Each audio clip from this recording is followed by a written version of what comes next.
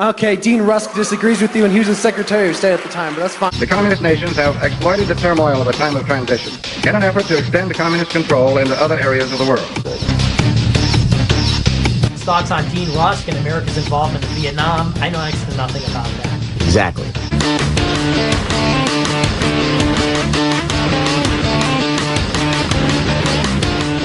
The lectures by Ludwig von Mises contained in Marxism Unmasked were delivered at the San Francisco Public Library, June 23–July 3, 1952, under the sponsorship of the Freeman magazine. They were taken down, word for word, in shorthand and transcribed by Mrs. Bettina Bien-Greaves. She has very kindly made these lectures available to the Foundation for Economic Education for publication.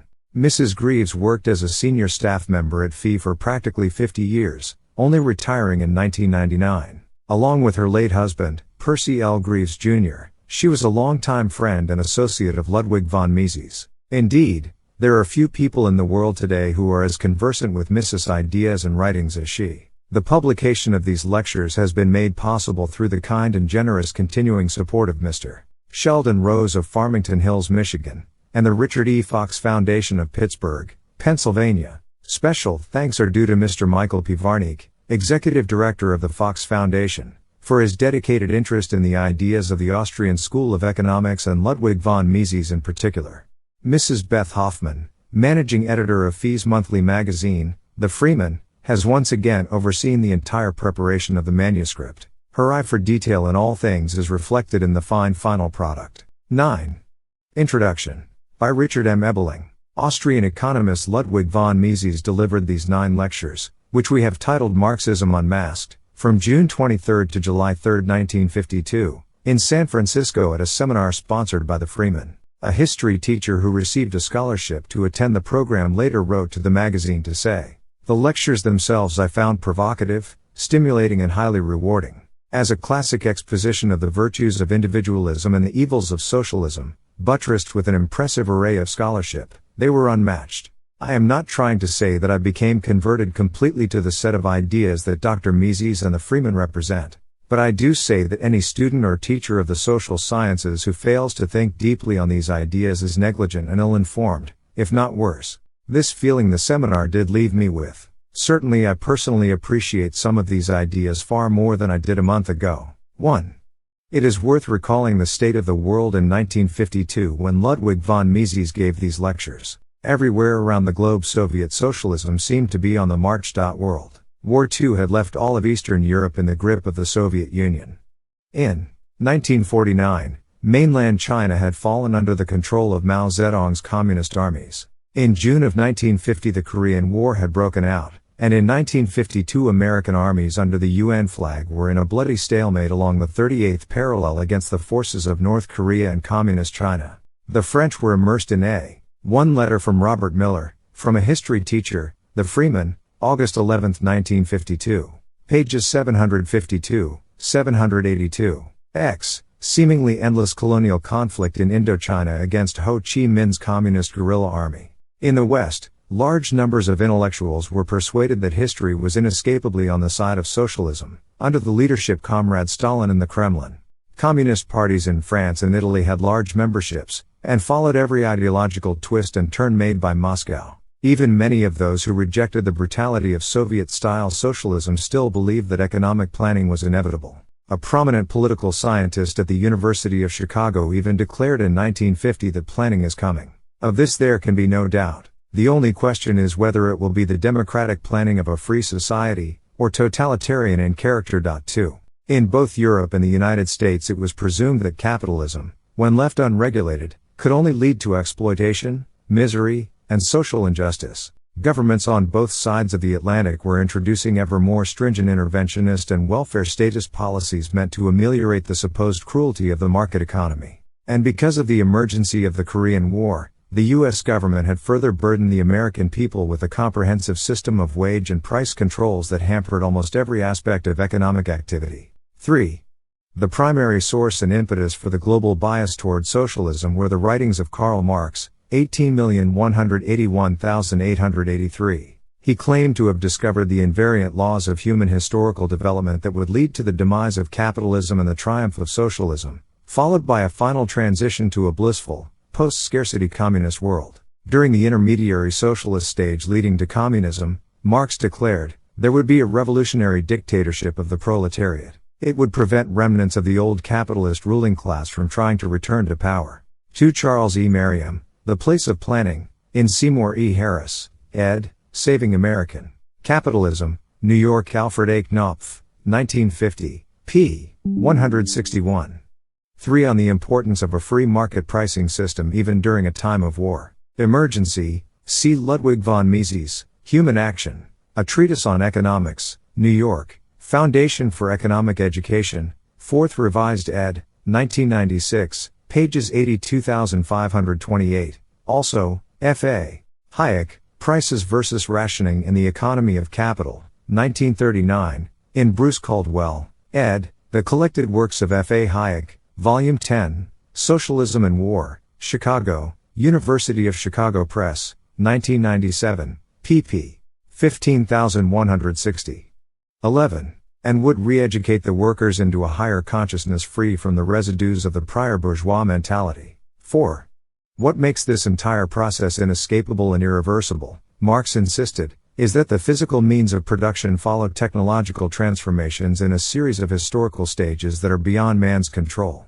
Each of these stages of transformation requires a particular set of human institutional relationships for the full blossoming of that technology's potential. What men, in their limited and subjective views of the world, take to be the invariant foundations of human life: morality, family, property, religious faith, customs and traditions, and so on, are merely the temporary elements of a societal superstructure serving the ends of the objective material forces of production during each of these historical epochs. Therefore, even man's consciousness about himself and the world around him is a product of his particular place and role in this process of historical evolution. 5. Every man's class position in society, according to Marx, is determined by his relationship to the ownership of the means of production. Those who own the means of production in capitalist society must, by historical necessity, exploit the others who offer their labor services to them for hire. The capitalist class lives off the labor of the working class by expropriating as profit a part of what the laborers in their employ have produced.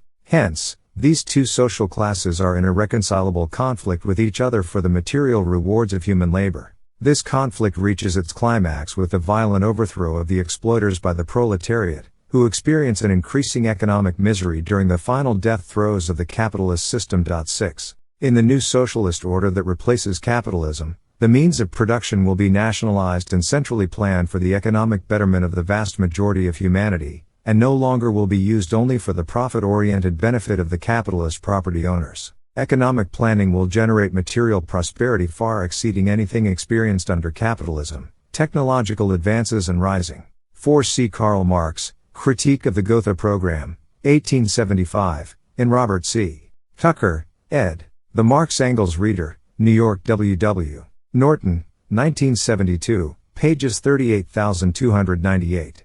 5. Karl Marx, A Contribution to the Critique of Political Economy, 1859, in Ibid. Pages 45.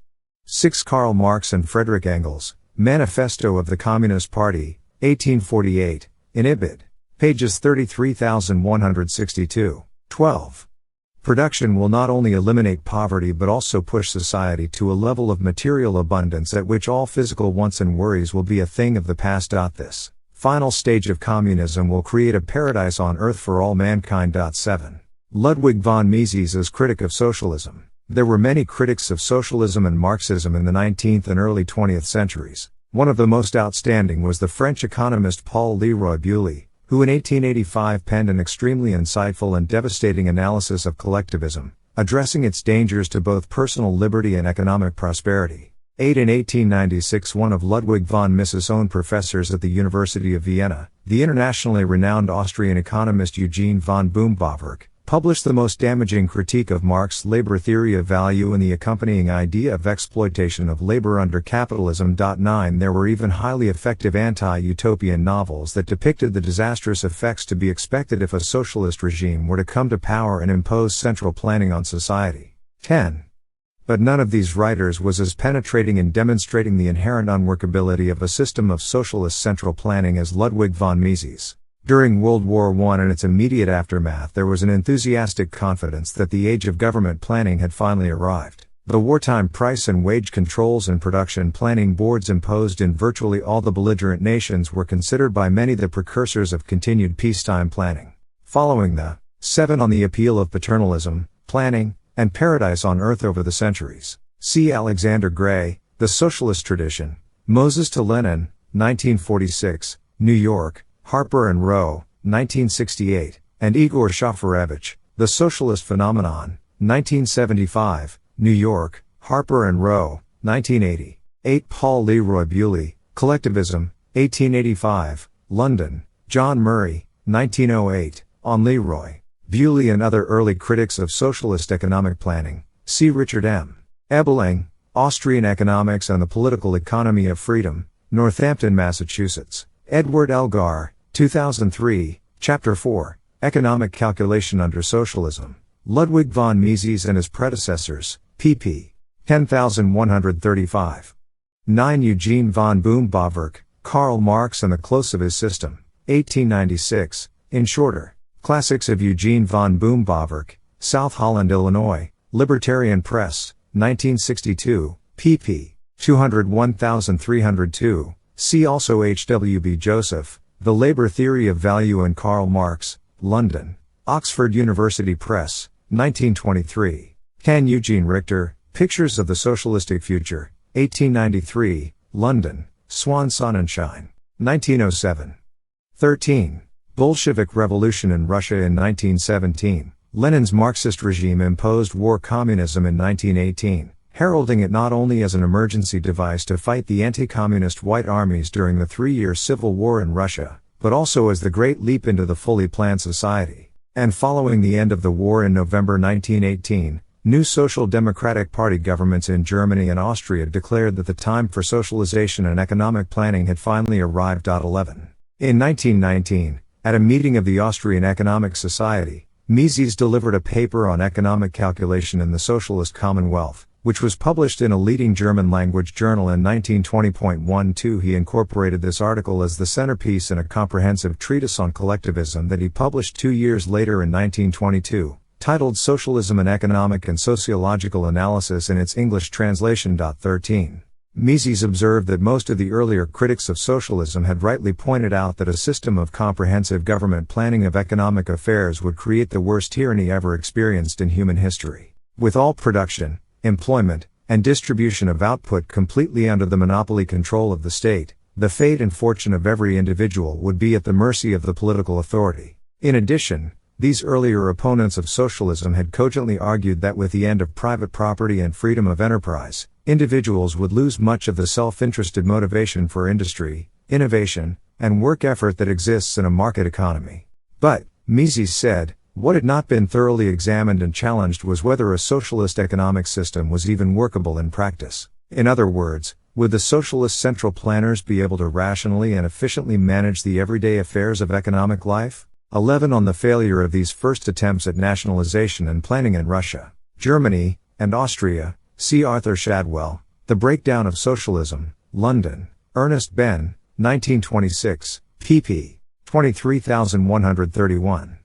12 Ludwig von Mises, Economic Calculation in the Socialist Commonwealth, 1920, in F. A. Hayek, ed., Collectivist Economic Planning, Critical Studies on the Problem of Socialism, London, George Routledge, 1935, pp. 87,130, reprinted in Israel M. Kerzner, ed. Classics in Austrian Economics, a Sampling in the History of a Tradition, Volume 3, London, William Pickering, 1994, pp. 330.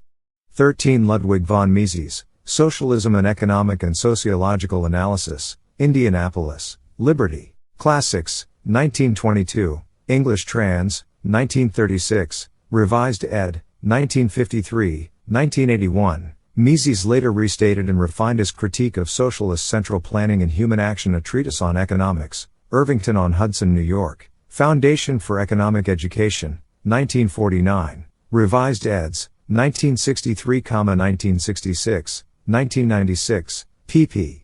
20,031, 689,715. His answer was no. In the market economy, production is guided by the expected consumer demand of the buying public. Businessmen and entrepreneurs, in the quest to earn profits and avoid losses, must direct the resources at their disposal in a way that minimizes their costs of production relative to the expected revenues from supplying goods and services that consumers want to purchase. Money prices for both finished consumer goods and the means of production facilitate the process. The prices for consumer goods tell entrepreneurs what consumers want. The prices for the means of production, land, labor, and capital, tell them the costs of producing those goods with different types of resources and raw materials in different combinations. The entrepreneur's task is to select that resource mix that minimizes the expense of bringing goods to market in the quantities and qualities demanded by consumers. The price attached to any one of those resources, whether it be land, labor, or capital, reflects its value in alternative uses, as represented by the competing bids to purchase or hire it by rival entrepreneurs who also seek to employ it for some production purpose in the market. Unless the expected price for the finished good is able to cover the costs necessary to employ a variety of resources to produce it, it is uneconomical, wasteful to devote those resources for its manufacture. As Mises later explained in his book on bureaucracy, to the entrepreneur of capitalist society, a factor of production through its price sends out a warning. Don't touch me, I am earmarked for the satisfaction of another, more urgent need of the consuming public. 14. This means that the price system of a competitive free market tends to assure that the scarce resources of society are allocated and used in a way that best reflects the wants and desires of all of us in our roles as consumers. Since one of the inescapable elements of the world in which we live is constant change, every shift in consumer demand and every modification in the availability and uses of those scarce resources are reflected in changes in the market structure of relative prices. Such changes in the structure of market prices provide new information to both producers and consumers that they may have to adjust their buying, selling, and production decisions, given the new circumstances. Mises' challenge to the socialists was to argue that this rationality of the market, which constantly coordinated selling prices with cost prices. 14. Ludwig von Mises, Bureaucracy, New Haven, Yale University Press, 1944, p. 29. And supply with demand, would be totally absent under a system of central planning.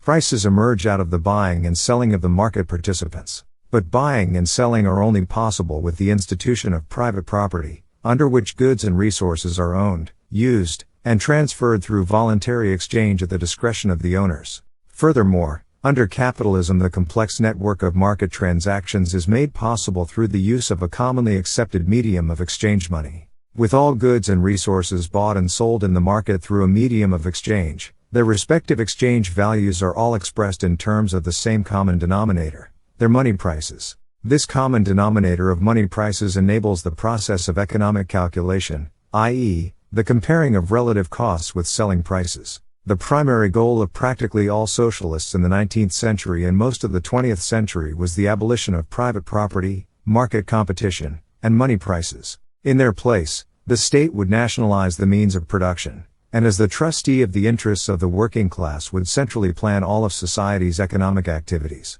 The central planning agency would determine what got produced, how and where it was produced, and then distribute the resulting output to the members of the new workers' paradise. Mises showed that the end of private property would mean the end to economic rationality. Without private ownership of the means of production and no competitive market upon which rival entrepreneurs could bid for those resources based on their profit-motivated estimates of their respective values in producing goods desired by the consuming public, there would be no way to know real and actual opportunity costs among the potential alternative uses for which they might be applied.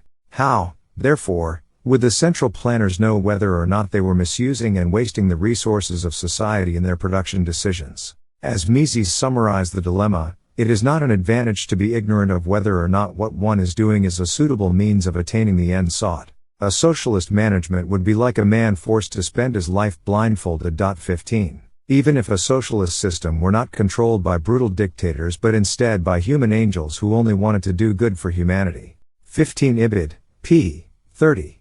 And even if the incentives for work and industry were not reduced or eliminated through the abolition of private property, Mises was able to demonstrate that the very institutional structure of a socialist regime made it impossible for it to produce a material heaven on earth for mankind superior to the productive and innovative efficiency of a functioning free market economy. 16. It is what enabled Mises to declare in the early 1930s, when the appeal of socialist planning around the world was reaching its zenith, that, from the standpoint of both politics and history, this proof is certainly the most important discovery made by economic theory. It alone will enable future historians to understand how it came about that the victory of the socialist movement did not lead to the creation of the socialist order of society. 17.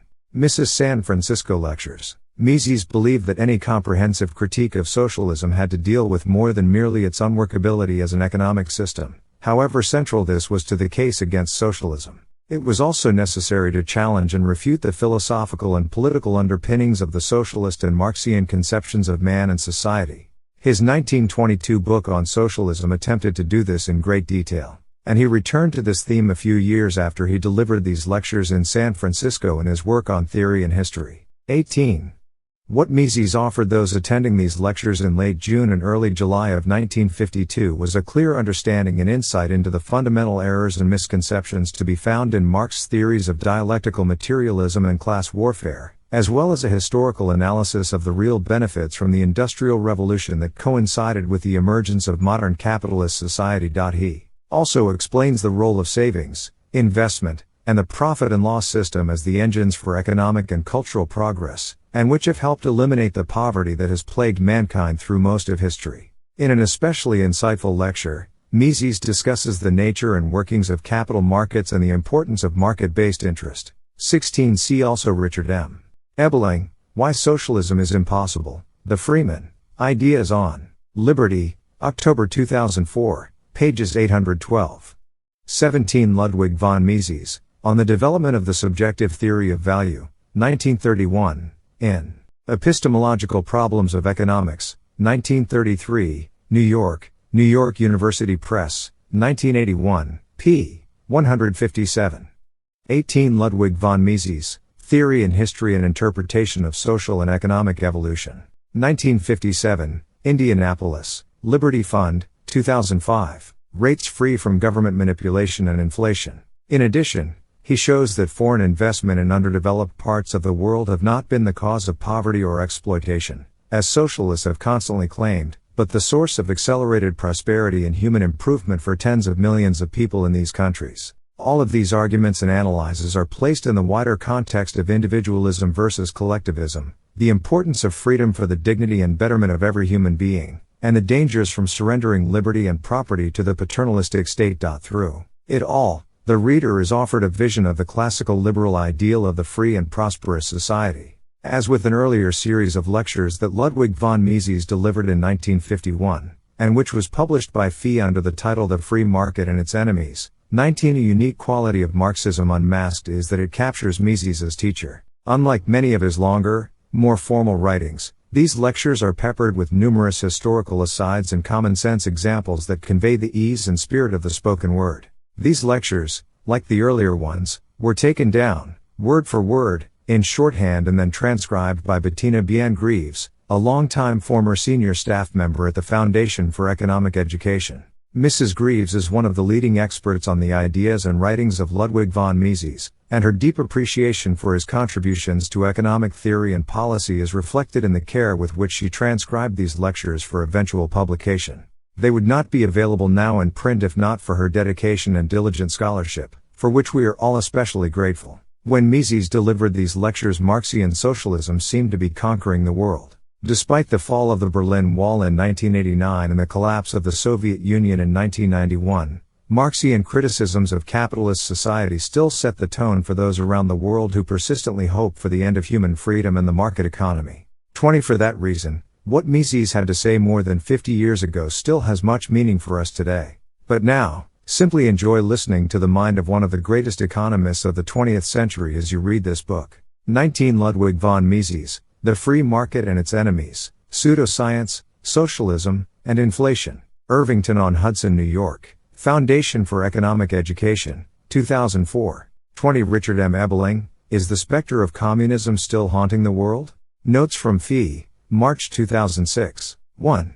1 St. Lecture, Mind, Materialism, and the Fate of Man. The first 5 lectures in this series will be on philosophy, not on economics. Philosophy is important because everybody, whether or not he knows it, has a definite philosophy, and his philosophical ideas guide his actions. The philosophy of today is that of Karl Marx, 18,181,883. He is the most powerful personality of our age. Karl Marx and the ideas of Karl Marx, ideas which he did not invent, develop, or improve, but which he combined into a system widely accepted today, even by many who emphatically declare that they are anti-communist and anti-Marxist. To a considerable extent, without knowing it, many people are philosophical Marxists, although they use different names for their philosophical ideas. Marxists today speak of Marxism, Leninism, Stalinism. Volumes are written today in Russia about the contributions of Vladimir Ilyich Lenin,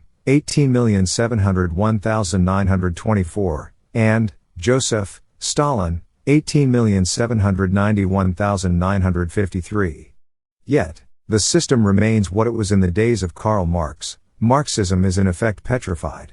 Lenin contributed only very strong invectives against his adversaries. Stalin contributed nothing. Thus, it is questionable to call any of these contributions new, when we realize that the most important contribution of Marx to this philosophy was published in 1859.1.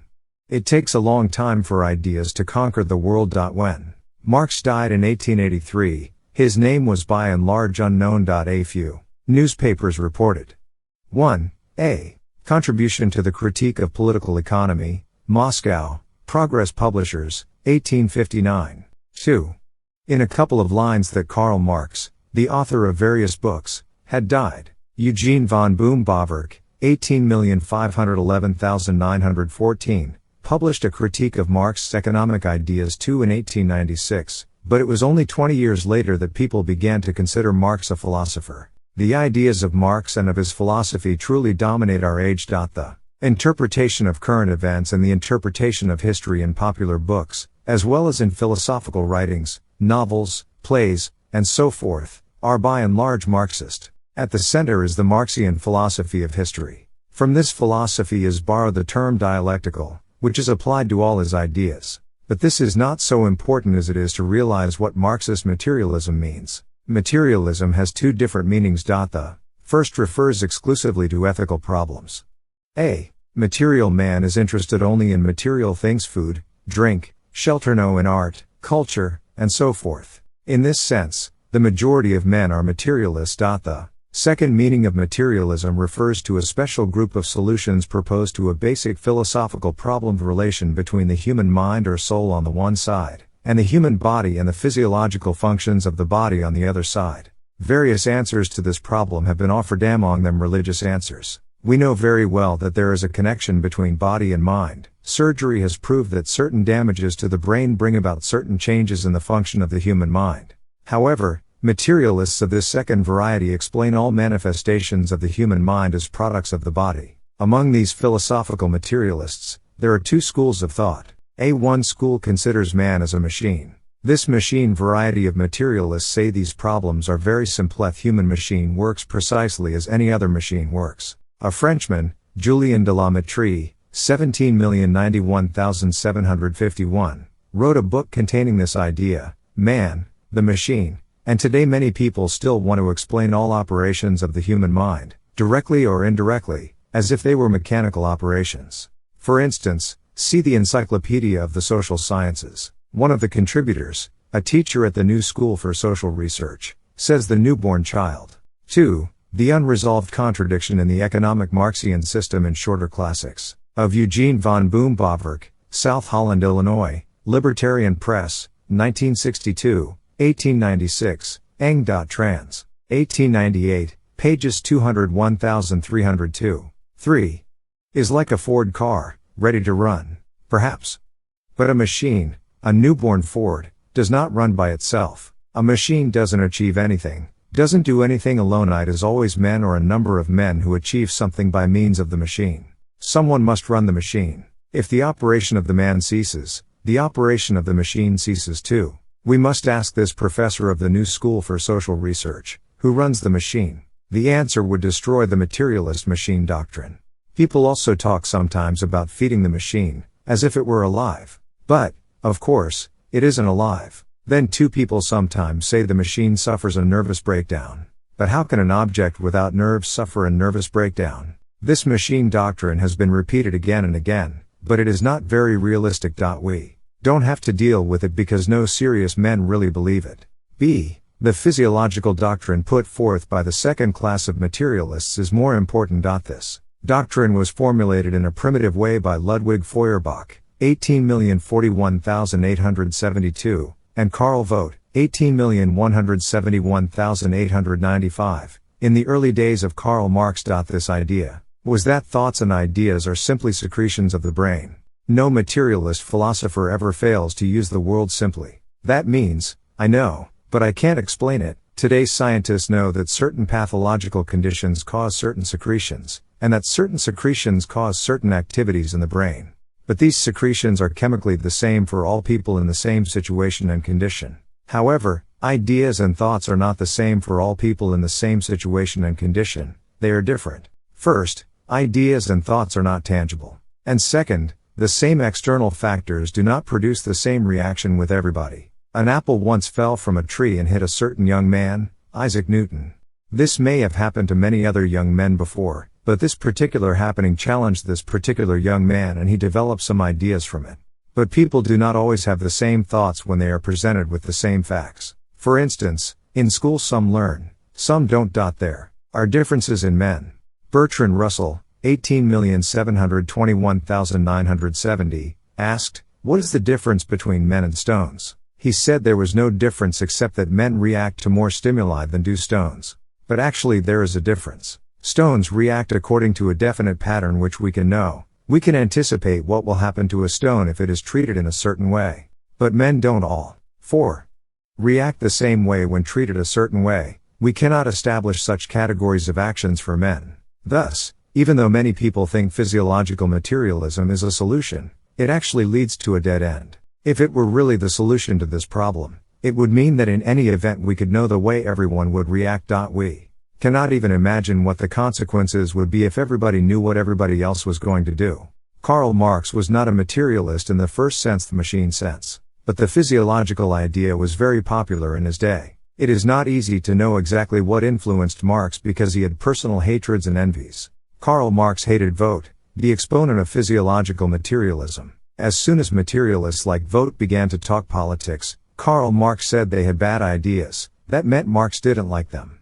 Marx developed what he thought was a new system. According to his materialist interpretation of history, the material productive forces, this is an exact translation of the German, are the basis of everything. Each stage of the material productive forces corresponds to a definite stage of production relations. The material productive forces determine the production relations, that is, the type of ownership and property which exists in the world. And the production relations determine the superstructure. In the terminology of Marx, capitalism or feudalism are production relations. Each of these was necessarily produced by a particular stage of the material productive forces. In 1859, Karl Marx said a new stage of material productive forces would produce socialism. But what are these material productive forces? Just as Marx never said what a class was, so he never said exactly what the material productive forces are. After looking through his writings we find that the material productive forces are the tools and machines. In one of his books, Misère de la philosophie, The Poverty of Philosophy, written in French in 1847, Marx said the hand mill produces feudalism, the steam mill produces capitalism. 3 He didn't say it in this book, but in other writings he wrote that other machines will come which will produce socialism.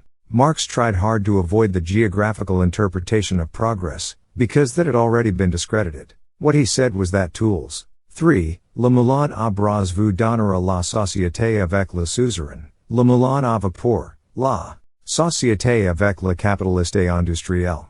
Karl Marx, Misère de la philosophie, Paris and Brussels, 1847, p. 100. ed. 5. Were the basis of progress. Marx and Friedrich Engels, 18,201,895, believed that new machines would be developed which would lead to socialism. They rejoiced at every new machine, thinking that meant socialism was just around the corner. In the French book of 1847, he criticized those who attached importance to the division of labor. He said the important thing was the tools. We must not forget that tools don't fall from heaven. They are the products of ideas. 2. Explain ideas. Marx said the tools, The machines, the material productive forces, reflect themselves in the brains of men, and in this way ideas come. But the tools and machines are themselves the product of ideas. Also, before there can be machines, there must be division of labor. And before there can be division of labor, definite ideas must be developed. The origin of these ideas cannot be explained by something which is possible only in a society, which is itself the product of ideas. The term material fascinated people. To explain changes in ideas, changes in thoughts, changes in all those things which are the products of ideas, Marx reduced them to changes in technological ideas. In this he was not original. For example, Hermann Ludwig Ferdinand von Helmholtz, 18,211,894, and Leopold von Ranke, 1795–1886, interpreted history as the history of technology. It is the task of history to explain why definite inventions were not put into practice by people who had all the physical knowledge required for their construction. Why, for instance, did the ancient Greeks, who had the technical knowledge, not develop railroads? As soon as a doctrine becomes popular, it is simplified in such a way as to be understood by the masses. Marx said everything depends on economic conditions. As he stated in his 1847 French book, The Poverty of Philosophy, he meant that the history of factories and tools developed independently. According to Marx, the whole movement of human history appears as a corollary to the development of the material productive forces, the tools. With this development of tools, the construction of society changes, and as a consequence everything else changes too. By everything else, he meant the superstructure. Marxian authors, writing after Marx, explained everything in the superstructure as due to definite changes in the production relations. And they explained everything in the production relations as due to changes in the tools and machines. This was a vulgarization, a simplification, of the Marxian doctrine for which Marx and Engels were not completely responsible. They created a lot of nonsense, but they, 6, are not responsible for all the nonsense today. What is the influence of this Marxian doctrine on ideas? The philosopher René Descartes, 15,961,650, who lived in the early 17th century, believed that man had a mind and that man thinks, but that animals were merely machines. Marx said, of course, Descartes lived in an age in which the Manufakturperioden, the tools and machines, were such that he was forced to explain his theory by saying that animals were machines. Albrecht von Haller, 17,081,777, a Swiss, said the same thing in the 18th century. He didn't like liberal government's equality under law. Between these two men, lived de la Mettrie, who also explained man as a machine. Therefore, Marx's concept that ideas were a product of the tools and machines of a particular era is easily disproved. John Locke, 16,321,704, the well-known philosopher of empiricism, declared that everything in men's minds comes from sensual experience. Marx says John Locke was a spokesman for the class doctrine of the bourgeoisie. This leads to two different deductions from the writings of Karl Marx. 1. The interpretation he gave to Descartes is that he was living in an age when machines were introduced and, therefore, Descartes explained the animal as a machine. And, 2. The interpretation he gave to John Locke's inspiration had it came from the fact that he was a representative of bourgeois class interests. Here are two incompatible explanations for the source of ideas. The first of these two explanations, to the effect that ideas are based on material productive forces, the tools and machines, is irreconcilable with the second, namely that class interests determine ideas. According to Marx, everybody is forced to be the material productive force to think in such a way that the result shows his class interest. You think in the way in which your interests force you to think. You think according to your class interests. Your interests are something independent of your mind and your ideas. Your interests exist in the world apart from your ideas. Consequently, the production of your ideas is not truth. Before the appearance of Karl Marx, the notion of truth had no meaning for the whole historical period. What the thinking of the people produced in the past was always ideology, not truth. Les idéologues in France were well advertised by Napoleon, 17,691,821, who said everything would be all right in France but for these ideologues. In 1812, Napoleon was defeated. He left the army in Russia, returned alone, incognito, and appeared at the end of December 1812 in Paris. He blamed the evils that happened to his country on the bad ideologues which influenced the country. 7. Marx used ideology in a different sense. According to Marx, Ideology was a doctrine thought out by members of a class. These doctrines were necessarily not truths, but merely the expressions of the interests of the class concerned. Of course, one day there will be a classless society. One class day proletarian class prepares the way for the classless society. The truth of today is the idea of the proletarians. The proletarians will abolish all classes and then will come the golden age, the classless society. Marx called Joseph Dietzken, 18,281,888, a proletarian, but Marx would have called him a petty bourgeois if he had known more about him. Officially Marx approved all the ideas of Dietzken, but in his private correspondence with Ferdinand Lassalle, 18,251,864, he expressed some disagreement. There is no universal logic. Every class has its own logic. But, of course, the logic of the proletariat is already the true logic of the future. These people were offended when the racists took over the same ideas, claiming that the various races have different logics, but the logic of the Aryans is the true logic. Karl Mannheim's 18,931,947 Sociology of Knowledge grew out of Hitler's ideas. Everybody thinks in ideology se.e. False doctrines. But there is one class of men which enjoys a special privilege. Marx called them the unattached intellectuals. These unattached intellectuals have the privilege of discovering truths which are not ideology. The influence of this idea of interests is enormous. First of all, remember that this doctrine doesn't say men act and think according to what they consider to be their interests. Secondly, remember that they consider interests as independent of the thoughts and ideas of men. These independent interests force men to think and to act in a definite way. As an example of the influence this idea has on our thinking today, I might mention a U.S. Senator, a Democrat, who said that people vote according to their interests. He didn't say in accordance with what they think to be their interests. This is Marxity assuming that interests are something definite and apart from a person's ideas. This idea of class doctrine was first developed by Karl Marx in the Communist Manifesto. Neither Engels nor Marx was of the proletariat. Engels was very wealthy. He hunted for fox in a red coat. This was the pastime of the rich. He had a girlfriend he considered too far beneath him to think of marrying. She died, and her sister became her successor. He finally married the sister, but just as she was dying, only 2 days before her death. 8. Karl Marx never made much money himself. He received some money as a regular contributor to the New York Tribune, but he was almost completely supported by his friend Engels. Marx was not a proletarian. He was the son of a well-to-do lawyer. His wife, Mrs. Karl Marx, Jenny von Westphalen, 18,141,881, was the daughter of a high Prussian junker, and Marx's brother-in-law was the head of the Prussian police. Thus, these two men, Marx and Engels, who claimed that the proletarian mind was different from the mind of the bourgeoisie, were in an awkward position. So they included a passage in the Communist Manifesto to explain, when the time comes, some members of the bourgeoisie join the rising classes. However, if it is possible for some men to free themselves from the law of class interests, then the law is no longer a general law.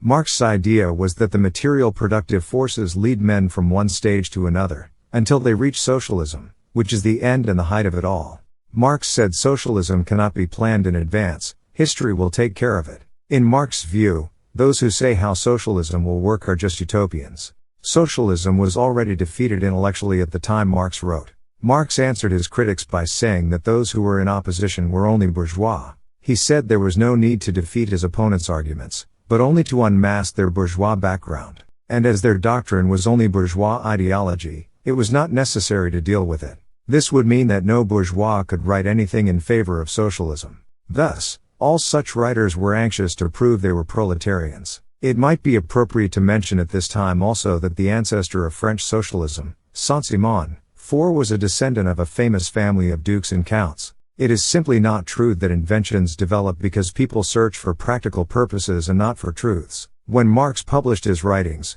German thought was dominated by George Wilhelm Friedrich Hegel, 17,701,831, professor at the University of Berlin. Hegel had developed the doctrine of the philosophical evolution of history. In some respect his ideas were different from, even the very opposite to, those of Marx. Hegel was the man who, Claude-Henri de Rouvroy, Comte de Saint-Simon, 17,601,825 ed. 9.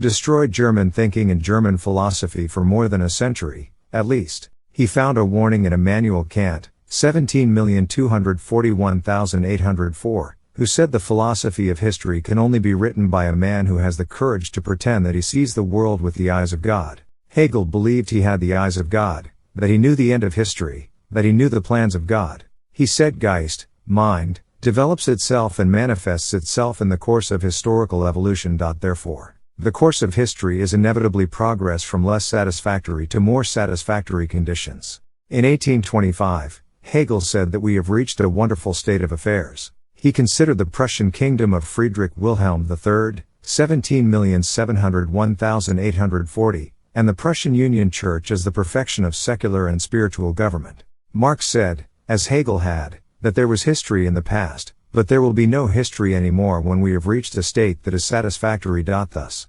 Marx adopted the Hegelian system, although he used material productive forces instead of Geist. Material productive forces go through various stages. The present stage is very bad, but there is one thing in its favor: it is the necessary preliminary stage for the appearance of the perfect state of socialism. And socialism is just around the corner. Hegel was called the philosopher of Prussian absolutism. He died in 1831. His school thought in terms of left and right wings. The left didn't like the Prussian government and the Prussian Union Church. This distinction between the left and the right has existed since then. In the French Parliament, those who didn't like the king's government were seated on the left side of the assembly hall. Today no one wants to sit on the right. Originally, i.e., before Karl Marx, the term right meant the supporters of representative government and civil liberties, as opposed to the left who favored royal absolutism and the absence of civil rights. The appearance of socialist ideas changed the meaning of these terms. Some of the left have been outspoken in expressing their views.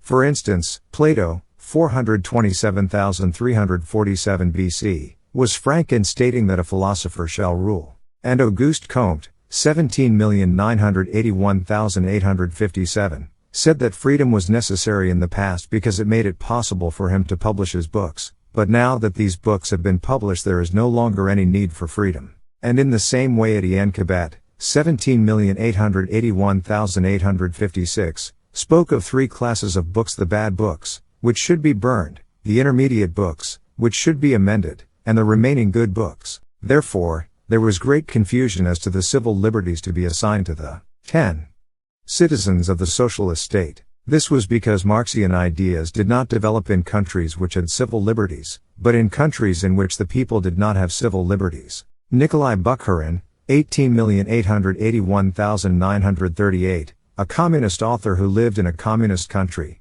wrote a pamphlet in 19,175, in which he said, "We asked for freedom of the press, thought, and civil liberties in the past because we were in the opposition and needed these liberties to conquer. Now that we have conquered, there is no longer any need for such civil liberties." Bukharin was tried and condemned to death in the Moscow Purge trial of March 1938. If Mr.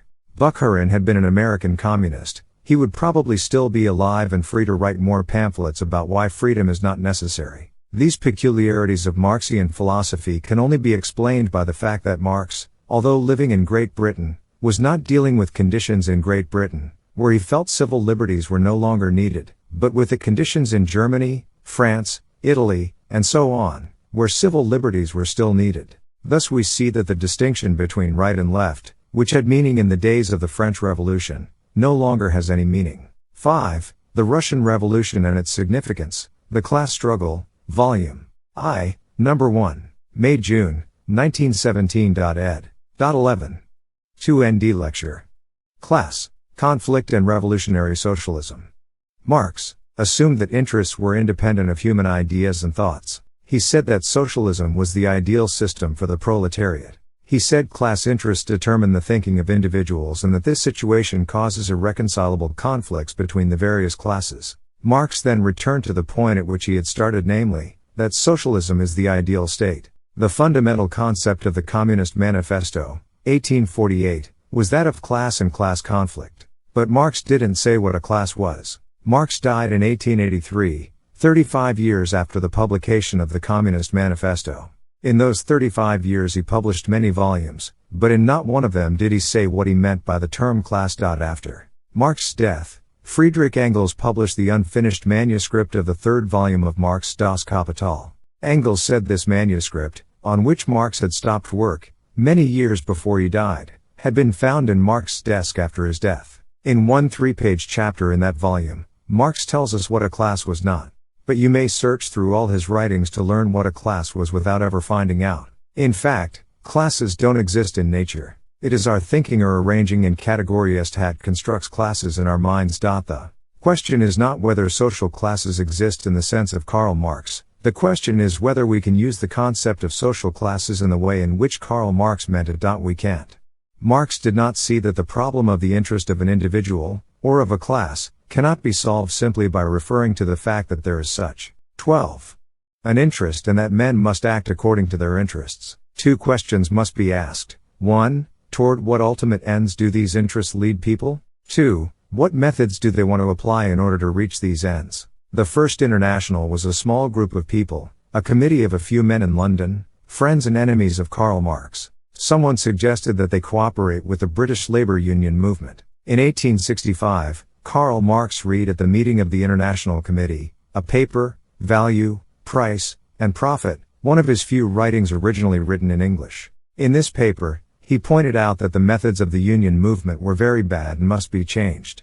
Paraphrasing, the unions want to improve the fate of the workers within the framework of the capitalist system. Thesis: hopeless and useless. Within the framework of the capitalist system there is no possibility of improving the state of the workers. The best the union could achieve in this way would be some short-term success. The unions must abandon this conservative policy. They must adopt the revolutionary policy. They must fight for the abolition of the wage society as such and work for the coming of socialism. Marx didn't have the courage to publish this paper during his lifetime. It was published only after his death by one of his daughters. He didn't want to antagonize the labor unions. He still had hopes they would abandon their theory. Here is an obvious conflict of opinions among the proletarians themselves concerning the right means to use. The proletarian unions and Marx disagreed as to what was in the interest of the proletarians. Marx said that the interest of a class was obvious. Here could be no doubt about it. Everyone would know it. Then, here comes a man who doesn't belong to this proletarian class at all,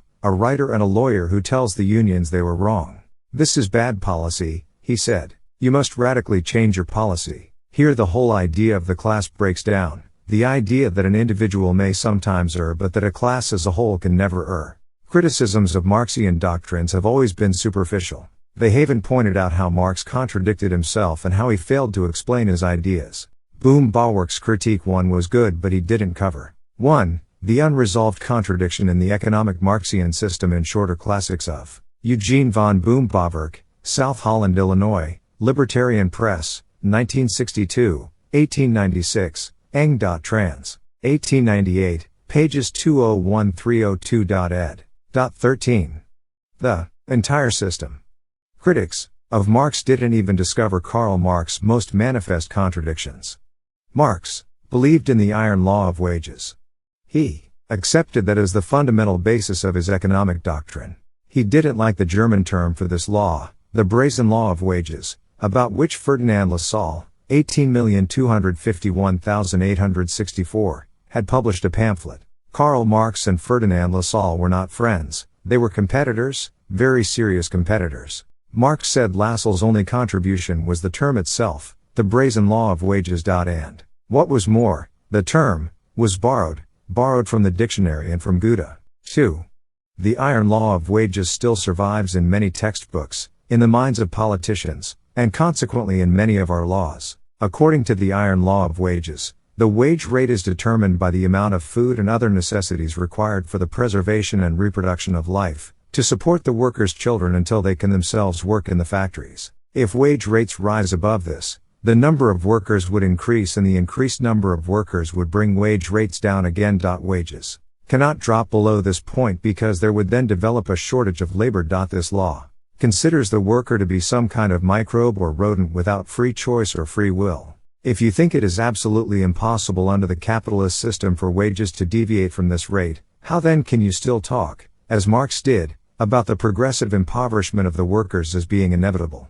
There is an insoluble contradiction between the Marxian idea of the iron law of wage rates, according to which wages will remain at a point at which they are sufficient to support the progeny of workers until they can themselves become workers, and his philosophy of history, which maintains that the workers will be more and more impoverished until they are driven to open rebellion, thus bringing about socialism. Of course, both doctrines are untenable. Even 50 years ago the leading socialist writers were forced to resort to other elaborate schemes in the attempt to support their theories. What is amazing is that, during the centuries since Marx's writings, no one has pointed out this contradiction.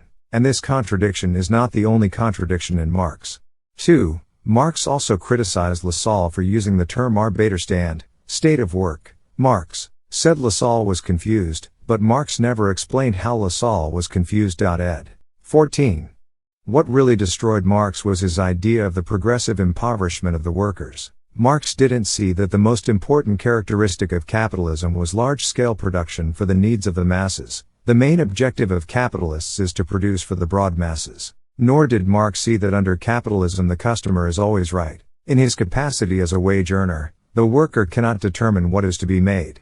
But in his capacity as a customer, he is really the boss and tells his boss, the entrepreneur, what to do. His boss must obey the orders of the workers as they are members of the buying public. Mrs. Webb III, like other socialists, was the daughter of a well-to-do businessman.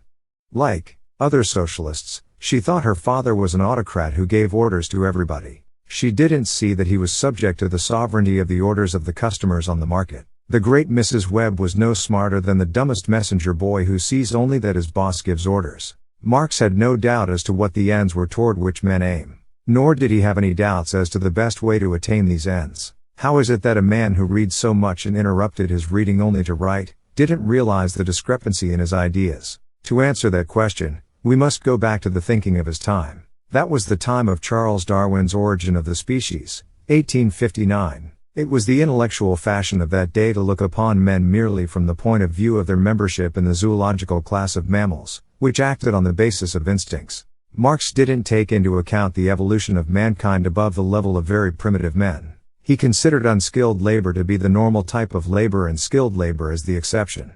He wrote in one of his books that progress in the technological improvement of machines causes the disappearance of specialists because the machine can be operated by anyone. It takes no special skill to operate a machine. Therefore, the normal type of man in the future will be the non-specialist. With regard to many of his ideas, Marx belonged to much earlier ages, especially in constructing his philosophy of history. Marx substituted for Hegel's evolution of Geist the evolution of the material factors of 3. Beatrice Webb, 18,581,943, wife of Sidney Webb, 18,591,947, later Lady and Lord Passfield, British Fabians. Ed. 15. Production. He didn't realize that the material factors of production, i.e., the tools and machines, are actually products of the human mind. He said these tools and machines, the material productive forces, inevitably bring about the coming of socialism. His theory has been called dialectical materialism, abbreviated by the socialists to Diamet. In an aside, Dr. Mises told of visiting a school in Mexico, an Escuela Socialista, a socialist school. Mises asked the school's Mexican dean what socialist school meant. The dean explained that Mexican law required schools to teach the Darwinian doctrine of evolution and dialectical materialism. Then he commented on the provision in the law making this requirement and on the school system itself. There is a great difference between the letter of the law and the practice. 90% of the teachers in our schools are female and most of them are practicing Catholics. Marx reasoned from the thesis to the negation of the thesis to the negation of the negation. Private ownership of the means of production by every individual worker was the beginning. The thesis. This was the state of affairs in a society in which every worker was either an independent farmer or an artisan who owned the tools with which he was working.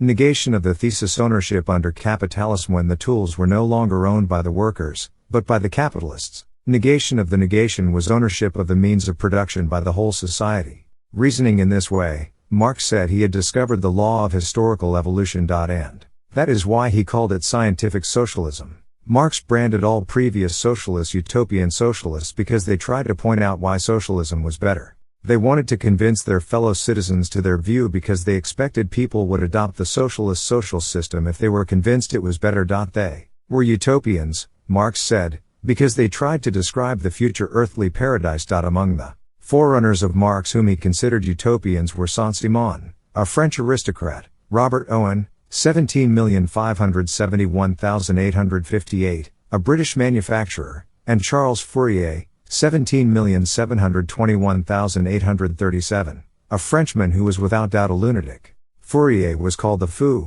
fool, du Palais Royal. He used to make such statements as in the age of socialism, the ocean will no longer be salt but lemonade. Marx considered these three as great forerunners. But, he said, they didn't realize that what they were saying was just utopian. They expected the coming of socialism because of a change in the opinions of the people. But for Marx, the coming of socialism was inevitable. It would come with the inevitability of nature. On the one hand, Karl Marx wrote of the inevitability of socialism. But on the other hand, he organized a socialist movement, a socialist party, declared again and again that his socialism was revolutionary, and that the violent overthrow of the government was necessary to bring about socialism. Marx borrowed his metaphors from the field of gynecology. The Socialist Party is like obstetrics, Marx said, it makes the coming of socialism possible. When asked if you consider the whole process inevitable, why do you not favor evolution instead of revolution? The Marxists reply, there are no evolutions in life. Is not birth itself a revolution? According to Marx, the goal of the Socialist Party was not to influence, but only to help the inevitable. But obstetrics itself influences and changes conditions. Obstetrics has actually brought about progress in this branch of medicine, and even saved lives. And by saving lives it could be said obstetrics has actually changed the course of history. The term scientific acquired prestige during the course of the 19th century. Engels' Anti-Düring, 1878, became one of the most successful books among the writings of philosophical Marxists. One chapter in this book was reprinted as a pamphlet under the title The Development of Socialism from Utopia to Science, and it had enormous success. Karl Roddick, 18,851,939, a Soviet communist, later wrote a pamphlet called The Development of Socialism, From Science to Action. Marx's doctrine of ideology was concocted to discredit the writings of the bourgeoisie. Tomas Masaryk, 18,501,937, of Czechoslovakia was born of poor people, farmers and workers, and he wrote about Marxism. Yet the Marxians called him a bourgeois.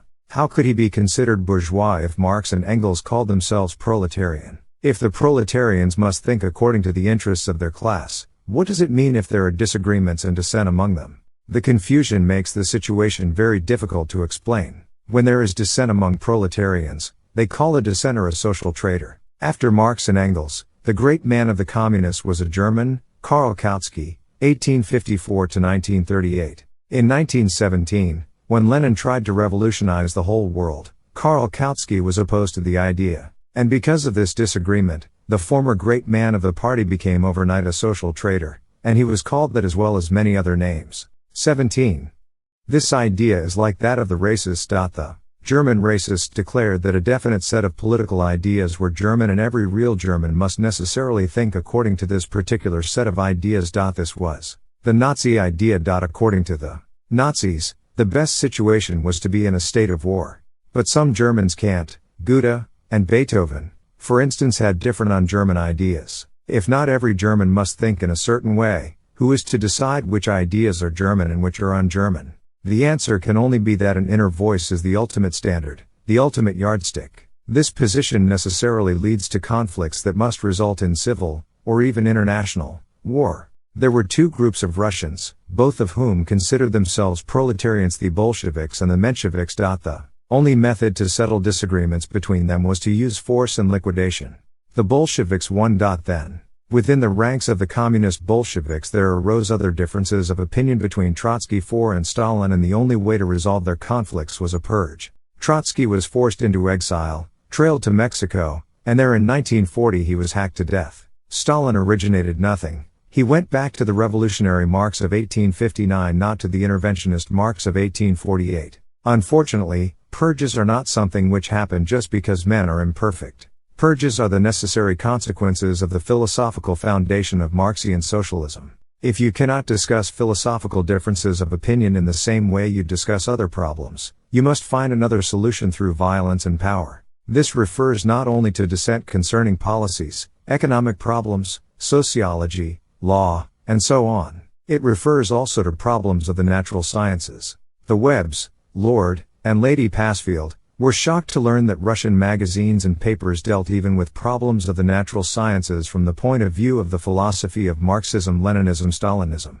For instance, if there is a difference of opinion with regard to science or genetics, it must be decided by the leader. This is the necessary unavoidable consequence of the fact that, according to Marxist doctrine, you do not consider the possibility of dissent among honest people. Either you think as I do, or you are a traitor and must be liquidated. The Communist Manifesto appeared in 1848. In that document, Marx preached revolution. He believed the revolution was just around the corner. 4. Leon Trotsky, 18,791,940. 18.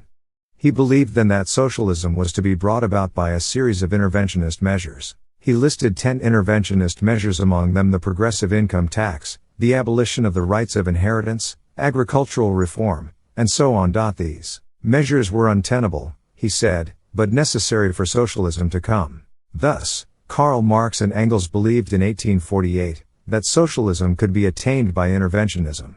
By 1859, 11 years after the Communist Manifesto, Marx and Engels had abandoned the advocacy of interventions. They no longer expected socialism to come from legislative changes. They wanted to bring about socialism by a radical change overnight. From this point of view, followers of Marx and Engels considered later measures the New Deal, the Fair Deal, and so forth to be petty bourgeois policies. In the 1840s, Engels had said British labor laws were a sign of progress and a sign of the breakdown of capitalism. Later they called such interventionist measures or interventionist policy, Socialpolitik, very bad. In 188,840 years after the publication of the Communist Manifesto, a translation was made by an English writer. Engels added some comments to this translation. Referring to the 10 interventionist measures advocated in the manifesto, he said these measures were not only untenable, as the manifesto claimed, but precisely because they were untenable, they would necessarily push further and further towards still more measures of this kind, until eventually these more advanced measures would lead to socialism.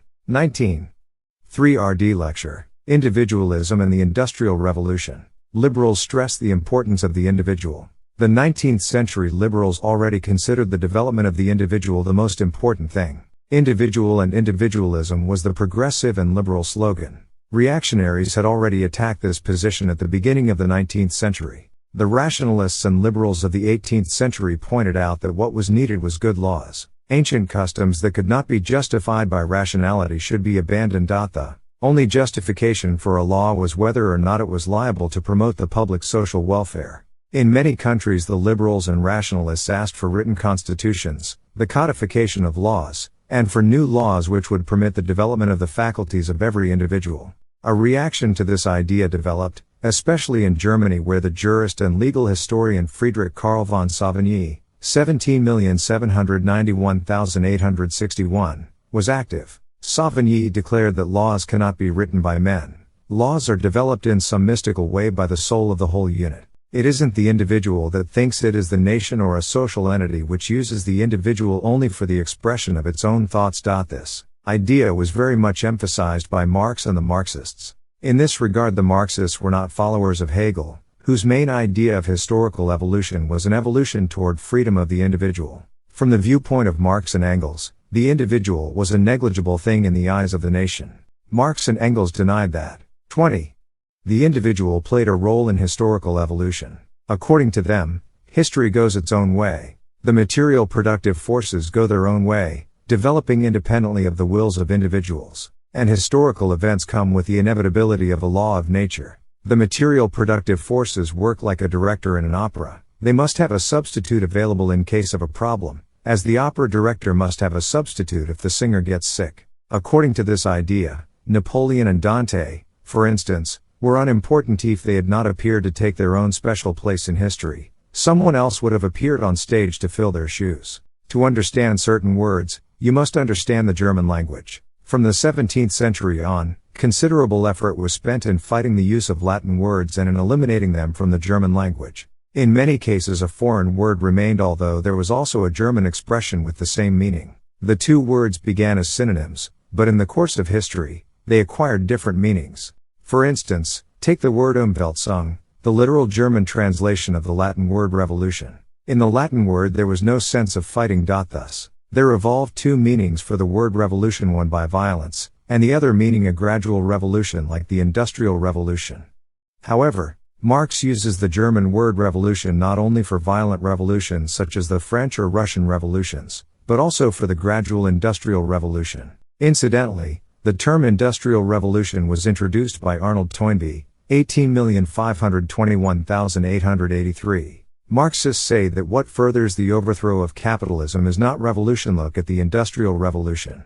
Marx assigned a special meaning to slavery, serfdom, and other systems of bondage. It was necessary, he said, for the workers to be free in order for the exploiter to exploit them. This idea came from the interpretation he gave to the situation of the feudal lord who had to care for his workers even when they weren't working.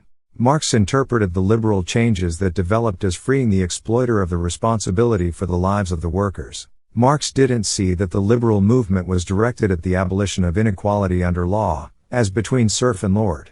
Karl Marx believed that capital accumulation was an obstacle. In his eyes, the only explanation for wealth accumulation was that somebody, 21, had robbed somebody else.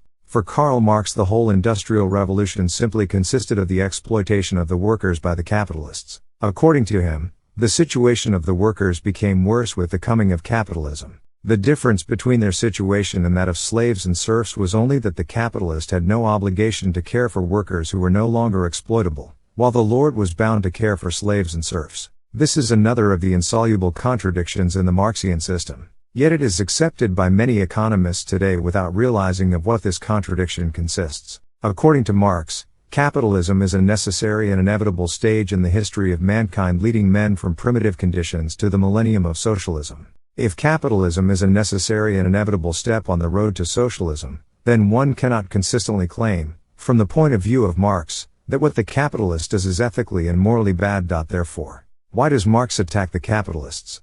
Marx says part of production is appropriated by the capitalists and withheld from the workers. According to Marx, this is very bad. The consequence is that the workers are no longer in a position to consume the whole production produced. A part of what they have produced, therefore, remains unconsumed. There is underconsumption. For this reason, because there is underconsumption, economic depressions occur regularly. This is the Marxian underconsumption theory of depressions. Yet Marx contradicts this theory elsewhere. Marxian writers do not explain why production proceeds from simpler to more and more complicated methods. Nor did Marx mention the following fact. About 1700, the population of Great Britain was about 5.5 million. By the middle of 1700, the population was 6.5 million, about 500,000 of whom were simply destitute. The whole economic system had produced a surplus population. The surplus population problem appeared earlier in Great Britain than on continental Europe. This happened, first of all, because Great Britain was an island and so was not subject to invasion by foreign armies, which helped to reduce the populations in Europe. The wars in Great Britain were civil wars, which were bad, but they stopped. And then this outlet for the surplus population disappeared, so the numbers of surplus people grew. In Europe the situation was different. For one thing, the opportunity to work in agriculture was more favorable than in England. 22. The old economic system in England couldn't cope with the surplus population. The surplus people were mostly very bad people, beggars and robbers and thieves and prostitutes. They were supported by various institutions, the poor laws, one and the charity of the communities. Some were impressed into the army and navy for service abroad. There were also superfluous people in agriculture. The existing system of guilds and other monopolies in the processing industries made the expansion of industry impossible. In those pre-capitalist ages, there was a sharp division between the classes of society who could afford new shoes and new clothes, and those who could not. The processing industries produced by and large for the upper classes. Those who could not afford new clothes wore hand-me-downs. There was then a very considerable trade in second-hand clothes, a trade which disappeared almost completely when modern industry began to produce also for the lower classes. If capitalism had not provided the means of sustenance for these surplus people, they would have died from starvation. Smallpox accounted for many deaths in pre-capitalist times. It has now been practically wiped out. Improvements in medicine are also a product of capitalism. What Marx called the great catastrophe of the Industrial Revolution was not a catastrophe at all. It brought about a tremendous improvement in the conditions of the people. Many survived who wouldn't have survived otherwise. It is not true, as Marx said, that the improvements in technology are available only to the exploiters and that the masses are living in a state much worse than on the eve of the Industrial Revolution. Everything the Marxists say about exploitation is absolutely wrong. Lies. In fact, capitalism made it possible for many persons to survive who wouldn't have otherwise. And today many people, or most people, live at a much higher standard of living than that at which their ancestors lived 100 or 200 years ago. During the 18th century, there appeared a number of eminent authors. The best known was Adam Smith, 17,231,790, who pleaded for freedom of trade. And they argued against monopoly, against the guilds, and against privileges given by the king and parliament. Secondly, 1. English legislation relating to public assistance for the poor, dating from the Elizabethan era and amended in 1834 in order to institute nationally supervised uniform relief. Ed. 23. Some ingenious individuals, almost without any savings and capital, began to organize starving paupers for production, not in factories but outside the factories, and not for the upper classes only. These newly organized producers began to make simple goods precisely for the great masses. This was the great change that took place. This was the Industrial Revolution. And this Industrial Revolution made more food and other goods available so that the population rose. Nobody saw less of what really was going on than Karl Marx. By the eve of the Second World War, the population had increased so much that there were 60 million Englishmen. You can't compare the United States with England. The United States began almost as a country of modern capitalism. But we may say by and large that out of 8 people living today in the countries of Western civilization, 7 are alive only because of the Industrial Revolution. Are you personally sure that you are the 1 out of 8 who would have lived even in the absence of the Industrial Revolution? If you are not sure, stop and consider the consequences of the Industrial Revolution. The interpretation given by Marx to the Industrial Revolution is applied also to the interpretation of the superstructure. Marx said the material productive forces, the tools and machines, produce the production relations, the social structure, property rights, and so forth, which produce the superstructure, the philosophy, art, and religion. The superstructure, said Marx, depends on the class situation of the individuals, i.e., whether he is a poet, painter, and so on. Marx interpreted everything that happened in the spiritual life of the nation from this point of view. Arthur Schopenhauer, 17,881,860, was called a philosopher of the owners of common stock and bonds. Friedrich Nietzsche, 18,441,900, was called the philosopher of big business.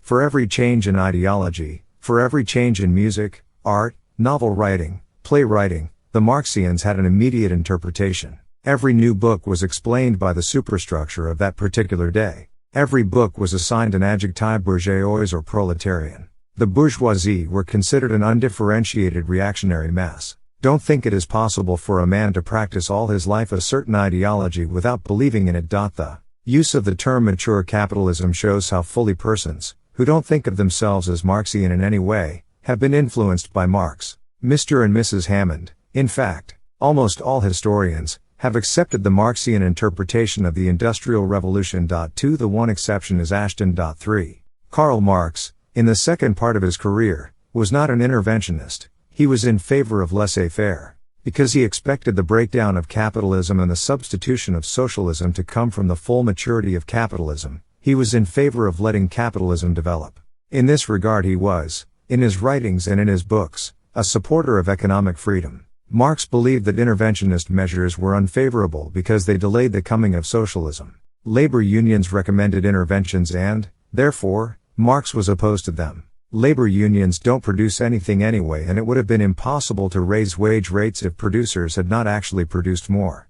Marx claimed interventions hurt the interests of the workers. The German socialists voted against Otto von Bismarck's social reforms that he instituted circa 1881. Marx died in 1883. And in this country the communists were against the New Deal. Of course, the real reason for their opposition to the government in power was very different. No opposition party wants to assign so much power to another party. In drafting socialist programs, everybody assumes tacitly that he himself will be the planner or the dictator, or that the planner or dictator will be intellectually completely dependent on him and that the planner or dictator will be his handyman. No one wants to be a single member in the planning scheme of somebody else. These ideas of planning go back to Plato's treatise on the form of the Commonwealth. Plato was very outspoken. He planned a system ruled exclusively by philosophers. He wanted to eliminate all individual rights and decisions. Nobody should go anywhere, rest, sleep, eat, drink, wash, unless he was told to do so.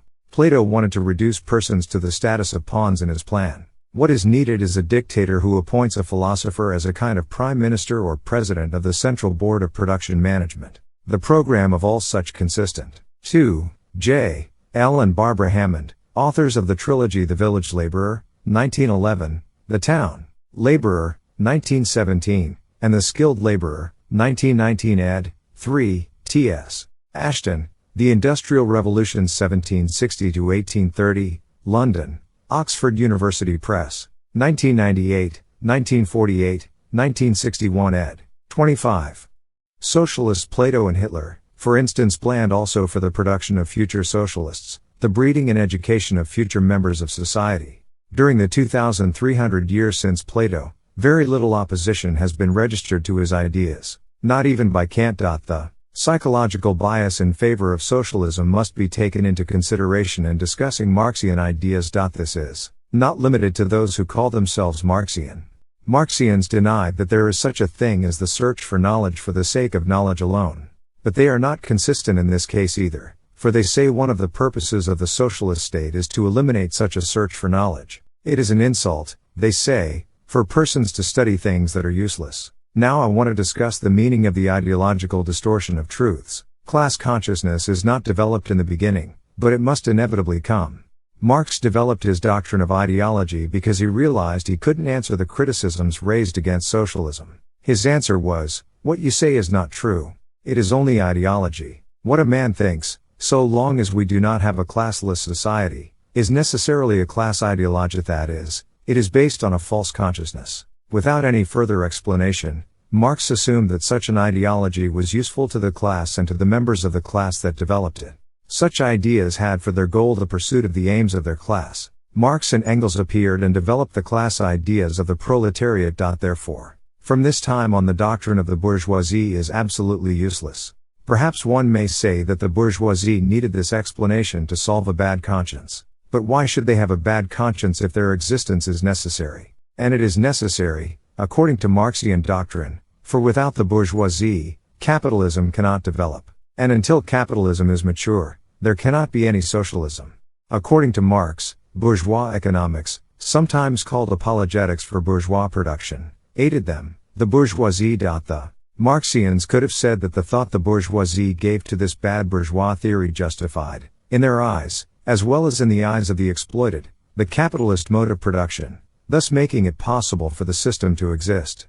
But this would have been a very un-Marxist explanation. First of all, according to Marxian doctrine, no justification is needed for the bourgeois system of production. The bourgeoisie exploit because it is their business to exploit, just as it is the business of the 26 microbes to exploit. The bourgeoisie don't need any justification. Their class consciousness shows them that they have to do this. It is the capitalist nature to exploit. A Russian friend of Marx wrote him that the task of the socialists must be to help the bourgeoisie exploit better, and Marx replied that that was not necessary. Marx then wrote a short note saying that Russia could reach socialism without going through the capitalist stage. The next morning he must have realized that, if he admitted that one country could skip one of the inevitable stages, this would destroy his whole theory. So he didn't send the note. Engels, who was not so bright, discovered this piece of paper in the desk of Karl Marx, copied it in his own handwriting, and sent his copy to Vera Zasulich, 18,491,919, who was famous in Russia because she had attempted to assassinate the police commissioner in St.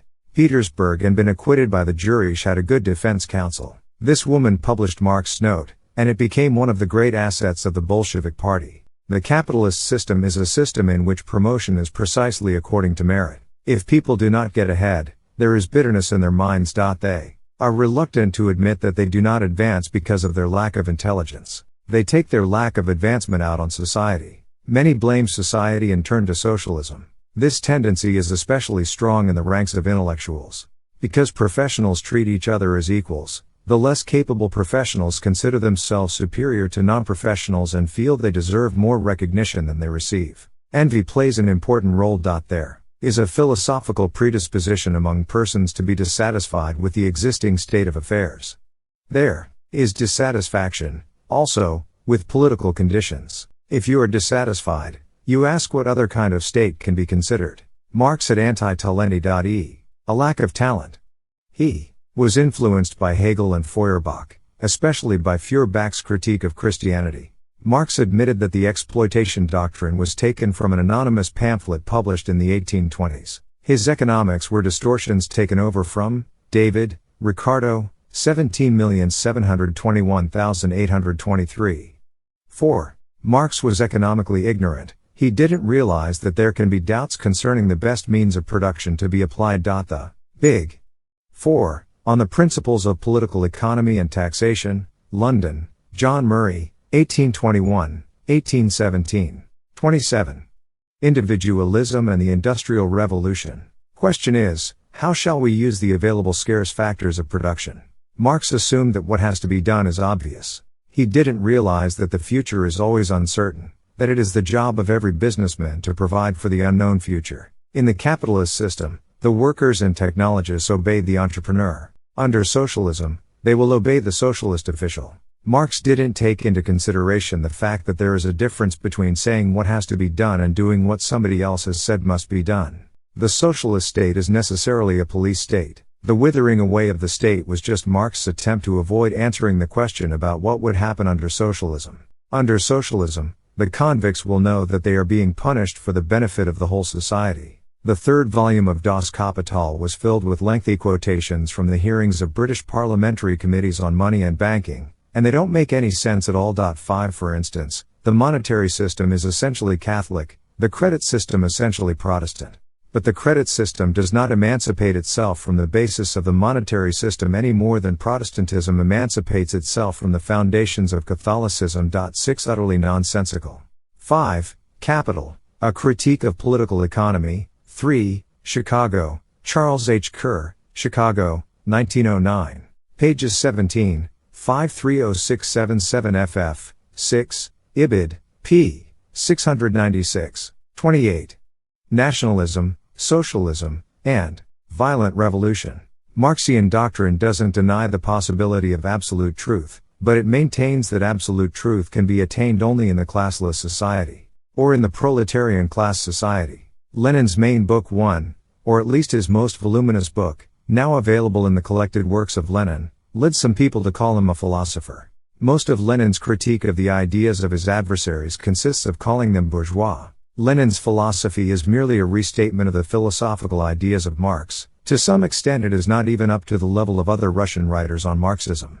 Marxist theory or philosophy had no development in countries where there were communist parties. Persons whom we call Marxians consider themselves merely interpreters of Marx. They never tried to change anything in Marx. However, there are contradictions in Marx, so it is possible to quote passages from his writings from all points of view. The influence of Marx on all authors and writers who have lived since Marx died has been considerable, even though it is not usually admitted that these authors were influenced by Marx. Although Marxians consider themselves solely interpreters of Marx, one Marxian, one writer, added something and had a strong influence. Not 1. V.I. Lenin, Materialism and Empirio-Criticism, Critical Comments on a Reactionary Philosophy. Moscow, Svino Publishers, 1909. ed. 29. Only, on the small group of his followers, but also on other authors. Georges Sorel, 18,471,922, not to be confused with Albert Sorel, 18,421,906, an important historian, developed a philosophy in many respects different from the Marxian philosophy, and it influenced political action and philosophic thinking. Sorel was a timid bourgeois intellectual, an engineer. He retired to discuss these things with his friends at a bookshop owned by Charles Péguy, 18,731,914, a revolutionary socialist. In the course of the years, Péguy changed his opinions, and at the end of his life he was a very ardent Catholic author. Péguy had serious conflicts with his family. Péguy was remarkable for his intercourse with Sorel. Péguy was a man of action. He died in action in 1914 in the first weeks of the war. Sorel belonged psychologically to the group of people who dream of action but never act. He didn't fight. As a writer, however, Sorel was very aggressive. He praised cruelty and deplored the fact that cruelty is more and more disappearing from our life. In one of his books, Reflections on Violence, he considered it a manifestation of decay that Marxian parties, calling themselves revolutionary, had degenerated into parliamentary parties. Where is the revolution if you are in parliament? He also didn't like labor unions. He thought the labor unions should abandon the hopeless venture of seeking higher wage rates and should adopt, instead of this conservative pattern, the revolutionary process. Sorel saw clearly the contradiction in the system of Marx, who spoke of revolution on the one hand and then said, the coming of socialism is inevitable, and you cannot accelerate its coming because socialism cannot come before the material productive forces have achieved all that is possible within the frame of the old society. Sorel saw that this idea of inevitability was contradictory to the idea of revolution. This is the contradiction all socialists ask themselves about Kautsky. For one, Sorel completely adopted the idea of revolution. Sorel asked of the labor unions a new tactic: action, direct attack, destroy, sabotage. He considered these aggressive policies only preliminary to the great day when the unions would declare a general strike. That is the day when the unions will declare, now we don't work at all. We want to destroy the life of the nation completely. General strike is only a synonym for the live revolution. The idea of action direct is called syndicalism. Syndicalism can mean ownership of the industry by the workers. Socialists mean by this term ownership by the state and operation for the account of the people. Sorel wanted to attain this by revolution. He didn't. 30. Question the idea that history leads toward socialism. There is a kind of instinct that pushes men toward socialism, but Sorel accepted this as superstition, an inner urge that cannot be analyzed. For this reason his philosophy has been compared with that of Henri Bergson's Élan vital, myths, fairy stories, fables, legends. However, in the doctrine of Sorel, myth means something else, a statement which cannot be criticized by reason. 1.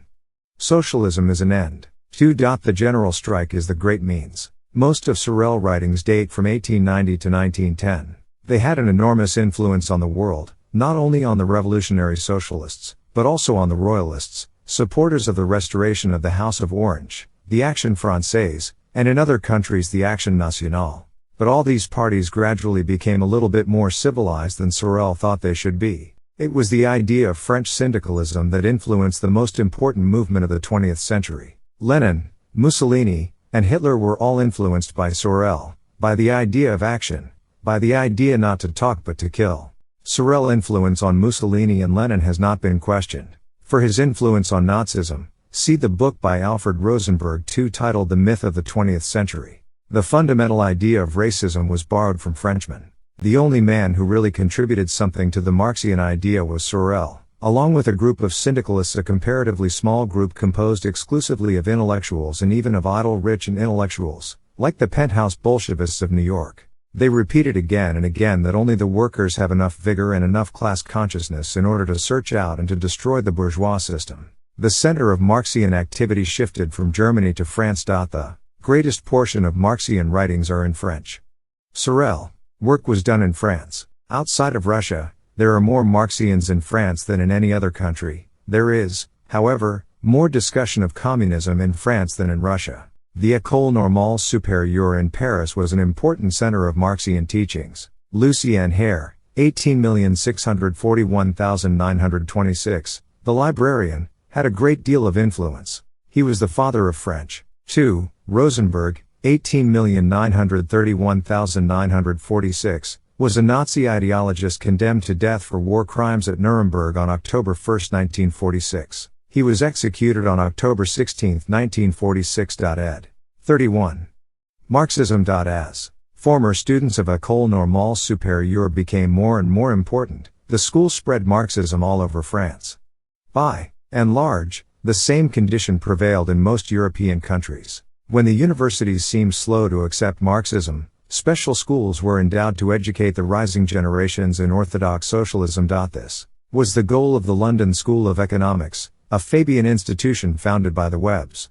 But it couldn't avoid being invaded by persons of other ideas. For instance, Friedrich A. Hayek, 18,991,992, taught for some years at the London School of Economics. This was the case in all countries. European countries had state universities. People generally ignored the fact that Marxians, not free traders, were appointed by the Tsar at the imperial universities in Russia. These professors were called legal, or better loyal, Marxians. When the Bolsheviks came to power in Russia, it was not necessary to fire the professors. Marx didn't see any differences between the various parts of the world. One of his doctrines was that capitalism is one stage in the development of socialism. In this regard, there are some nations that are more backward than others. But capitalism was destroying the trade barriers and migration barriers that once prevented the unification of the world. Therefore, the differences in the evolution of the various countries with regard to their maturity towards socialism will disappear. In the Communist Manifesto in 1848, Marx declared that capitalism was destroying all national peculiarities and unifying into one economic system all the countries of the world. The cheap prices of products were the means capitalism used to destroy nationalism. But in 1848, the average person didn't know anything about Asia or Africa. Marx was even less informed than the average English businessman who knew something about business relations with China and India. The only attention Marx gave to this problem was his remark, later published by Vera Zaslich, to the effect that it might be possible for a country to skip the capitalist stage and proceed directly to socialism. Marx saw no distinction between various nations. Capitalism, feudalism, brings about progressive impoverishment everywhere. Everywhere there will be mature economies. And when the age of mature capitalism comes, the whole world will have reached socialism. Marx lacked the ability to learn by observing political events and the political literature being published around him. For him practically nothing existed but the books of the classical economists, which he found in the library of the British Museum, and the hearings of the British. 32. Parliamentary commissions. He didn't even see what was going on in his own neighborhood. He didn't see that many people were fighting, not for the interests of the proletariat, but for the principles of nationality. Marx completely ignored this principle of nationality. The principle of nationality asked that every linguistic group form an independent state and that all the members of such a group should be recognized and unified. This was the principle which brought about the European conflicts, led to the complete destruction of the European system, and created the present-day chaos in Europe. The principle of nationality doesn't take into account that there are large territories in which linguistic populations are mixed. Consequently, there were struggles between the various linguistic groups which finally resulted in the situation we have today in Europe. I mention this because it is a principle of government which was unknown up to now. According to this principle, there is no such nation as India. It is possible that this principle of nationality will break India up into many independent states fighting one another. The Indian Parliament uses the English language. The members of the various states cannot communicate with one another, other than by employing the language of the government, a language which they have practically expelled from their country. But this situation will not last forever. In 1848, when the Slavs of Europe met for a pan-slavist congress in Moscow, they had to speak with one another in German. But this didn't prevent later developments in a different way. Karl Marx and Engels didn't like the nationalistic movement and never took notice of it. It didn't fit into their plans or schemes. If, on account of the unfriendly remarks Marx and Engels made about various linguistic groups of Austria-Hungary and the Balkans, some authors, especially French authors, think Marx was a forerunner of National Socialism Nazism, they are wrong. Marx said that what he wanted was to create a one-world state. And that was Lenin's idea too. By 1848 Marx had already assumed that socialism was just around the corner. Given such a theory, there was no reason to form a separate linguistic state. Such a state could only be very temporary. Marx simply assumed that the age of nationalities would come to an end, and that we were on the eve of an age in which there would no longer be differences between various types, classes, nations, linguistic groups, etc. Marx absolutely denied any differences among men. Men would all be of the 33 same type. There was never any answer in Marx as to what language the people in his one-world state would use, or what the nationality of the dictator would be. Marx was furious when someone said there were differences between men in the same nation, the same city, the same branch of business, just as all Marxists became furious when someone told them there were differences between Englishmen and Eskimos. According to Marx, the only difference was due to education. If an idiot and Dante had been educated in the same way, there would have been no difference between them. This idea influenced Marx's followers, and it is still one of the guiding principles of American education.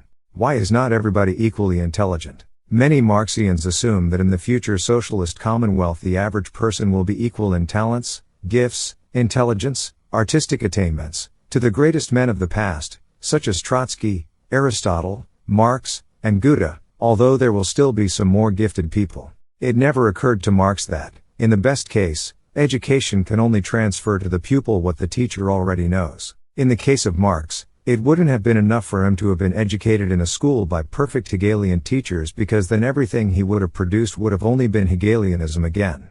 By educating people in the knowledge of the generation preceding motor cars, it wouldn't have been possible to produce motor cars. Education can never bring about progress as such. That some people, thanks to their positions, inheritance, education, and so on, have the gift to go one step farther than preceding generations cannot be explained simply by education. Similarly, it is impossible to explain great things and the great acts of some men simply by referring to their national affiliation. The problem is, why were these people different from their brothers and sisters? Marx simply assumed, without any reason, that we are now living in the age of internationalism and that all national traits will disappear, in the same way that he assumed that specialization would disappear, because machines can be operated by unskilled workers. He assumed there would no longer be any differences between various parts of the world and various nations. Every kind of conflict between nations was interpreted as the consequence of the machinations of the bourgeoisie. Why do Frenchmen and Germans fight? Why did they fight in 1870? Because the ruling classes of Prussia and the ruling classes of France wanted to fight. But this had nothing to do with the interests of nations. 34. In regard to his attitude toward war, Marx was, of course, influenced by the idea of the Manchester laissez-faire liberals. In using the term Manchester liberalism always as an insult, we tend to forget the essential statement in that famous declaration of the Manchester Congress where the term originated. It was said there that in the world of free trade there is no longer any reason for nations to fight one another. If there is free trade and every nation can enjoy the products of every other nation, the most important cause of war disappears. The princes are interested in increasing the territorial size of their princely province to get greater income and power, but nations as such are not interested, because it doesn't make any difference under free trade. And in the absence of immigration barriers, it doesn't matter to the individual citizen whether his country is large or small. Therefore, according to the Manchester liberals, war will disappear under popular democratic rule. The people will not then be in favor of war because they have nothing to win, they have only to pay and to die in the war. It was this idea that was in the mind of President Woodrow Wilson, 18,561,924, when he went to war against Germany. What President Wilson didn't see was that all this about the uselessness of war is true only in a world when there is free trade between the nations. It is not true in a world of interventionism. Sir Norman Angell, 18,721,967, still argues in the same way. What did the individual Germans gain in 1870? This was almost true then, because there was comparatively free trade. But today the situation is different. Italy's own policies made it impossible for Italians, in the world of interventionism, to get the raw materials they needed. It is not true in today's interventionist world that the individual person does not gain something from war. The League of Nations is one of the great failures in world history, and there have been many failures in world history. During the League's 20 years the trade barriers had been more and more intensified. Tariffs became unimportant as trade barriers because embargoes were established. Because the liberals said war was no longer economically advantageous because the people will not gain anything from it. Therefore, a democratic nation will no longer be eager to fight wars. Marx assumed that this was true even in the interventionist world which was developing under his very eyes. This was one of the fundamental errors of Marxism. Marx was not a pacifist. He didn't say war was bad. He only said because the liberals said Sothat war between nations had no importance or meaning at all. 35. He said wari.e, revolution, by which he meant civil war is necessary. Nor was Friedrich Engels a pacifist. He studied military science day in and day out in order to prepare himself for the position he had assigned himself as Commander-in-Chief of all nations, as Commander-in-Chief for the proletarians of all countries united. Remember that he participated in fox hunting in a red coat, which he told Marx this was the best exercise for a future general. Because of this idea of revolution, civil war, not international war, the Marxian International began to discuss peace. In 1864 Marx founded in London the First International. A group of persons who had very little to do with the people and the masses met together. There was a secretary for every country. The secretary for Italy was Friedrich Engels, and many of the other countries were represented by persons who only knew the countries they represented as tourists. Arguments between the members disrupted the whole international. Finally, it was moved to the United States and then fell apart in 1876. The Second International was formed in Paris in 1869. But this Second International didn't know what to deal with. The unions had arisen and the unions were opposed to free trade and free migration. Under such conditions, how could you find subjects to be discussed at an international congress? Then they decided to discuss peace and war, but only on a national level. They said they were all proletarians and they agreed they would never fight the wars of the bourgeoisie. The Germans included Engels and Karl Kautsky. There were some bad Frenchmen in the group who asked, "What do you mean when you say we can't defend our own country? We don't like the Hohenzollerns." The French at this time made an agreement with the Russians and the Germans didn't like that. Every few years there was such an international congress and each time the newspapers said it heralded the end of war.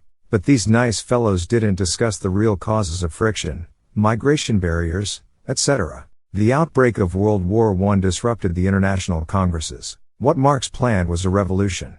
But what really happened was that he created a bureaucratic organization in the European countries which was, by and large, innocent because it lacked the power to execute its theories. Then there developed in the East a communist organization that unfortunately has the power to execute people and to threaten the whole world. And all this was started in the reading room of the British Museum in London by a man, who was not in this regard a man of action, but who was able to bring about violent action. It was the timid bourgeois. 36. Characters, Karl Marx and Georges Sorel, who created all this mischief. Most of the violent ideas of our times have come from men who themselves wouldn't have been able to resist any aggression. Wilson accepted the doctrine of the Manchester liberals, namely that so far as war was concerned, democracies don't like to fight wars. Democracies fight only wars of defense because the individual citizen cannot expect any improvement of his conditions from war, not even if his country is victorious. But Wilson didn't see that this was true only in a world of free trade. He didn't see that this was quite different already in the age in which he lived, which was an age of interventionism. He didn't realize that an enormous change in economic policies had deprived this theory of the Manchester liberals of its practicability. Trade barriers were comparatively innocent in 1914, but they were very much worsened during the years of the League of Nations. While free traders were meeting with the League in Geneva and talking about reducing trade barriers, people at home were increasing them.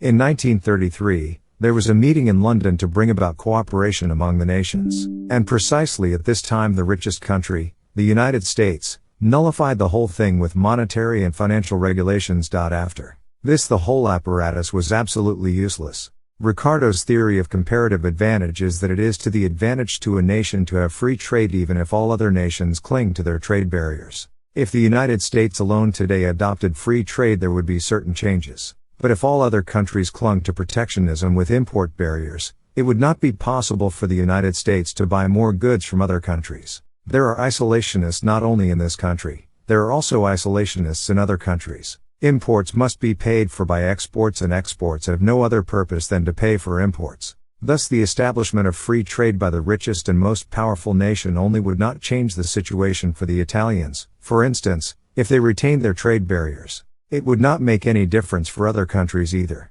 It is advantageous for any country to have free trade even if all other countries do not, but the problem is to remove the barriers of the other countries. The term socialism, when it was new in the second part of the 1830s, meant exactly the same as communism. The nationalization of the means of production. Communism was the more popular term in 37. The beginning. Slowly the term communism fell into oblivion and the term socialism came into use almost exclusively. Socialist parties, social democratic parties, were formed and their fundamental dogma was the Communist Manifesto. In 1918, Lenin needed a new term to distinguish his group of socialists from those groups which he called social traders. So he gave to the term communism a new meaning. He used it to refer, not to the final goal of socialism and communism, but only to the tactical means for attaining them. Until Stalin, communist meant simply a better method. The revolutionary method is against the peaceful, socialist, method of the socialist traders. At the end of the 1920s, without great success, Stalin and the Third International tried to give a different meaning to the term communism.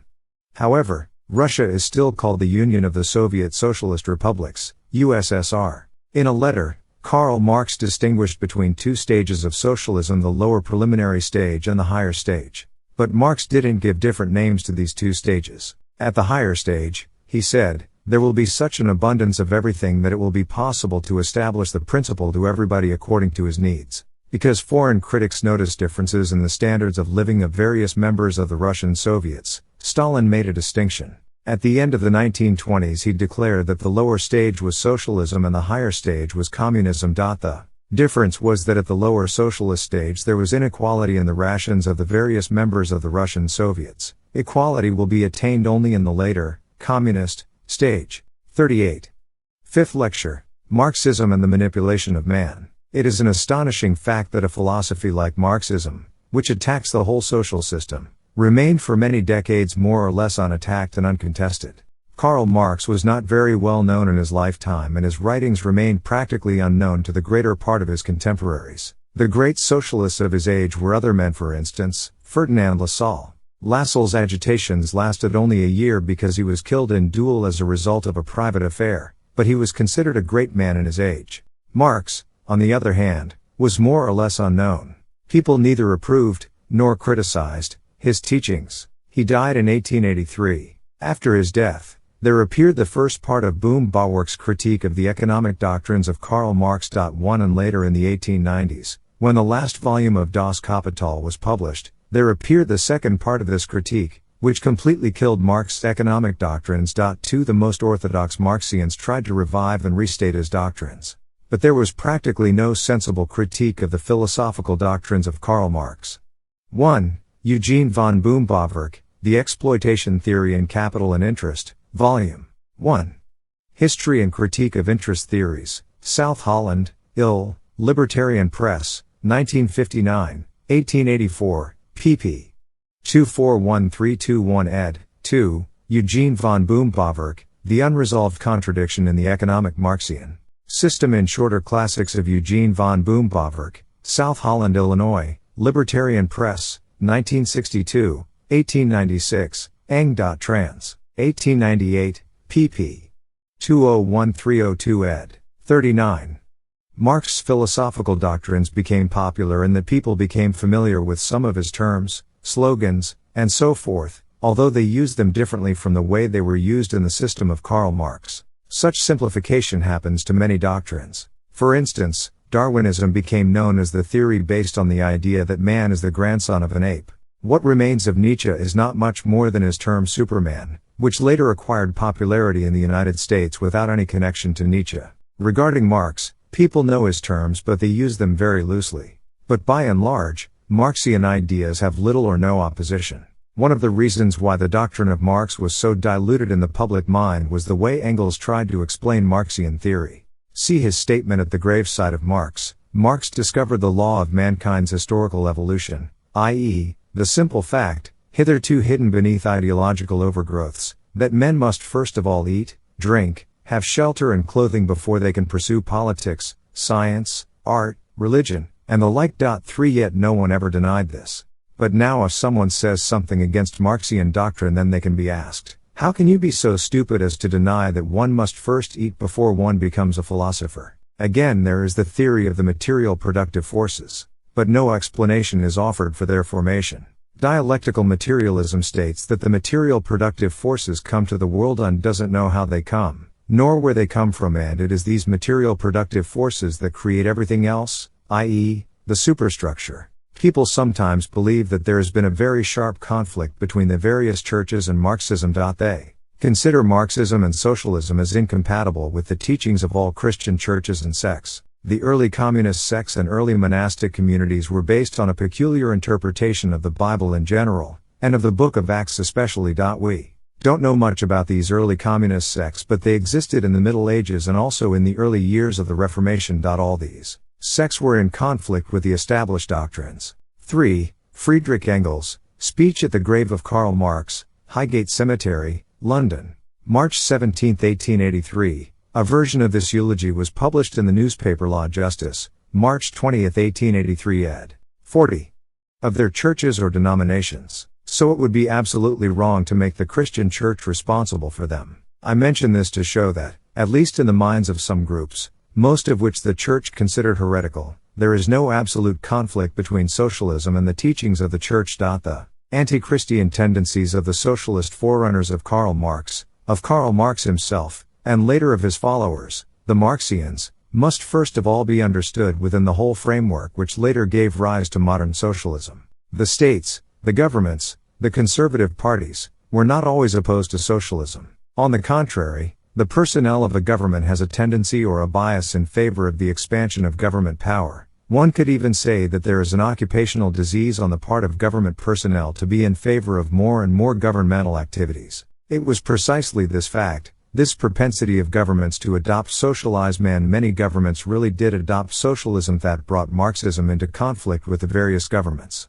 I have pointed out that the worst thing that can happen to a socialist is to have his country ruled by socialists who are not his friends. This was the case with respect to Karl Marx and the Prussian government. The Prussian government was not against socialism. Ferdinand Lassalle attacked the liberal parties of Prussia, which were at that time fighting a great constitutional battle against the Hohenzollern kings, headed by Bismarck. The majority in Prussia at that time was against the government. The government couldn't get a majority in the Prussian parliament. The Prussian government was not very strong at that time. The king and the prime minister ruled the country without consent, without the cooperation of the parliament. This was the case in the early 1860s. As an illustration of the weakness of the Prussian government, Bismarck, in his memoirs, reported a conversation he had with the king.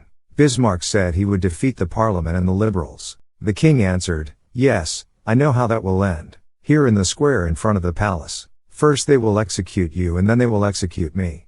Queen Victoria, 18,191,901, whose oldest daughter, Victoria, 18,401,901, had married the royal prince of Prussia, was not very pleased by these developments. She was convinced that the Hohenzollerns would be defeated. At this critical moment Ferdinand Lassalle, who was at the head of a labor movement which was then still very modest, very small, came to the aid of the Hohenzollern government. Lassalle had meetings, 41, with Bismarck, and they planned socialism. They introduced state aid, production cooperatives, nationalization, and general manhood suffrage. Later Bismarck really embarked on a program of social legislation. The greatest rival of the Marxians was the Prussian government, and they fought with every possible movement. Now you must realize that in Prussia, the Prussian Church, the Protestant Church, was simply a department of the government, administered by a member of the cabinet, the Minister of Education and Affairs of Culture. One of the councillors in the lower levels of the administration dealt with the problems of the church. The church in this regard was a state church. It was even a state church in its origin. Until 1817, there were Lutherans and Calvinists in Prussia. The Hohenzollerns didn't like this state of affairs. The Lutherans were in the majority in the old Prussian territories, but in the newly acquired territories there were both groups. In spite of the fact that the majority of the whole Prussian people were Lutherans, the electorate of the Brandenburgs had changed from Lutherans to Calvinists. The Hohenzollerns were Calvinists, but they were the head of the Lutheran Church in their country. Then in 1817, under Frederick Wilhelm III of Prussia, the two churches were merged to form the Prussian Union Church. The church was a branch of the country's government.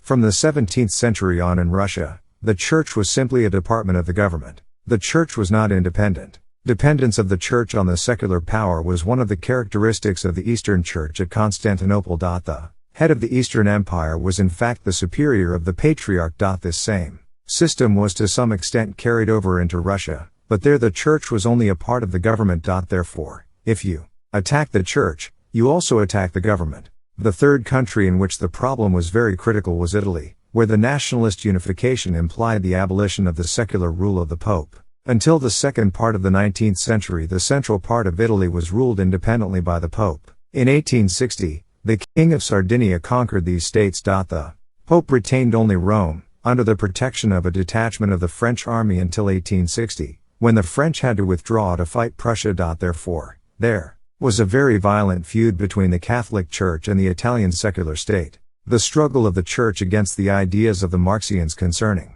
42.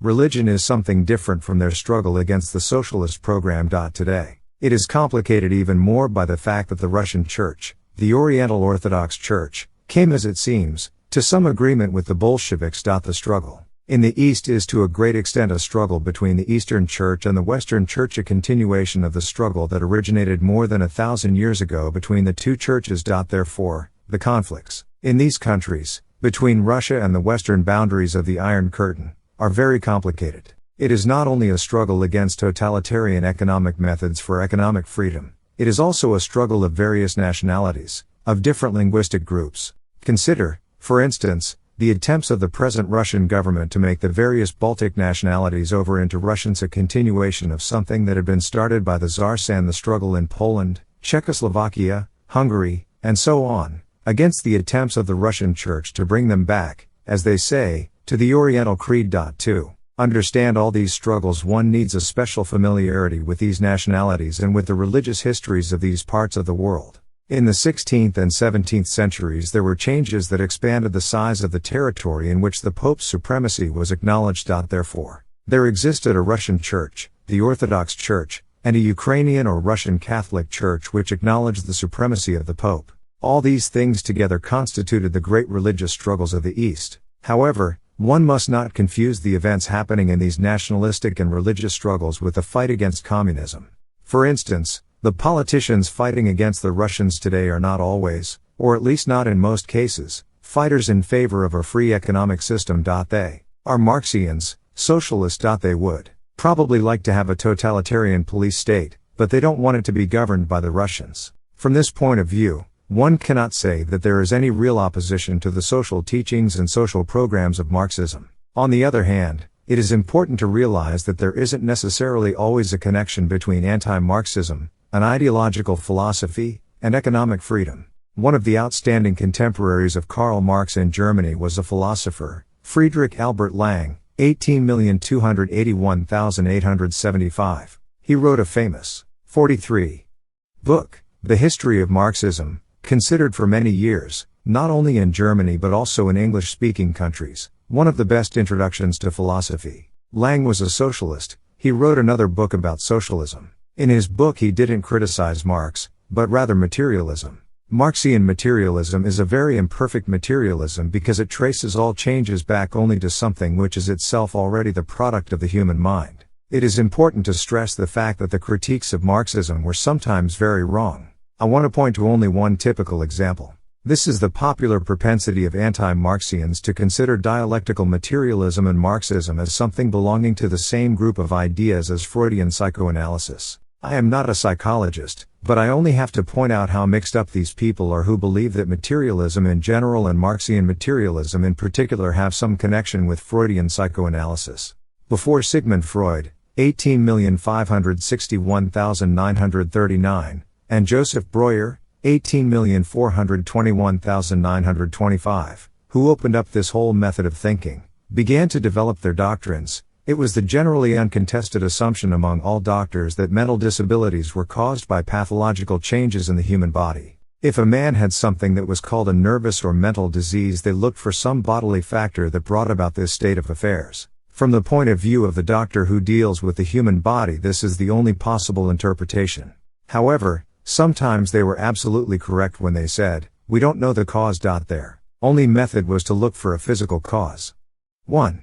Could give many examples. I want to cite only one. It happened in 1889, just a few years before the first book of Freud and Breuer was published. An eminent man in France committed suicide. For political reasons and because of his religion, the question was raised whether or not he was sane. His family wanted to prove that it was a mental disease. In order to prove his mental disease to the church, they had to discover some physical cause. There was an autopsy by eminent doctors, and their report was published. We discover certain things in the brain, they said. There is something that is not regular. At that time, people thought that if a man doesn't behave like other people, has no physical sign of abnormality in his body, he is a malingerer. Sometimes this is unfortunate, because one can only discover whether or not a person is a malingerer after he is dead. In this regard, 44. Psychoanalysis brought about a great change. The case of Crown Prince Rudolph of Austria, 18,581,889, who committed suicide at Meiling, raised similar issues. 4. The famous first case was that of a woman who was paralyzed. Yet nothing could be discovered in her body to explain her situation. The case was written up by a man who followed the advice of a Latin poet. Wait 9 years with your manuscript before you publish. Breuer got the idea that the origin of this bodily deficiency was not physical but that it was in the mind. This was a radical change in the field of the natural sciences. Such a thing had never happened before, a discovery that mental factors, ideas, superstitions, fables, wrong ideas, what a man thinks, what he believes, can bring about changes in the body. This was something that all the natural sciences had denied and contested before. Freud was a very conscientious and cautious man. He didn't say, I have completely discredited the old doctrines. He said, perhaps one day, after a very long time, the pathological doctors will discover that ideas are already the product of some physical external bodily factor. Then psychoanalysis will no longer be needed or useful. But for the time being you must at least admit that there is a temporary value in Breuer's and my discovery, and that, from the point of view of present-day science, there is nothing that confirms the materialist thesis that every idea or every thought is the product of some external factor, just as urine is a product of the body. Psychoanalysis is the opposite of materialism. It is the only contribution to the problem of materialism versus idealism that has come from empirical research in the human body. We have to deal with the way some people abuse psychoanalysis. I do not defend those psychoanalysts who try to explain everything from the point of view of certain urges, among which the sex urge is considered the most important. There was a book by a Frenchman dealing with Baudelaire, Charles Baudelaire, 18,211,867. Baudelaire liked to spend money, but he didn't earn money because publishers didn't buy his poems during his lifetime. But his mother had money, she had married money and her husband died and left it to her. Baudelaire wrote his mother a lot. 4. Karl Menger, founder of the Austrian School of Economics, served as one of Rudolph's tutors. See Eric W. Streisler and Monica Streisler, eds. Karl Menger's Lectures to Crown Prince Rudolph of Austria, Brookfield, Vermont, Edward Elgar, 1994. Ed. Of Letters. This writer found all sorts of subconscious explanations for his letters. I don't defend this attempt. But his letter writing doesn't need any further explanation than that Baudelaire wanted money. Freud said he didn't know anything about socialism. In this regard he was very different from Einstein, 18,791,955, who said, I don't know anything about economics, but socialism is very good. If we follow how Marxism became the leading philosophy of our age, we must mention positivism and the school of Auguste Comte. Comte was a socialist similar to Karl Marx. In his youth, Auguste Comte had been the secretary of Saint-Simon. Saint-Simon was a totalitarian who wanted to rule the whole world by World Council and, of course, he believed he would be the president of this World Council. According to Comte's idea of world history, it was necessary to search for the truth in the past. But now, I, Auguste Comte, have discovered the truth. Therefore, there is no longer any need for freedom of thought or freedom of the press. I want to rule and to organize the whole country. It is very interesting to follow the origin of certain terms which are today so familiar that we assume they must have been in the language from time immemorial.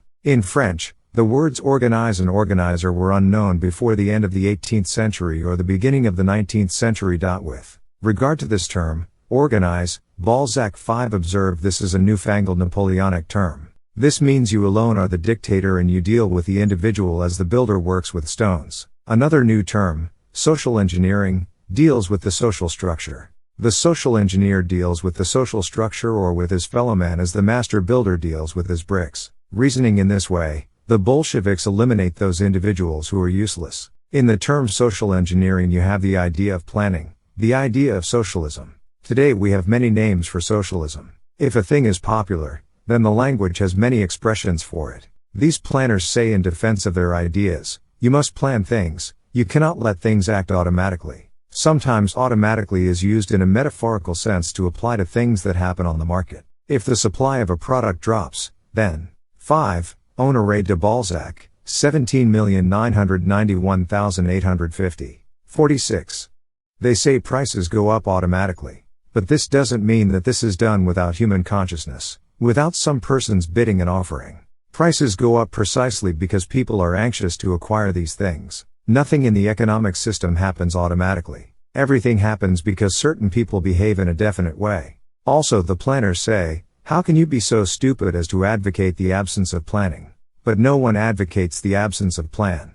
The question is not plan, or no plan. The question is whose plan? The plan of one dictator only? Or the plan of many individuals? Everyone plans. He plans to go to work. He plans to go home. He plans to read a book. He plans 1,000 other things. A great plan eliminates the plans of everybody else. Then only one plan can be supreme. If the great plan and the plans of individuals come into conflict, whose plan is to be supreme?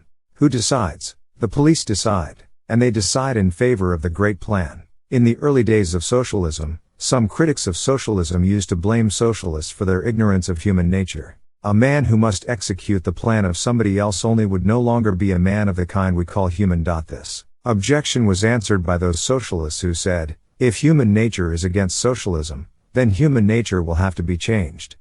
Karl Kautsky said this many years before, but he didn't give any details. The details were provided by behaviorism and by Ivan Pavlov, 18,491,936, the psychologist mentioned in every book by a Marxist. The explanation was offered by Pavlov's conditioned reflex. Pavlov was a Tsarist. He made his experiments in the days of the Tsar. Instead of human rights, Pavlov's dog had canine rights. This is the future of education. The behaviorist philosophy wants to deal with human individuals as if there were no ideas or no faults in men.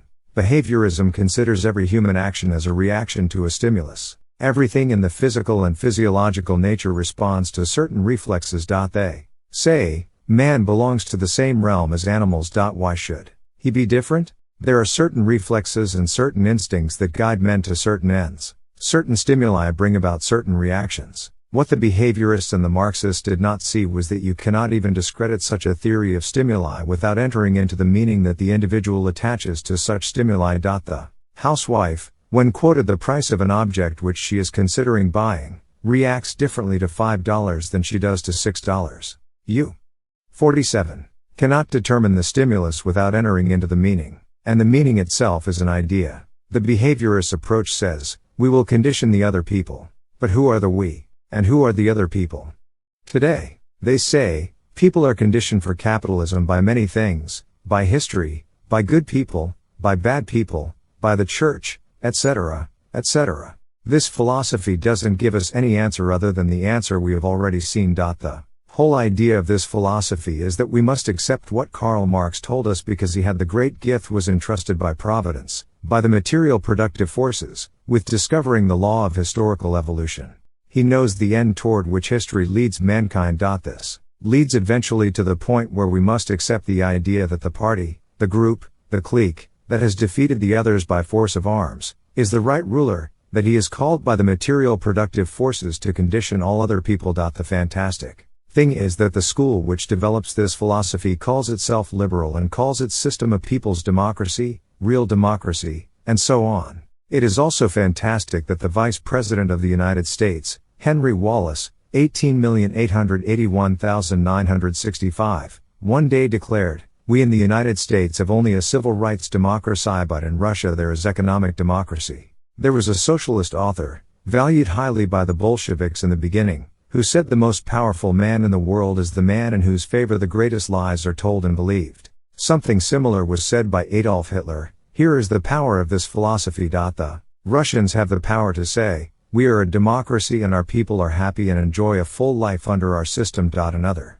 nations seem to be unable to find the right answer to this idea. If they had found the right answer, this philosophy wouldn't be so popular. There are people living here in the United States, at an American standard of living, who think they are unhappy because they do not live in Soviet Russia where, they say, there is a classless society and everything is better than it is here.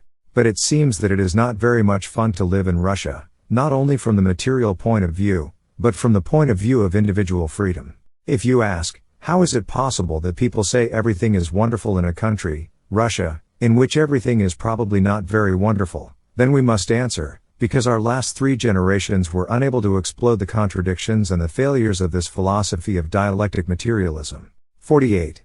The greatest philosophy in the world today is that of dialectical materialism, the idea that it is inevitable that we are being carried toward socialism. The books that have been written up to now have not succeeded in countering this thesis. You must write new books. You must think of these problems. It is ideas that distinguish men from animals. This is the human quality of man.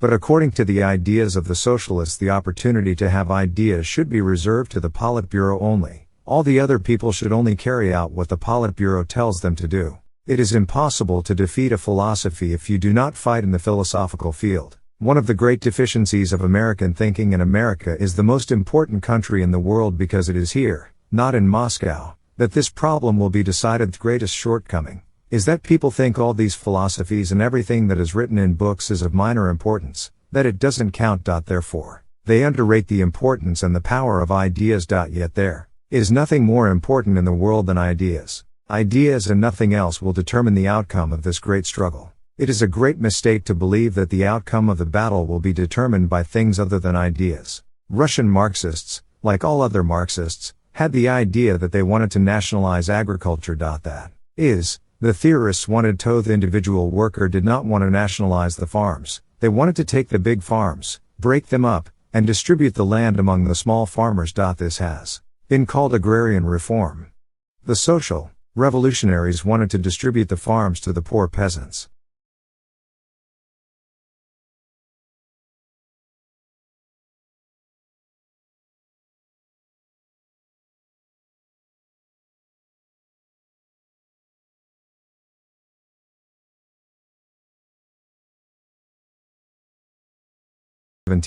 Lenin coined a new slogan: "You make revolution with the slogan of the day." Therefore, they accepted something that was against Marxism. Later they started the nationalization of farmlands. Then they adopted this idea in the new countries they took over. They told every man that he would get his own farm.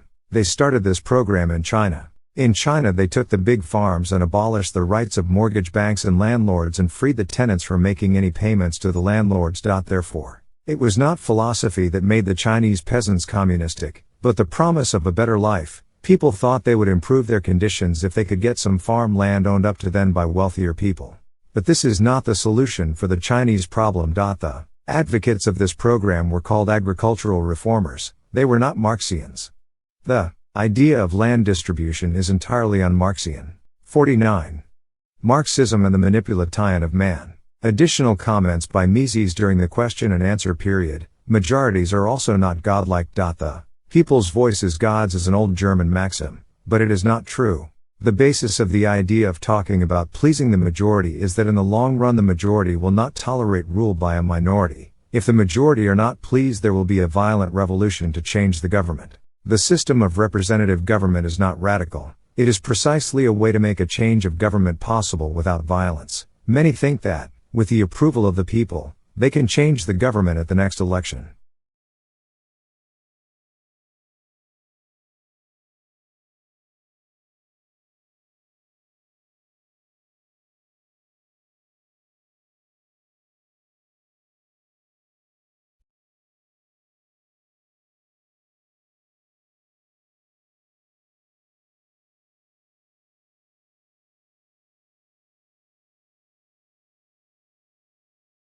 Is not a good system, but it is a system that assures peaceful conditions within the country. Newspapers, periodicals, books, and so on, are the opinion makers.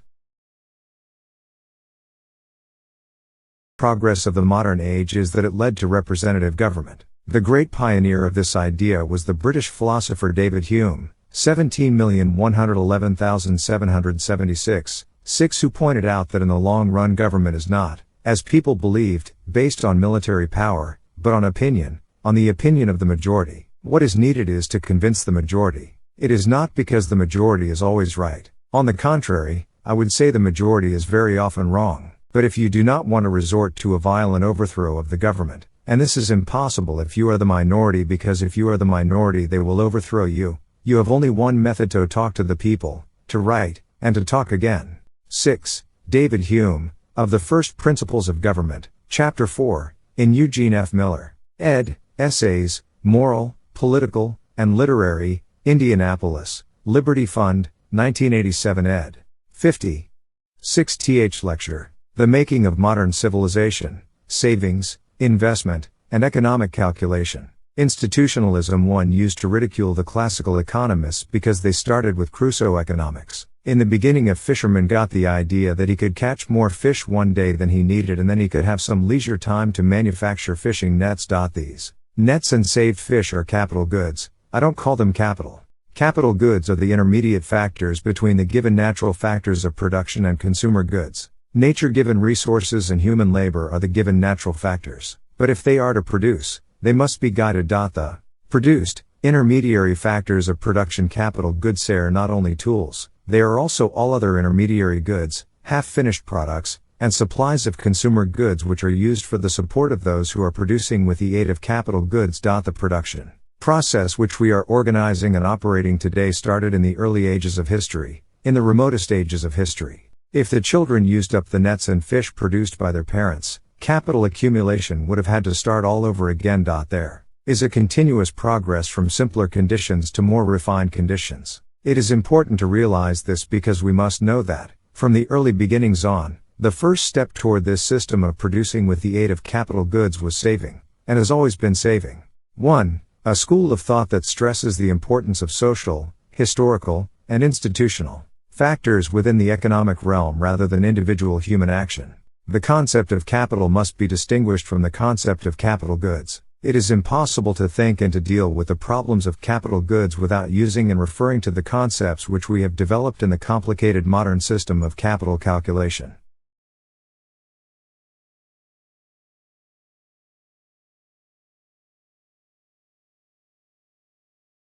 Capital goods are something material, something that could be described in terms of physics and chemistry. The concept of capital refers to the valuation of a supply of these capital goods in terms of money. This valuation of capital goods in terms of money is what marks the beginning of what may be called a new and higher period in human endeavors to improve the external conditions of mankind. The problem is how to maintain or to preserve the amount of capital available and how to avoid consuming the available capital goods without replacing them. The problem is how not to consume more, or if possible, how to consume less, than the amount of newly produced products. It is the problem of capital preservation, maintenance, and of course of increasing the capital available. Under some circumstances, it is possible to deal with this problem without any special calculation or computation. If a farmer continues to produce in the same way and if the methods of construction and method of living haven't changed, he can estimate his condition because he can establish comparisons in physical and biological terms. 12 barns are more than one barn,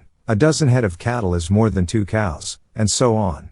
But such simple methods of computation are insufficient in an economic system in which there is change and progress. Replacement may not be in the same form as the factors which are used up. Diesel engines may be substituted for steam engines, and so on. Replacement and maintenance of capital under such conditions require a method of computation and calculation which can only be figured in terms of money. The various physical and external factors of production cannot be compared in any other way than from the point of view of the services they render to men, calculated in terms of money. It was one of the fundamental errors of Aristotle that he believed that in exchanges the things which were exchanged must have the same value. Since the days of Aristotle, for 2,000 or 3,000 years, the same error has prevailed again and again, leading great thinkers, as well as simple men, astray. The same error appears in the first pages of Marx's Das Kapital, making everything Marx said about these problems useless. This error was repeated even much later in the writings of Henri Bergson, 1859–1941, the eminent French philosopher. There is no equivalence in exchange. On the contrary, it is differences that bring about exchange. You cannot reduce the terms of exchange and of trade to equivalence. You can only reduce them to differences in evaluation. The buyer values what he gets more highly than what he gives away. The seller values what he gives less highly than what he gets. Therefore, the equivalence that we use in determining the importance the various capital goods have in our lives can only be expressed in terms of prices. In calculating in terms of prices you can establish a system of prices, and determine whether or not a price has increased or decreased, that is, in terms of money. Without a price system there cannot be any calculation. In the socialist system, which cannot have a price system as we have it in the market system, there cannot be established calculation and computation. In the system of economic calculation, we have the terms capital and income, terms and notions that cannot be thought of outside this system. Capital is the sum of the prices that can be obtained on the market for a definite given supply of capital goods. The businessman employs economic calculation in a specific way. He could not operate without this system of economic calculation. At the beginning of his enterprise he establishes a total value of all the capital goods at his disposal and calls it his capital, or the capital of his firm or corporation. Periodically, He compares the value of the prices of all the capital goods available in the firm with the prices of these capital goods at the beginning. If there is an increase, he calls it profit. If there is a decrease, he calls it loss. No other system would make it possible to establish whether what has been done has increased the capital available, improved it, or decreased it. From another point of view, the total surplus that he calls profit can also be called income, insofar as it makes it possible for the owner corporation or individual to consume this amount without reducing the amount of capital available and without, therefore, living at the expense of the future. Thus the concepts of capital and income developed only within this system of economic calculation. If the total amount of income is consumed, then there is no change in the amount of capital available for the enterprise. If a part is saved, i.e., not consumed but reinvested, that is, if it is used to expand the stock of capital goods working in the enterprise, then we can say additional capital has been accumulated. The enterprise has earned some income. If the contrary is the case, if the amount consumed by the owner exceeds the income, then we have capital consumption, or capital. 53. Decumulation, and there will be less available in the future for the production of consumer goods. I don't want to enter into how much knowledge the ancient Greeks and Romans had of these ideas. They had some knowledge at least, but by the Middle Ages it had entirely disappeared. Under the conditions of the Middle Ages, there was no need for such calculation. It developed slowly, step by step in the latter part of the Middle Ages in the countries in which at that time economic progress was much better than other countries. In Italy, for instance. As a result, some of the fundamental terms of accountancy preserve their Italian origin, for instance the word capital itself. In the beginning, the terms of accountancy were not very clear. People were not very good at arithmetic, and we discover very bad errors simply in arithmetical problems even in the books of big 15th century firms. Gradually these ideas developed more and more until the system of double-entry bookkeeping was developed. Our whole thinking is now influenced by these ideas, even the ideas of those who know nothing of the problems of accountancy and who are not in a position to read and interpret the balance sheet of a corporation. Accountants and bookkeepers are only the handymen in this fundamental way of dealing with all material and external problems.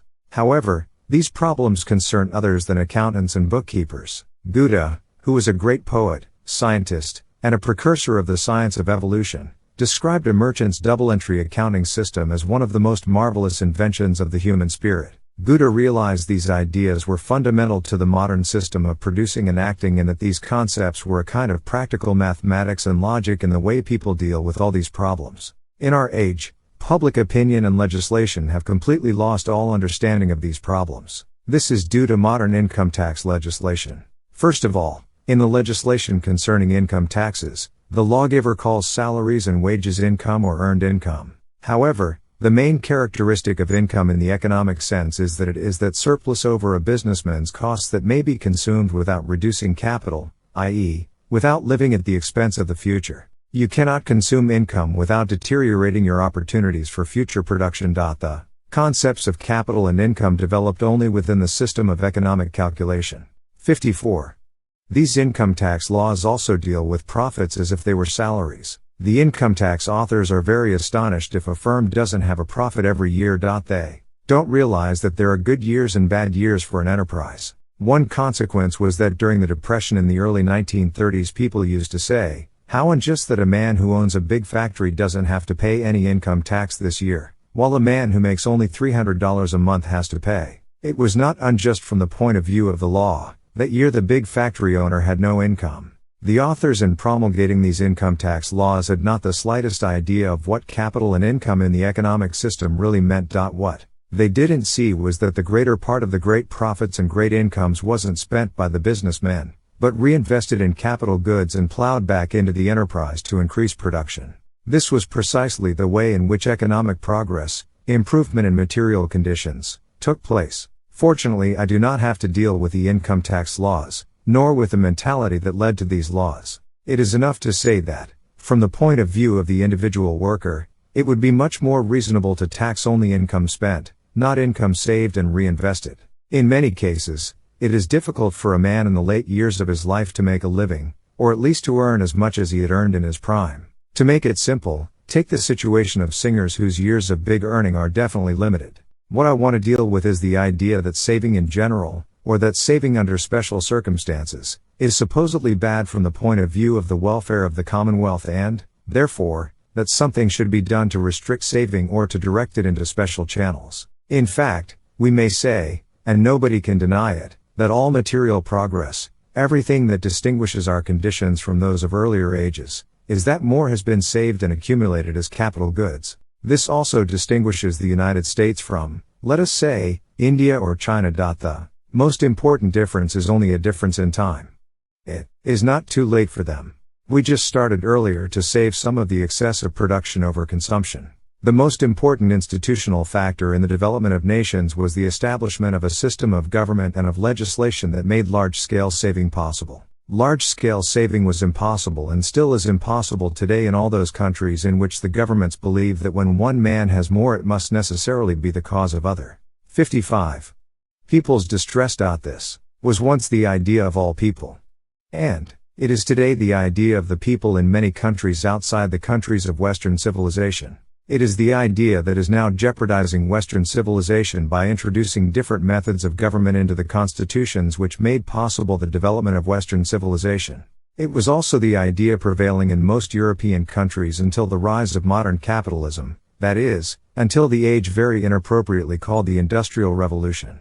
To show how strong this idea was, I quote from Immanuel Kant, 17,241,804, one of the most important philosophers, but he lived in the East, in Kaliningrad, then called Königsberg. If one man has more than necessary, another man has less. This is mathematically perfectly true, of course, but mathematics and economics are two different things. The fact is that in all those countries in which people believed in this dictum and in which governments believed that the best way to improve conditions was to confiscate the wealth of successful businessmen, it was not necessary to confiscate the wealth of those who were unsuccessful in all those countries. It was not possible to save and invest. If someone asked me why the ancient Greeks did not have railroads, I would answer, because there was a tendency in those days to confiscate wealth. Why should people then invest? The Greek philosopher Isocrates, 436,438 BC, made some speeches which are still available to us. He said if a wealthy citizen stood trial in Athens he had no chance to win because the judges wanted to confiscate his wealth, expecting this would improve their situation. Under such conditions there couldn't be any question of large-scale savings. Large-scale savings developed only from the 18th century on. And from that time on there developed also those institutions which made saving and investment possible, not only by the well-to-do, but also of small sums by the poor man. In the early days the poor man could save only by hoarding coins. But coins don't bear any interest, and the advantage he got from his savings was not very great. Moreover, it was dangerous to have such small hoards in his regular home. They could be stolen easily and they didn't earn anything. From the beginning of the 19th century on, we had a large-scale development that made saving possible for the broad masses. One of the characteristic differences between a capitalistic and a pre-capitalistic system is that in the capitalistic system even those who are not very well off are owners of savings and have small investments. Many 56 people do not recognize this difference. Still today, in dealing with the problem of interest, statesmen, or politicians, as well as public opinion, believe that creditors are the rich and the debtors are the poor. Therefore, they think that a policy of easy money, a policy of lowering interest rates artificially by government interference, is in favor of the poor and against the rich. In fact, the poor and the less well-to-do own deposits with savings banks, have bonds, insurance policies, and are entitled to pensions. According to a newspaper account today, there are 61.5 million owners of bonds, promises to pay, in this country. I don't know whether or not this figure is accurate, but nevertheless these bonds are widely distributed. And so this means that the majority are not debtors but creditors. All these people are creditors. On the other hand, the owners of the common stock of a corporation that has issued bonds, or is indebted to banks, are not creditors, but debtors. Similarly, the big real estate operator who has a big mortgage is also a debtor. Therefore, it is no longer true to say that the rich are creditors and the poor are debtors. Conditions in this regard have changed considerably. One of Hitler's great rallying cries was, "Do away with interest slavery. Long live the debtor, perish the creditor." But one German newspaper recognized the error in this and wrote an article with the headline, "Do you know that you yourself are a creditor?" I cannot say that this article was appreciated by Hitler. There developed some years ago a hostility to saving and capital accumulation. This opposition to saving can't be attributed to Marx, because Marx didn't understand how capital was accumulated. Karl Marx didn't foresee the development of large corporations and ownership by many small savers. A Russian economist who was influenced by Marx declared years ago that the whole economic system of capitalism was self-contradictory. Instead of consuming everything that was produced, a great part of the things produced is saved and accumulated as additional capital. There will be more and more for coming generations. What is the sense of this? For whom do they accumulate all this? Like a miser they accumulate, but who will enjoy what the saver earns? It is ridiculous. It is bad. Something should be done about it. John Maynard Keynes, 18,831,946, succeeded with his anti-saving program. According to him, there is danger in oversaving. He believed, and many people accepted his view, that opportunities for investment were limited. There may not be sufficient investment opportunities to absorb all the income that is set aside as savings. Business will become bad because there is too much savings. Therefore, it was possible to save too much. 57. The same doctrine from another point of view had been prevalent for a very long time. People believed that a new invention, a labor-saving device, would produce what was called technological unemployment. This was the idea that led the early unions to destroy machines.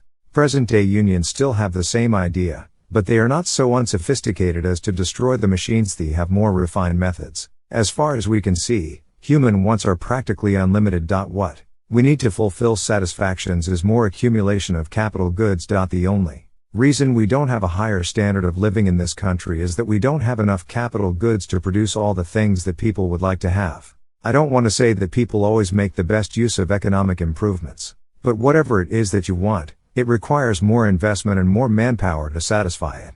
We could improve conditions, we could think of more ways to employ capital, even in the wealthiest parts of the United States, even in California. There will always be plenty of room for investment as long as there is scarcity of the material factors of production. We cannot imagine a state of affairs without this scarcity. We cannot imagine life in a land of cocaine, where people have only to open their mouths and let food enter, and where everything else people wanted was available. Scarcity of the factors of production means a scarcity of capital goods. Therefore, the whole idea that we must stop saving and start spending is fantastic. In 1931 or 1932, Lord Keynes and a number of his friends published a declaration in which they stated there was only one means to avoid catastrophe and to improve economic conditions immediately, that was to spend more, and still more. Economically, we must realize that spending in this sense does not create jobs that investment wouldn't have created just as much. It doesn't matter whether you use your money for the purchase of a new machine or you spend it in a nightclub.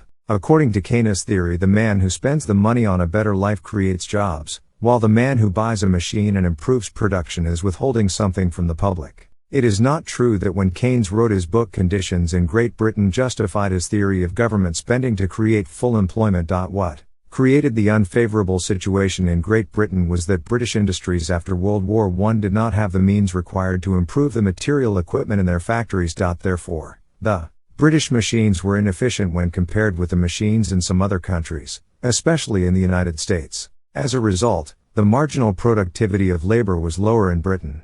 But as the unions would not, 58, tolerate any significant reduction of wage rates to make British industry more competitive, the result was unemployment. What Great Britain needed was more investment to improve the productivity of the factors of production, just as they need to do the same today. Lord Keynes was very peculiar about this idea. An American friend published an article dealing with his personal friendship with Lord Keynes. He tells a story about visiting Keynes in a Washington hotel. In washing his hands, the friend was very careful not to soil more than a single towel.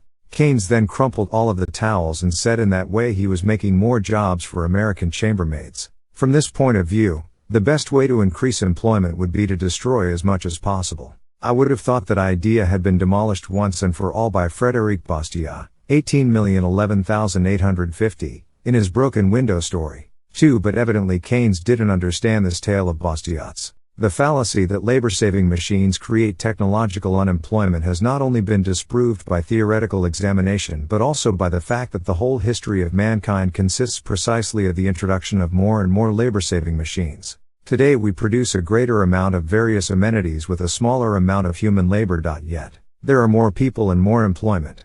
Therefore, it is not true that people are deprived of their jobs because some new machines are invented. It is no less a fable, and it is also a very bad fable, that the accumulation of capital hurts the workers. The more capital goods available, the higher the marginal productivity of labor, other things being equal. If an employer considers the hiring of an additional worker or the firing of an additional worker, he asks himself what the employment of this man adds to the value of his products. If the employment of one worker more adds something to the quantities produced, the employer's problem is, does his employment cost more than it brings from the sale of his production? The same problem arises when the employment of an additional amount of capital goods is considered. The greater amount of capital available per head of the worker, the greater the marginal. 2. See what is seen and what is not seen. An excerpt from the first chapter of Bastiat's Selected Essays on Political Economy, translated by Seymour Cain and edited by George P. de Hussar, Irvington-on-Hudson, New York.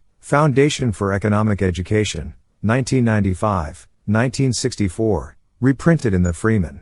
Ideas on Liberty, June 2001. Ed. 59. Savings, investment, and economics. See Alculatayan. Productivity of the worker and consequently the higher the wages the employer can pay. The more capital accumulated, other things being equal, more workers can be employed at the same rates, or at higher rates. 2. Business Minch. Howard Pugh, 18,821,971, of Sunoco, and Irving Olds, 18,871,963, of U.S. Steel have tried, without too much success, to explain to other businessmen the effect of inflation on their capital accumulation, inventories, depreciation, and so forth. Inflation raises the businessmen's selling prices, creating the illusion that they are making profits. The government then taxes and uses for current expenses these apparent profits which would otherwise have been used for investment or set aside for depreciation and replacement. If an individual takes out a policy with a private insurance company, the insurance company invests this money. Later, of course, when the insurance has to be paid out, it has to disinvest. Individuals come to the point where they must disinvest, but insurance companies expand from year to year, and as there is capital accumulation taking place in the whole country, the insurance companies as a whole do not have to disinvest. It is different with the Social Security system. The government talks about actuarial statistics, but this does not mean what it means to an insurance company. What the individual pays, the government spends for current expenses. The government then gives to the Social Security Fund an IOU which it calls a bond. Thus, the government invests in government bonds. When the government collects Social Security taxes, it says, "Give me your money to spend, and in return I promise that in 30 or 40 years the taxpayers will be willing to pay back the debt which we have incurred today." Therefore, the Social Security system is something very different from private insurance. It doesn't mean something has been saved. On the contrary, the savings of individuals are collected by government for Social Security, but they are used for current expenses. I am fully convinced the government will pay, but the question is, in what kind of dollars? The whole thing depends on the readiness of future Congresses and the future public to pay in good money. If people don't like the paper money, they won't use it. For instance, California stayed on hard currency during the Civil War era of the greenbacks. Bismarck's idea of Social Security was that he wanted everybody to receive something from the government. He compared the situation with that of the French, many of whom owned government bonds and received interest. He thought that was why the French were so patriotic. They, 60, were receiving something from the government. Bismarck wanted the individual German, too, to depend on the government. So he started an additional government bonus of 50 marks to every old age pensioner. This was called the Reichsschuss, governmental supplementary allowance. The problems of capital are problems of economic calculation. You cannot increase capital goods by inflation, although you can seemingly increase capital. The result is a discrepancy between capital goods and capital, as is pointed out by economic calculation. 61. 7th lecture. Money, interest, and the business cycle. There are two purely theoretical problems which have had serious influences and serious consequences that cannot be exaggerated. The first of these two problems relates to the taking of interest. This leads us back to Aristotle and his famous dictum, "Money cannot beget money." Aristotle found interest a very difficult problem. He was responsible for the error that interest was paid for the use of money. For many centuries, for 2,000 years, this was the theoretical basis of the legal prohibition of interest taking on loans. People saw only the interest on loans. They didn't see that interest stemmed from a general category of human action, that it arose out of the fact that all people by necessity, without any exception, valued present goods higher than future goods. Therefore, This meant that the discounted values and discounted prices of future goods as against present goods could not be eliminated simply by a government fiat, rule, or command. When the Roman Empire's capitalism broke down and the highly developed Roman economic system was supplanted by the economy of the invading tribes, an economy that was purely agricultural and based on the self-sufficiency of every householder's farm, general prohibition against the taking of interest was increasingly enforced. In many parts of Europe there was a struggle against the taking of interest. At the head of this struggle was the Church. For 1,000 years, the councils of the Church repeated the unconditional prohibition of interest. But in order to find a theoretical basis for this prohibition, they, 62, could not use the Gospels and the New Testament. They had to go back to the law of Moses. There, they found a passage referring to the taking of interest on loans lent to Jews and not to Gentiles. Later, at the beginning of the 12th century, the theologians found a passage in the Gospels, one which could also be interpreted as being against interest taking. This, however, did not refer specifically to interest taking. It said, lend, hoping for nothing again. I think that translation is correct. This raised a problem which we needn't go into, but which was contested by theologians and historians of law. There was on the one hand the prohibition of the Church canon law, which the Church was very eager to enforce, but there was on the other hand reality, the practice of the people. Loans were needed. In the countries under the power of the Church, both religious and secular, modern banking was slowly developing.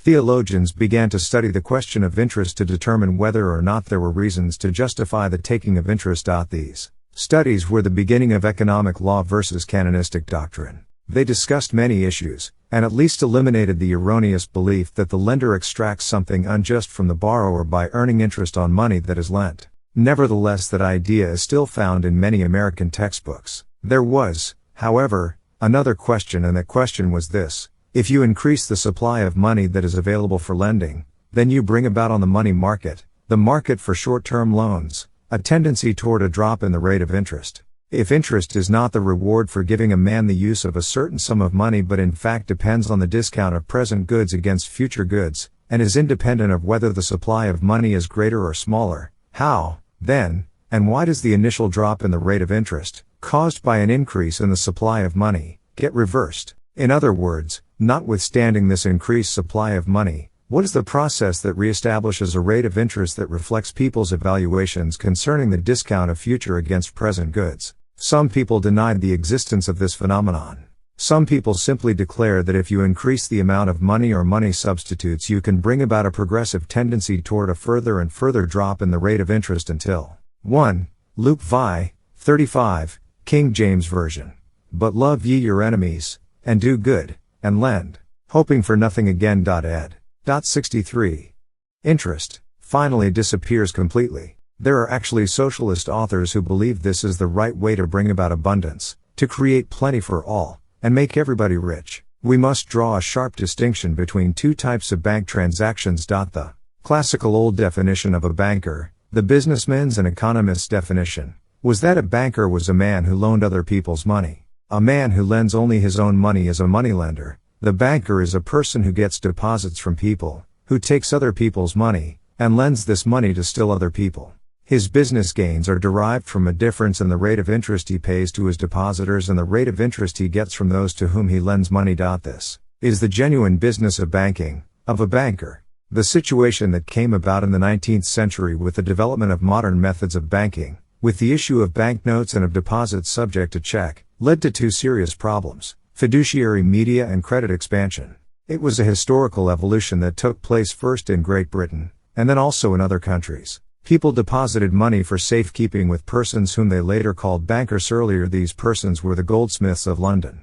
From these goldsmiths the depositors got receipts for their money which they used in making payments. Today, we would call these receipts banknotes. When the goldsmith concerned enjoyed favorable goodwill, there was no reason for another person not to accept such a receipt in payment of money due him. The goldsmiths and the early bankers very soon discovered that it was not necessary to keep as reserves in their vaults funds amounting to the total amount of the receipts they issued. They could issue more receipts, more banknotes, than they really had ready in their cash holdings. They discovered that they could lend a part of their reserves, that it was possible to give more credit by means of banking operations than the amount of money actually deposited with them would have permitted. Thus they discovered what we would call fiduciary media. The second very questionable business consists of the institution of credit expansion, which may be called the most important economic problem of our age. This means that the banker lends more money to people than he receives from his depositors. This surplus of banknotes issued by the banker, or of deposits subject to check which he opens for his customers, is credit expansion. The question is, what are the consequences of such operations? At the beginning, credit expansion of this type was not very critical, not very dangerous, because it was done by individual bankers who had a good standing in the city and their notes could be taken by people, or they could be refused. You could go to the banker and receive from him a loan made up completely of additional banknotes, fiduciary media, made up completely of credit expansion.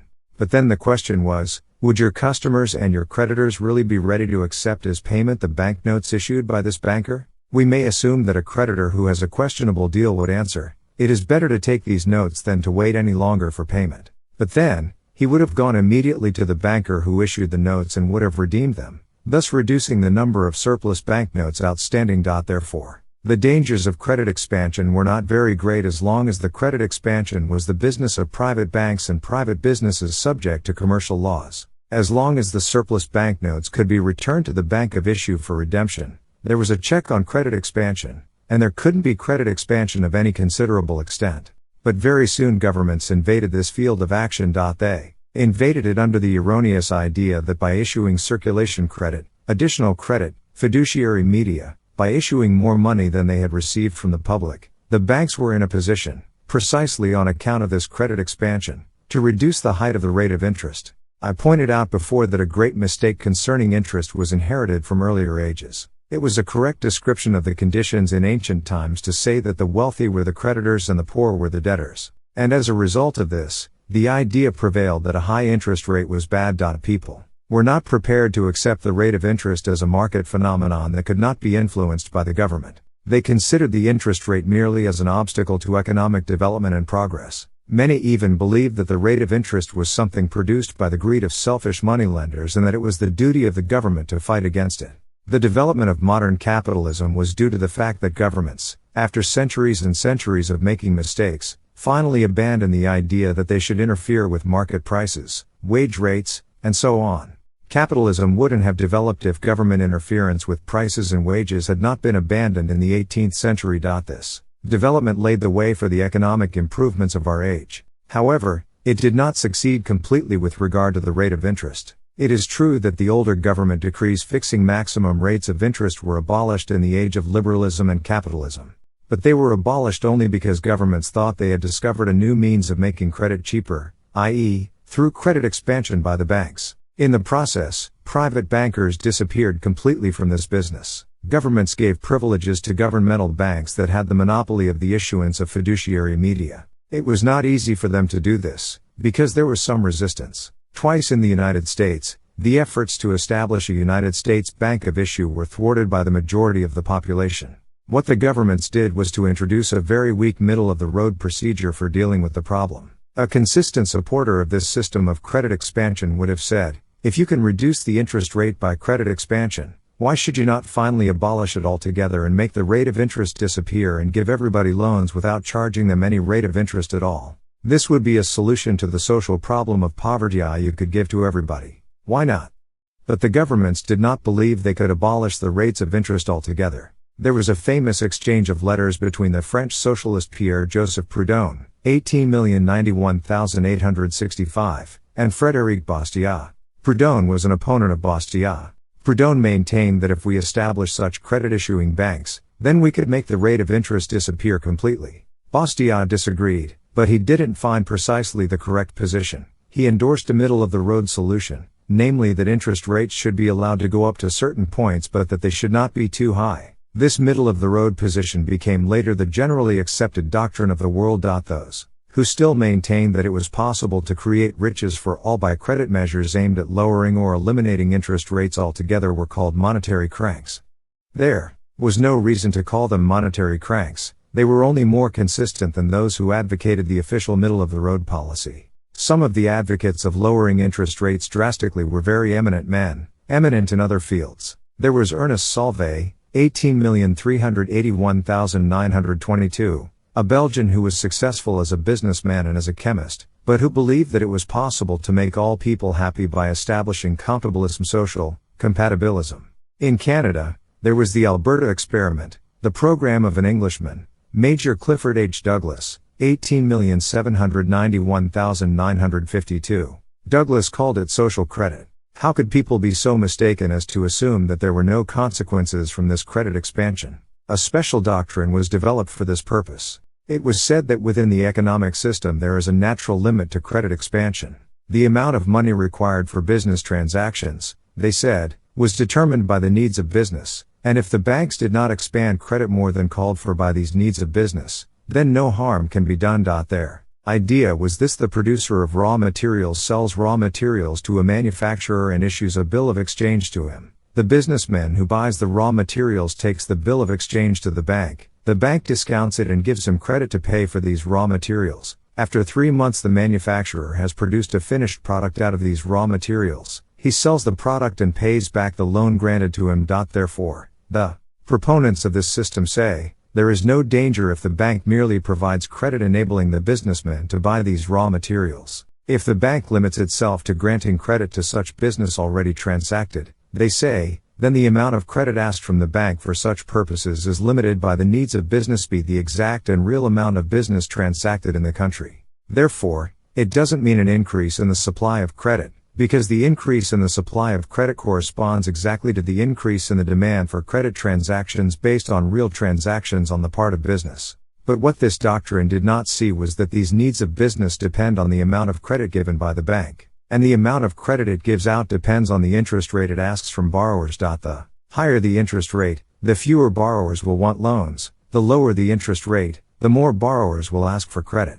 Every businessman calculates the expected outgo and income of his projects. If his calculations show that the transaction, given the costs, including, of course, the cost of interest, will not pay, then the project is not undertaken. But if the bank of issue appears on the scene and creates additional circulation credit to give out for such purposes, thereby lowering the rate of interest below what it would have been in the absence of this new credit, even if only by 1/4 or 1/5 of 1%, a number of projects which would not have been undertaken at the higher rate of interest would now be done. The credit expansion of the bank creates its own demand. It gives the impression that more savings, more capital goods, are available than actually is the case. In fact, what has been increased is only the amount of credit. 67. If the bank does not expand credit, if it does not give out new circulation credit for this purpose, that is, if it lends only money from someone's savings, the consequence would be that the bank would have to charge a higher rate of interest than if it did create new credit. Then, many transactions would not be conducted, precisely on account of the fact that the rate of interest was a little bit higher. However, if the bank gives out new credit, additional money, it must reduce the interest rate to attract new borrowers, as all available funds were already loaned out at the prevailing market rate of interest. The banks very often expand credit for political reasons. There is an old saying that if prices are rising, if business is booming, the party in power has a better chance to succeed in an election campaign than it would otherwise. Thus, the decision to expand credit is very often influenced by the government that wants to have prosperity. Therefore, governments all over the world are in favor of such a credit expansion policy. On the market, credit expansion creates the impression that more capital and savings are available than actually are, and that projects which yesterday were not practical because of the higher interest rate are feasible today because conditions have changed. Businessmen assume that the lower interest rate signals the availability of sufficient capital goods. This means that credit expansion falsifies the businessman's economic calculations. It gives the impression to him, to the nation, and to the world, that there are more capital goods than there really are. By credit expansion, you can increase the accounting concept of capital. What you cannot do is create more real capital goods. As production is necessarily always limited by the amount of capital goods available, the result of credit expansion is to make businessmen believe that projects are feasible which actually cannot be executed on account of the existing scarcity of capital goods. Thus, credit expansion misleads businessmen, results in distorting production and causes economic malinvestment. When the credit expansion causes businessmen to undertake such projects, the result is called a boom. We must not overlook the fact that all during the 19th and 20th centuries there was always an obsession, unfortunately not against credit expansion, but at least against giving the government too much power in matters of credit expansion. The main object was to limit the government's influence with regard to the central banks. In the course of history, governments have used the central banks again and again for borrowing money. The government can borrow money from 68. The public. For instance, a person who has saved $100 could hold them as dollars or invest them. But instead of doing either of these things, he can buy a new government bond. This purchase doesn't change the amount of money in existence. The money he pays for the bond passes from his hands to those of the government. But if the government goes to the central bank to borrow the money, the bank can buy government bonds and lend money to the government simply by expanding credit, in effect creating new money. Governments have a lot of good ideas as to how to carry out this borrowing. There has always been a struggle between parliaments and the executive concerning the government's influence on the central banks. Most of the European legislatures said very clearly that their central banks must be separate from the government, that they must be independent. And in this country, there is a continual conflict between the Federal Reserve Board and the U.S. Treasury. This is a natural situation caused by economic laws and government legislation. Some governments have found it very easy to violate the legislation without violating the letter of the law. The German government, for instance, borrowed from the public during World War I because the Reichsbank had promised to give it loans. Private individuals who bought German government bonds needed to pay out only 17% of the amount of the bond, and this 17% gave them a yield of 6 or 7%. Hence, 83% of the price of the bond was supplied by the bank. This meant that when the government borrowed from the public, it was actually borrowing indirectly from the German Reichsbank. The result was that in Germany the U.S. dollar went from 4.20 marks pre-World War I to 4.2 billion marks by the end of 1923.2. There has always been resistance to giving power to the central banks, but in the last decades this resistance has been by and large completely defeated in all countries of the world. The U.S. government has used the power of the central bank, the Federal Reserve, to borrow from it to obtain a considerable part of the money it needs to fund its expenditures. The consequences have been inflation and a tendency for prices and wage rates to rise. There is no doubt that the credit expansion brings about a drop in the rate of interest. Why? Then does this not mean that the rate of interest can always remain low and that interest could really disappear completely? If it is true that the rate of interest is not a monetary phenomenon but a general. 2. See Ludwig von Mises, Business Under German Inflation, The Freeman, November. 2003. ed. 69. Phenomenon of the market, which reflects the fact that future goods are traded at a discount as compared with present goods. We must ask ourselves, what is the nature of the process which, after the initial drop of the interest rate due to credit expansion, finally brings about step by step a return of the rate of interest to that level which reflects market conditions and the general state of affairs? That is, if the rate of interest is a general category of human action, and yet if an increased supply of money and bank credit can bring about a temporary drop in the rate of interest, how does the interest rate return once more to the rate that reflects the discount of future goods over present goods? In answering this question, we are also answering a question that has occupied people for decades, even centuries in some countries that have had central banks and a system of credit expansion. This is the problem of the trade cycle, the regular return of periods of economic depression. In Great Britain from the end of the 18th century on, and later in those countries of the world that entered step by step into the system of modern capitalism and modern banking methods, we could observe from time to time an almost regular occurrence of events, i.e., the emergence of periods of economic depression, economic crises. We do not mean economic crises brought about by some obvious event that makes it possible to explain the emergence of this crisis. For instance, in the early 1860s the American Civil War made it impossible to ship cotton from the United States to Europe, and the U.S. southern states were at that time the only suppliers of cotton to Europe.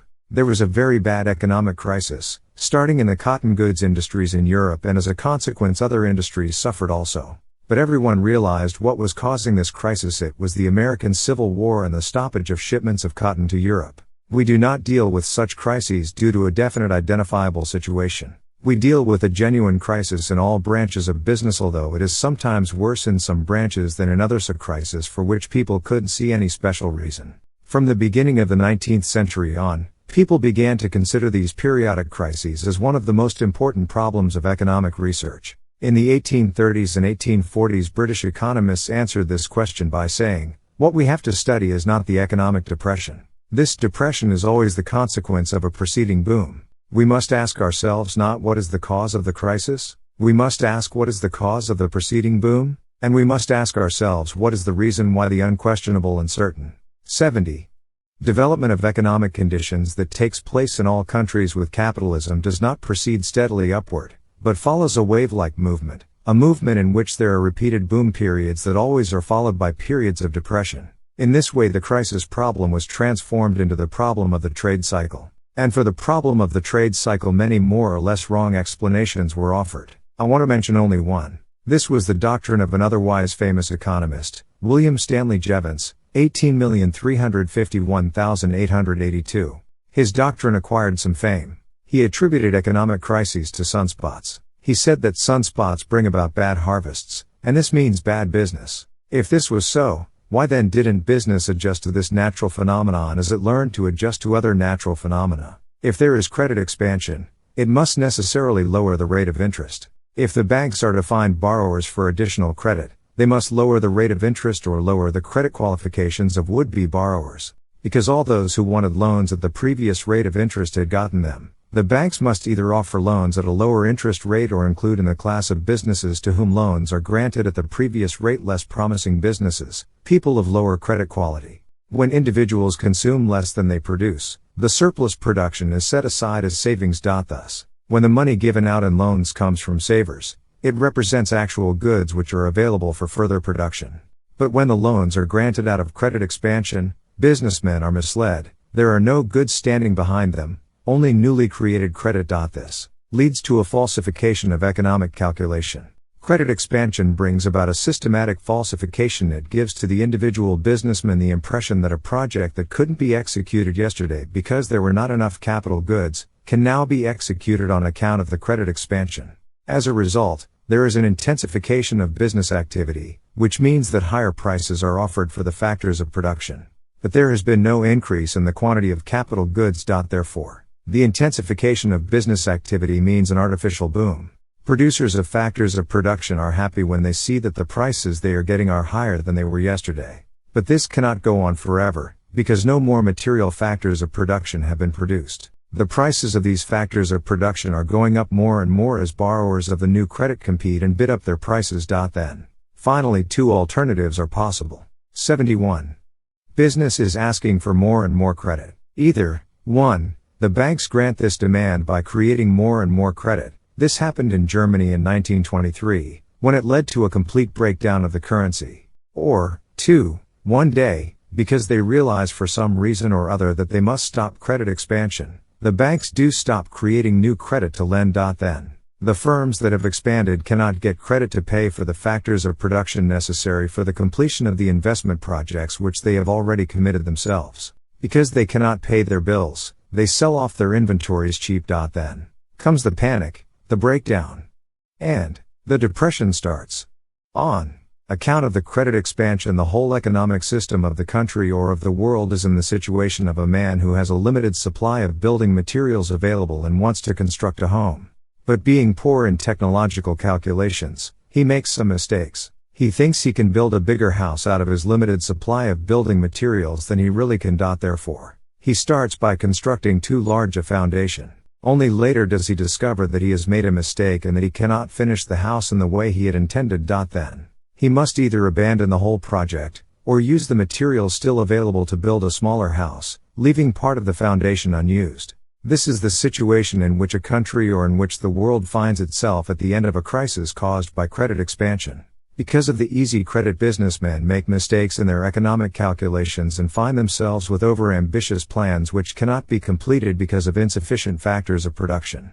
In every boom period that precedes a crisis, in Great Britain and then later in other parts of the world, indeed, in every country in the world which has experienced credit expansion, you always find people who have said, "This is not a boom that will be followed by a crisis." Only people who do not know what is going on can say such a thing. This is the final prosperity and everlasting prosperity. We will never again have such a crisis. The more people believe in this slogan of everlasting prosperity, the more desperate they become when they discover that the everlasting prosperity doesn't last forever. One thing that made matters worse following 1929, than in preceding periods of depression, was that the American unions were really very powerful and they would not tolerate that the crisis should bring about those results which were the consequence of earlier crises in this country and in other countries e.e. They would not tolerate a considerable drop. 72. In money wage rates. In some branches of business, money wages went a little bit down. But by and large the unions were successful in maintaining the wage rates which had been developed artificially during the boom. Therefore, the number of unemployed remained considerable, and unemployment continued for a very long time. On the other hand, those workers who did not lose their jobs enjoyed a situation in which their wages did not drop to the same extent as commodity prices. The living conditions of some groups of labor even improved. 3. This was the same situation that led to the conditions in England in the latter part of the 1920s, which were important in bringing about the doctrines of Lord Keynes and the ideas of credit expansion that have been practiced in recent years. The British government made a very serious mistake in the 1920s. It was necessary for Great Britain to stabilize the currency. But they did not simply stabilize. In 1925, they returned to the pre-war gold value of the pound. That meant that the pound was a heavier pound afterwards and had a greater purchasing power than the pound of, let us say, 1920. A country like Great Britain that imports raw materials and foodstuffs and exports manufactures should not have made the pound more expensive. As Hitler expressed it, they must either export or starve. In such a country, in which the unions did not tolerate a drop in wage rates, it meant that the costs in pounds of manufacturing British products were increased in relation to production costs in countries which had not made a similar return to the gold standard. With higher costs, you must ask higher prices to stay in business. So you can sell fewer units and must cut production. Therefore, unemployment increased, and there was permanent mass unemployment. Because it was impossible to deal with the unions concerning this problem, the government proceeded in 1931 to devalue the pound much more than it had been revalued in 1925, in order, they said, to encourage export trade. Other countries did the same. Czechoslovakia did it twice. The United States followed in 1933. The countries of the French Standard, France, Switzerland, followed in 1936. I mention this because it is necessary to realize why the crisis of 1929 it was merely a crisis of credit. 3. See Ludwig von Mises, The Causes of the Economic Crisis, 1931, in Percy L. Greaves Jr., ed., On the Manipulation of Money and Credit, Essays of Ludwig von Mises, Dobbs Ferry, New York, Free Market Books, 1978, pages 173,203, ESP. Pages 18692. ed. 73. Expansion had much longer and more serious consequences than those crises in preceding times. Of course, the Marxians say, every crisis must be worse and worse. The Russians, they say, have no trade cycle. Of course the Russians don't. They have a depression all the time. We must realize the tremendous psychological importance, the enormous importance of the fact that in the history of the 19th and 20th centuries, credit expansion was limited. Nevertheless, it was the general opinion of businessmen, economists, statesmen, and the people, that bank credit expansion was necessary, that the rate of interest was an obstacle to prosperity, and that an easy money policy was a good policy to have. Everyone, businessmen as well as economists, considered credit expansion necessary, and they became very angry if somebody tried to say that it might have some drawbacks. At the end of the 19th century, it was considered practically indecent to support the British currency school, which was opposed to credit expansion. When I started to study the theory of money and credit, I found in the whole world of literature only one living author, a Swedish economist, Knut Wicksell, 18,511,926, who really saw the problems in credit expansion. For the idea prevails even today that we cannot do without credit expansion. It will be impossible, without a very serious struggle which really has to be fought, to defeat all those ideological forces that are operating in favor of credit expansion. Most people, of course, don't give any thought to credit expansion. But the governments have a very clear idea about it. They say, we can't do without it. Credit expansion is fundamentally really a problem of civil rights. Representative government is based on the principle that the citizens need to pay to the government only those taxes that have been legally promulgated in a constitutional way, no taxation without representation. However, governments believe they cannot ask their citizens to pay as much in taxes as is needed to cover the whole of government expenditures. When governments cannot cover their expenses out of legally enacted taxes, they borrow from the commercial banks and so expand credit. Therefore, Representative government can actually be the instigator of credit expansion and inflation. 4. Knut Wicksell, Interest and Prices, New York, Macmillan, 1898, 1936. ed. 74. If the institution of credit expansion and other types of government inflation had been invented in the 17th century, the history of the struggle of the Stuarts with the British Parliament would have been very different. Charles I, 16,001,649, wouldn't have had any problems in getting the money he needed if he could simply have ordered the Bank of England, which didn't exist in his time, to grant him credit. He would then have been in a position to organize an army of the king and to defeat Parliament. This is only one aspect. The second aspect: I don't believe that this country could stand psychologically a recurrence of a crisis like that of 1929. And the only way to avoid such a crisis is by preventing the boom. We are already very far along in this boom, but we could still stop it in time. However, there is a great danger. While capital goods are limited in amount and are scarce and would, therefore, limit those projects which can be executed and make many projects appear impossible for the time being, credit expansion can hide by the illusion of an increase in the capital reported in dollars on the books. Credit expansion creates the illusion of available capital, while in fact there is not. The fundamental problem of the 19th century was that people didn't realize these things. As a result, capitalism was very much discredited, for people believed that the almost periodic occurrence of depressions was a phenomenon of capitalism. Marx and his followers expected the depressions to get progressively worse, and Stalin still says openly every day, "We have only to wait. There will be a very bad crisis in the capitalist countries." If we want to thwart these plans, we must realize that sound credit policies acknowledge the fact that there is a scarcity of capital goods, that capital cannot simply be increased by credit expansion. This must come to be recognized by our businessmen and politicians. Additional comments by Mises during the question and answer period. What happened in the past with credit expansion has been, by and large, absorbed and adjusted to by the market. I would say, take as given the conditions as they have happened in the past, and say only that for the future there should be no more credit expansion. In the future no additional banknotes should be issued, no additional credit should be entered on a bank account subject to check, unless there is 100% coverage in money. This is the 100% plan. With respect to today's 75 situation, we should leave everything that has happened in the past alone. We should not attempt to reverse it because that would be deflationary. Deflation is not as dangerous, not as bad, as inflation.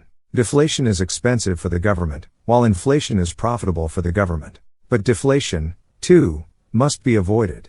If there hadn't been any privileged banks and if government had not forced citizens to take the banknotes by making them legal tender, banknotes would never have become popular. The average citizen today in every country of the world, with the exception of the most backward countries, considers as money every scrap of paper upon which the government or an institution privileged by the government has printed the magic words legal tender.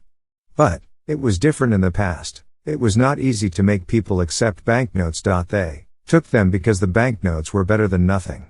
If a person didn't want the banknotes, he could take them back to the bank that issued them. And if the bank couldn't redeem them, the bank went broke. The wonderful thing about government-issued banknotes, from the point of view of the government and the banks, is that the bank is not required to redeem them, except perhaps in legal tender money, which is again banknotes. If the governments had never interfered with money and banking, it would be possible to leave every citizen free to issue his own banknotes. I want to give everybody the right to issue his own banknotes. The problem then would be to get other men to accept such private banknotes. Maybe nobody will take them. I am not against banknotes as such. I am only against banknotes that are protected by some government privilege. I want the banknotes issued in the past to retain their privilege, but no more legal tender banknotes and no more credit expansion.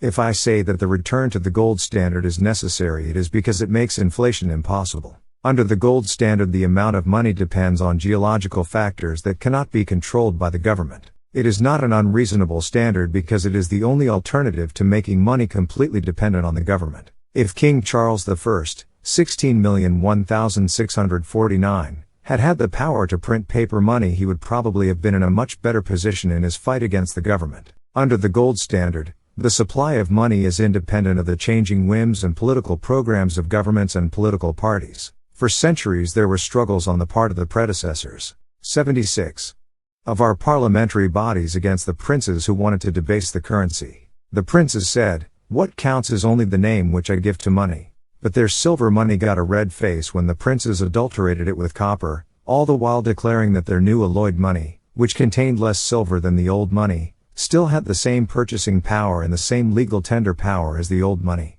If the government is in a position to provide for some of its expenditures by creating money, it no longer needs to depend, let us say, on Congress. Historically and politically, the gold standard is an implement in the system of legislation that limits the power of government and makes government dependent on the will of the people. 77. 8th Lecture. Profit and Loss, Private Property, and the Achievements of Capitalism. In dealing with all matters concerning capitalism, it is fundamental never to forget the difference between capital goods and capital. Capital goods are physical things. The concept of capital is purely a theoretical concept within the framework of a definite method of calculation and computation. The evolution of this concept of capital finally resulted in including in the accountant's concept of capital, the auditor's concept, and also those things that are not capital goods. The system of accountancy started, of course, with businessmen. Anxious to know what the results of their transactions were, they developed this method of accounting, double-entry bookkeeping and so on. The concept of capital that they applied referred to, and included, only those funds that they had diverted to the development of business. It did not include real estate or the private property of the head of the enterprise, of his family, and so on. You can still read in legal treatises and papers essays debating whether or not the private capital of the owner should be included in the balance sheet of a firm. According to the methods in practice in accountancy, the concept of capital as used today includes the real estate and all rights owned by the enterprise. Agriculturists also began to pay attention to these problems, but only much later. In the beginning they developed methods of accounting which were limited to the operation of the farm only, without including the whole property of the owner. I mention these facts because if you look into the balance sheet of an enterprise there is room for the building. The 78. Real estate, owned by the enterprise. The concept of capital as used today includes more than capital goods, it includes all the things owned by the enterprise. From this point of view we must raise the question also of whether or not there are other distinctions which may have greater importance for the practical problems of capital. If we speak of capital we discover that we have in mind all the total material factors of production as far as they may be used for production purposes. If we talk about the decisions to be made concerning the employment of capital, we must take into account the fact that the greater part of the capital available is embodied in non-convertible or not perfectly convertible goods.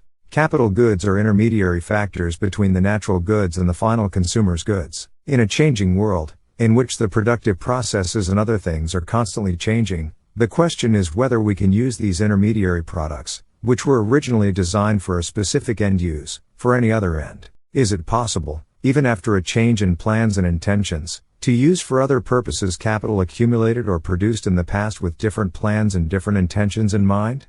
This is the problem of the convertibility of capital goods. For more than 100 years, a movement popular in the whole world, today especially in California, is represented by a group of reformers who call themselves technocrats. Technocrats criticize the fact that we have still going on side by side with the most modern methods of production, processes of production of an outdated character. And they are not the only ones to criticize this fact. They point out how wonderful it would be if all that they call economic backwardness were eliminated, if we had all the factories located in the best places, and if all the factories were equipped with the most modern equipment. Then there wouldn't be any backwardness, nor any machines and methods of production being used which are no longer up to date. There was a German, or a Russian, I had better say a Baltic socialist, who pointed out, for instance, how backward German agriculture was. He would abandon or diminish all existing farms and machines, substitute the most modern achievements of agriculture, and then it would be possible to produce everything cheaper. The weak point of these plans is that the capital accumulated in the past was in the form of capital goods that represented the technical wisdom of the ages in which it was accumulated. Although the factories are out of date, it does not necessarily mean that the old machines have to 79.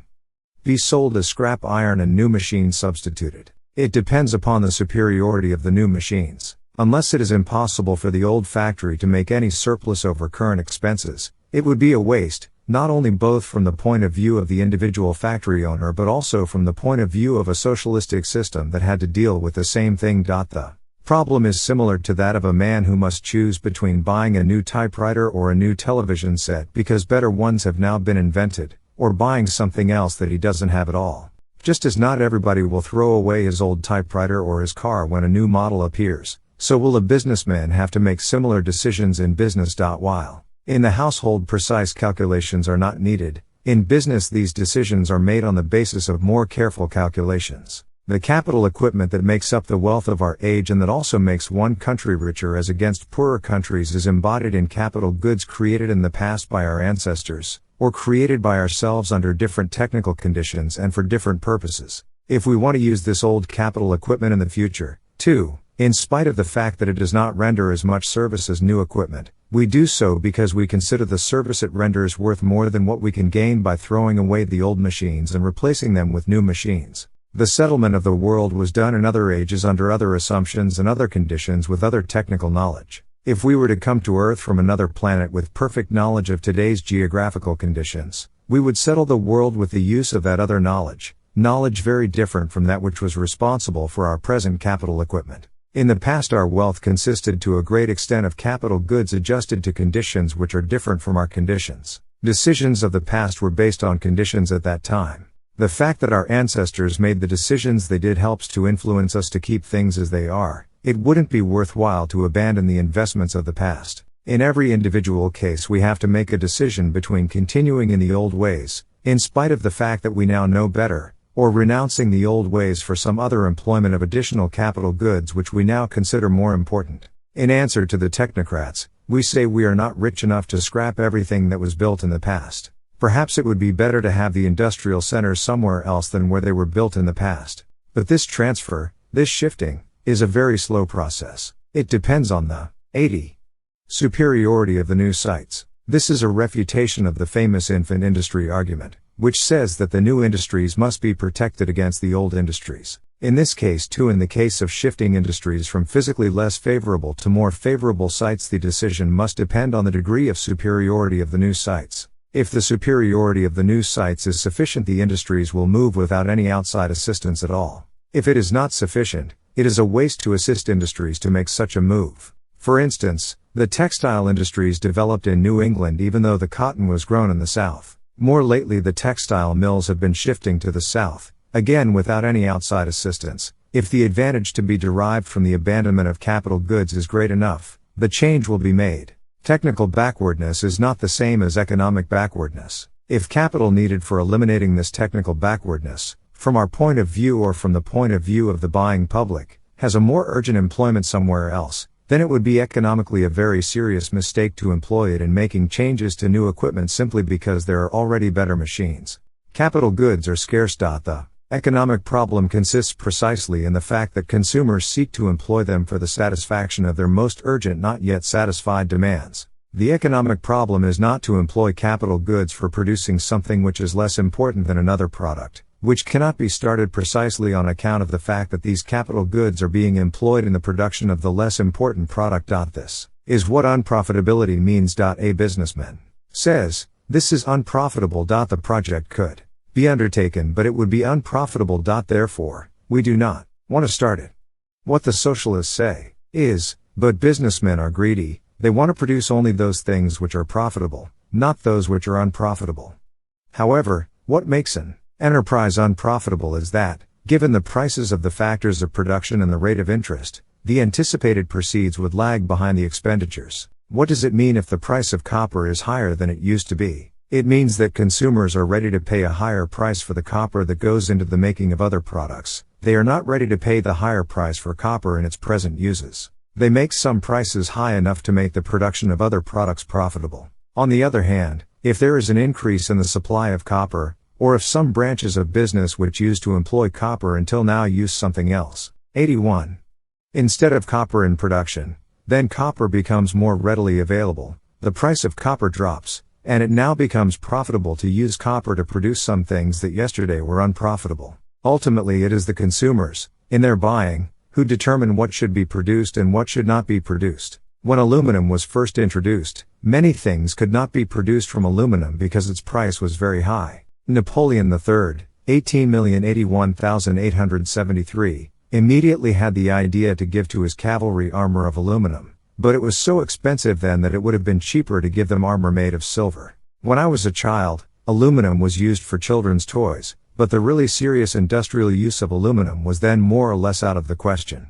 Slowly the production of aluminum improved and the use of aluminum for many articles became possible. Years ago, it was as unprofitable to use aluminum as it is today to use some high-grade metals for certain commercial purposes. The slogan "production for use and not for profit" is meaningless. A businessman produces for profit, but he can make profits only because consumers want to use the things he produces, because they want to use them more urgently than other things. In the absence of profits and losses, there wouldn't be any guides for production. It is profits or losses that show the businessman what the consumers are asking for most urgently, in what qualities and in what quantities. In a system in which there were no profits or losses, the businessman would not know what the wishes of the consumers were, and he wouldn't be able to arrange his production processes according to the wishes of the consumers. Besides this function of profit or loss, there is the role they play in shifting ownership of the means of production into the hands of those who knew in the past, of course, i.e., until yesterday, how best to employ them for the needs of the consumers. This is no guarantee that the means of production will be used in the best way tomorrow.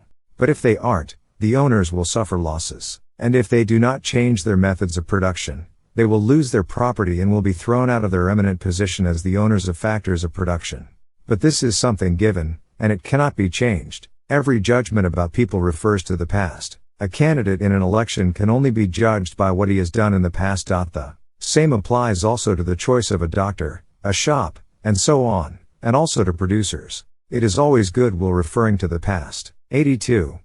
Past profits shift the ownership of the means of production from the hands of those who were less efficient in using them in the eyes of the public into the hands of those who are expected to be more efficient. Therefore, the meaning of ownership of the means of production is very different in a system based on the division of labor from its meaning in a feudal system. In a feudal system, private ownership was acquired by conquest or by the arbitrary appropriation of pieces of land. The proprietor was the conqueror, the supreme conqueror was the head of the army, the king, the Führer. Other people acquired private property as gifts from the supreme lord. There was a whole hierarchy: kings, dukes, knights, and so on, and at the bottom were the people with no property. The dukes and knights could lose their property by being deprived of their gift by the higher authoritative king revoking his gift, or they might be defeated by a successful conqueror. This system prevailed until capitalism replaced it to varying degrees in many countries. If you study the history of private ownership in land, you can, of course, go back either to conquest or to appropriation of ownerless property by somebody. From this point of view, the older critics of private ownership said property does not have a legal origin. It was acquired by might, by conquest, without any legal basis. Hence, they say they want to take it away from the current private owners and give it to everybody.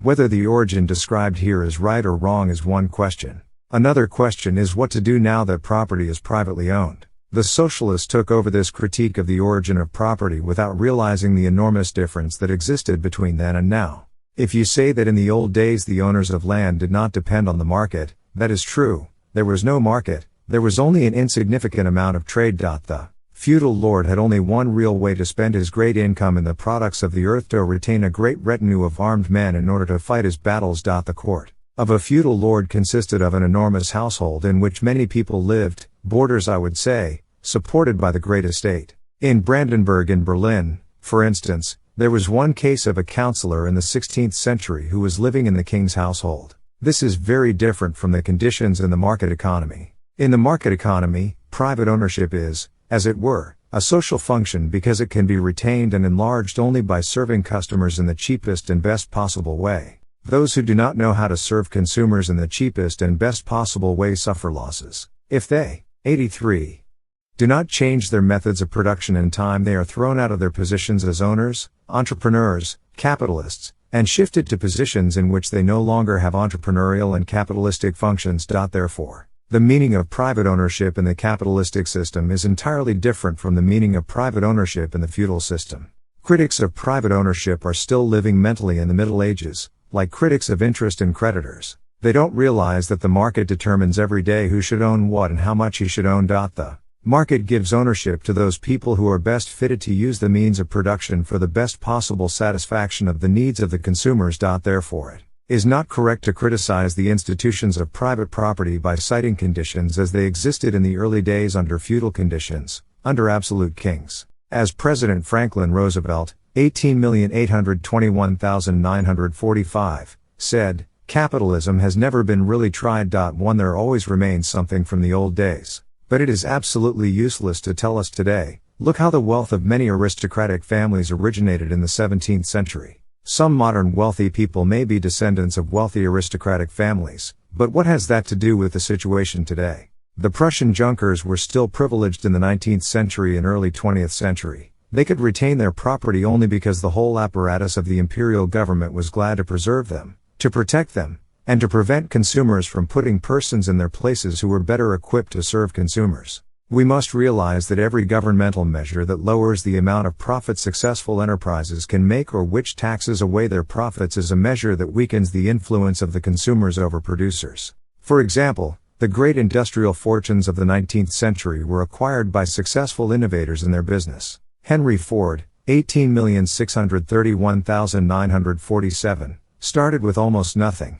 He made enormous profits which were plowed back in his enterprise. In this way, over a comparatively short time, he developed one of the biggest fortunes of the United States. The result was that something quite new happened: mass production of 1. A program whose basic thesis is, not that the system of free enterprise for profit has failed in this generation, but that it has not yet been tried. F.D. Roosevelt, as quoted in Chapter 1, Friedrich A. Hayek, The Road to Serfdom, Chicago, University of Chicago Press, 1944, p.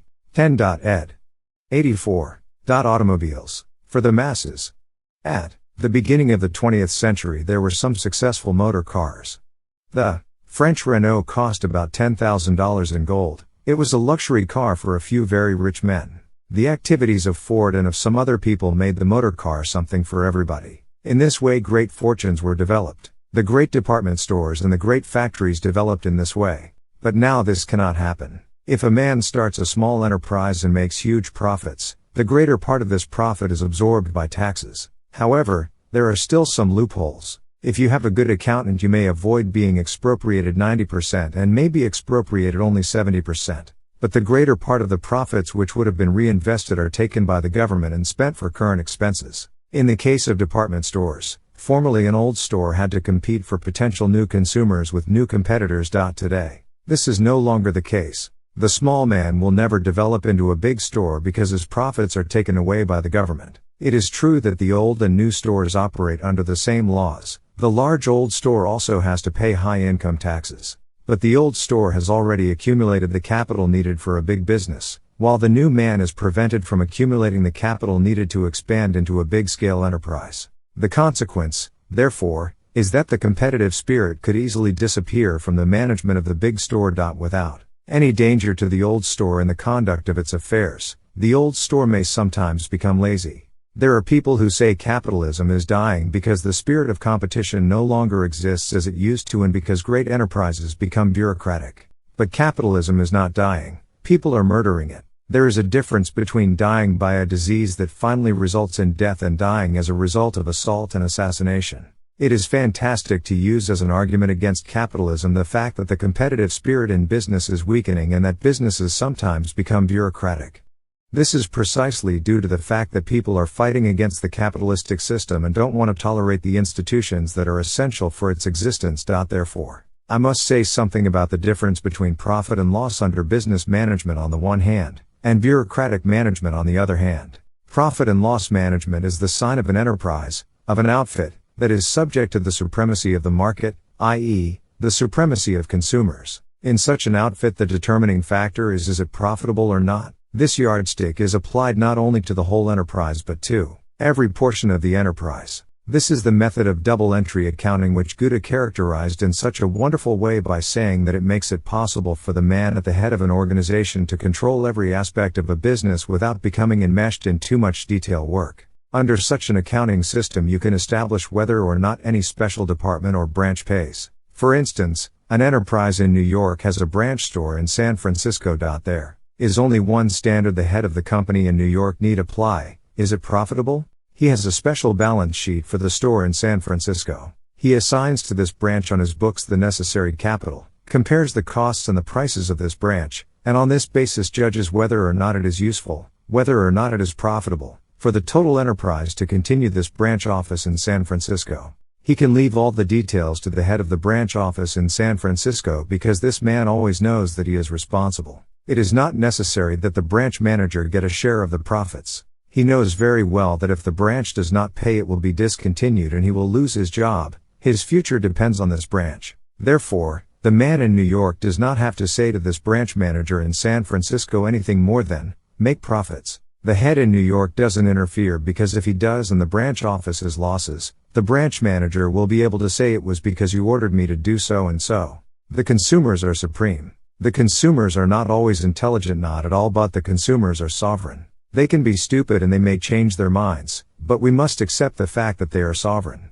Businessmen are subject to the supremacy of the consumers. The same is, of course, true for the whole business establishment. The decisive voice is the voice of the consumers. It is not the problem of the producers or manufacturers to criticize consumers, to say, these people have bad tastes, I recommend they buy something else. This is the task of philosophers and artists. A great painter, a great leader, a man who wants to play a role in history must not yield to the bad taste of consumers. However, businessmen are subject to profit and loss management and are directed in every detail by the wishes of the consumers. The consumers are supreme. They are buying the product and this is justification for the producer. If it is not weakened by government interference, this is profit and loss management, production for consumers. Now what is bureaucratic management? People often confuse bigness with bureaucracy. Even such an eminent man as Max Weber, 18,641,920, thought that the essential factor of a bureaucracy was that people sat at desks and had a lot of paperwork to do. But this is not the essential feature of a bureaucracy. The characteristic of a bureaucracy is that it deals with things which are necessary but which cannot be sold and that do not have a price on the market. Such a thing, for instance, is the protection of individuals against gangsters and other criminals. This is the job of the police department. It is very important, indispensable. But the services of the police department cannot be sold on the market. Therefore, you cannot judge the results of these police operations in the same way as you can judge the operations of a shoe factory. The shoe factory can say, the public approves of our operations because we make profits. The police department can only say the public approves through the actions of its town council, Congress, Parliament, and so on. Therefore, the system of management which must be used for a police system is the bureaucratic system. The nation, or the citizenry, elects parliamentary bodies and these parliamentary bodies determine how much should be spent for the various functions of the government, including the police department. You cannot evaluate in dollars and pennies the results of a police department. And, therefore, you cannot have bookkeeping and auditing of a police department in the same way you do in private businesses. In private businesses, the expenses are measured in terms of dollars against the proceeds. In the police department you cannot measure the expenses against the proceeds. The police department has only expenses. The proceeds of a police department are, for instance, the fact that you can walk safely through the town, even after midnight. Such proceeds cannot be evaluated in terms of money.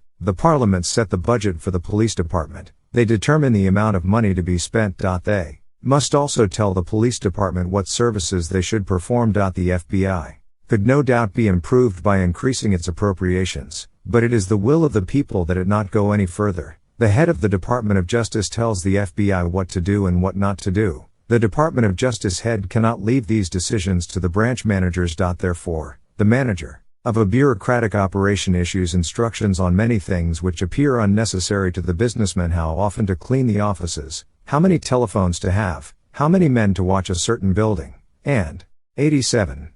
So forth. These detailed instructions are necessary because in a bureaucracy what has to be done and what is not to be done must be determined by such rules. Otherwise the man on the spot would spend money without giving heed to the total budget. If there is a limited budget you must tell the employees what they can and what they cannot do. This refers to all branches of government administration.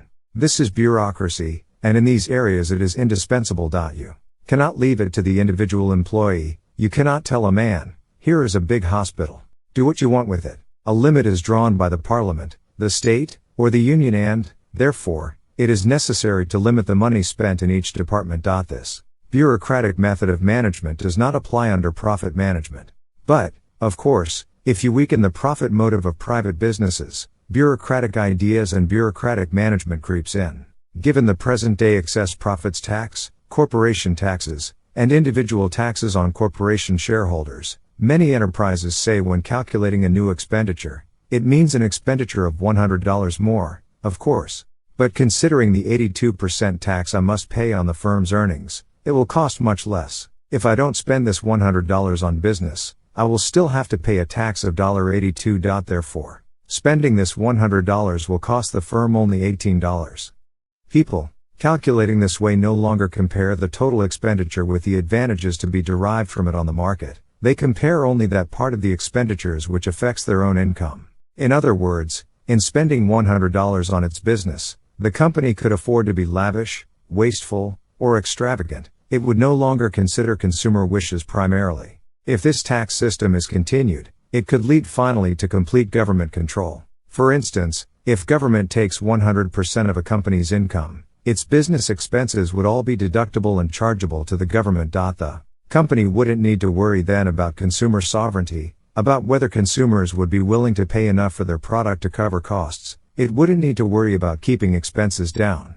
But then the government couldn't allow the business to do as it wished. The government would have to control all aspects of the business operations. Therefore, if you hear that business is becoming bureaucratic and wasteful, it is not the consequence of big business, of capitalism, of an unhampered market system. It is the consequence of government taxation and government interference with these things. 88. 9th Lecture. Foreign Investments and the Spirit of Capitalism. 300 years ago, economic conditions in the world were more uniform than at present. There were some savage tribes, of course, but except for them the greater part of the world by and large had reached the same level of technological development and civilization.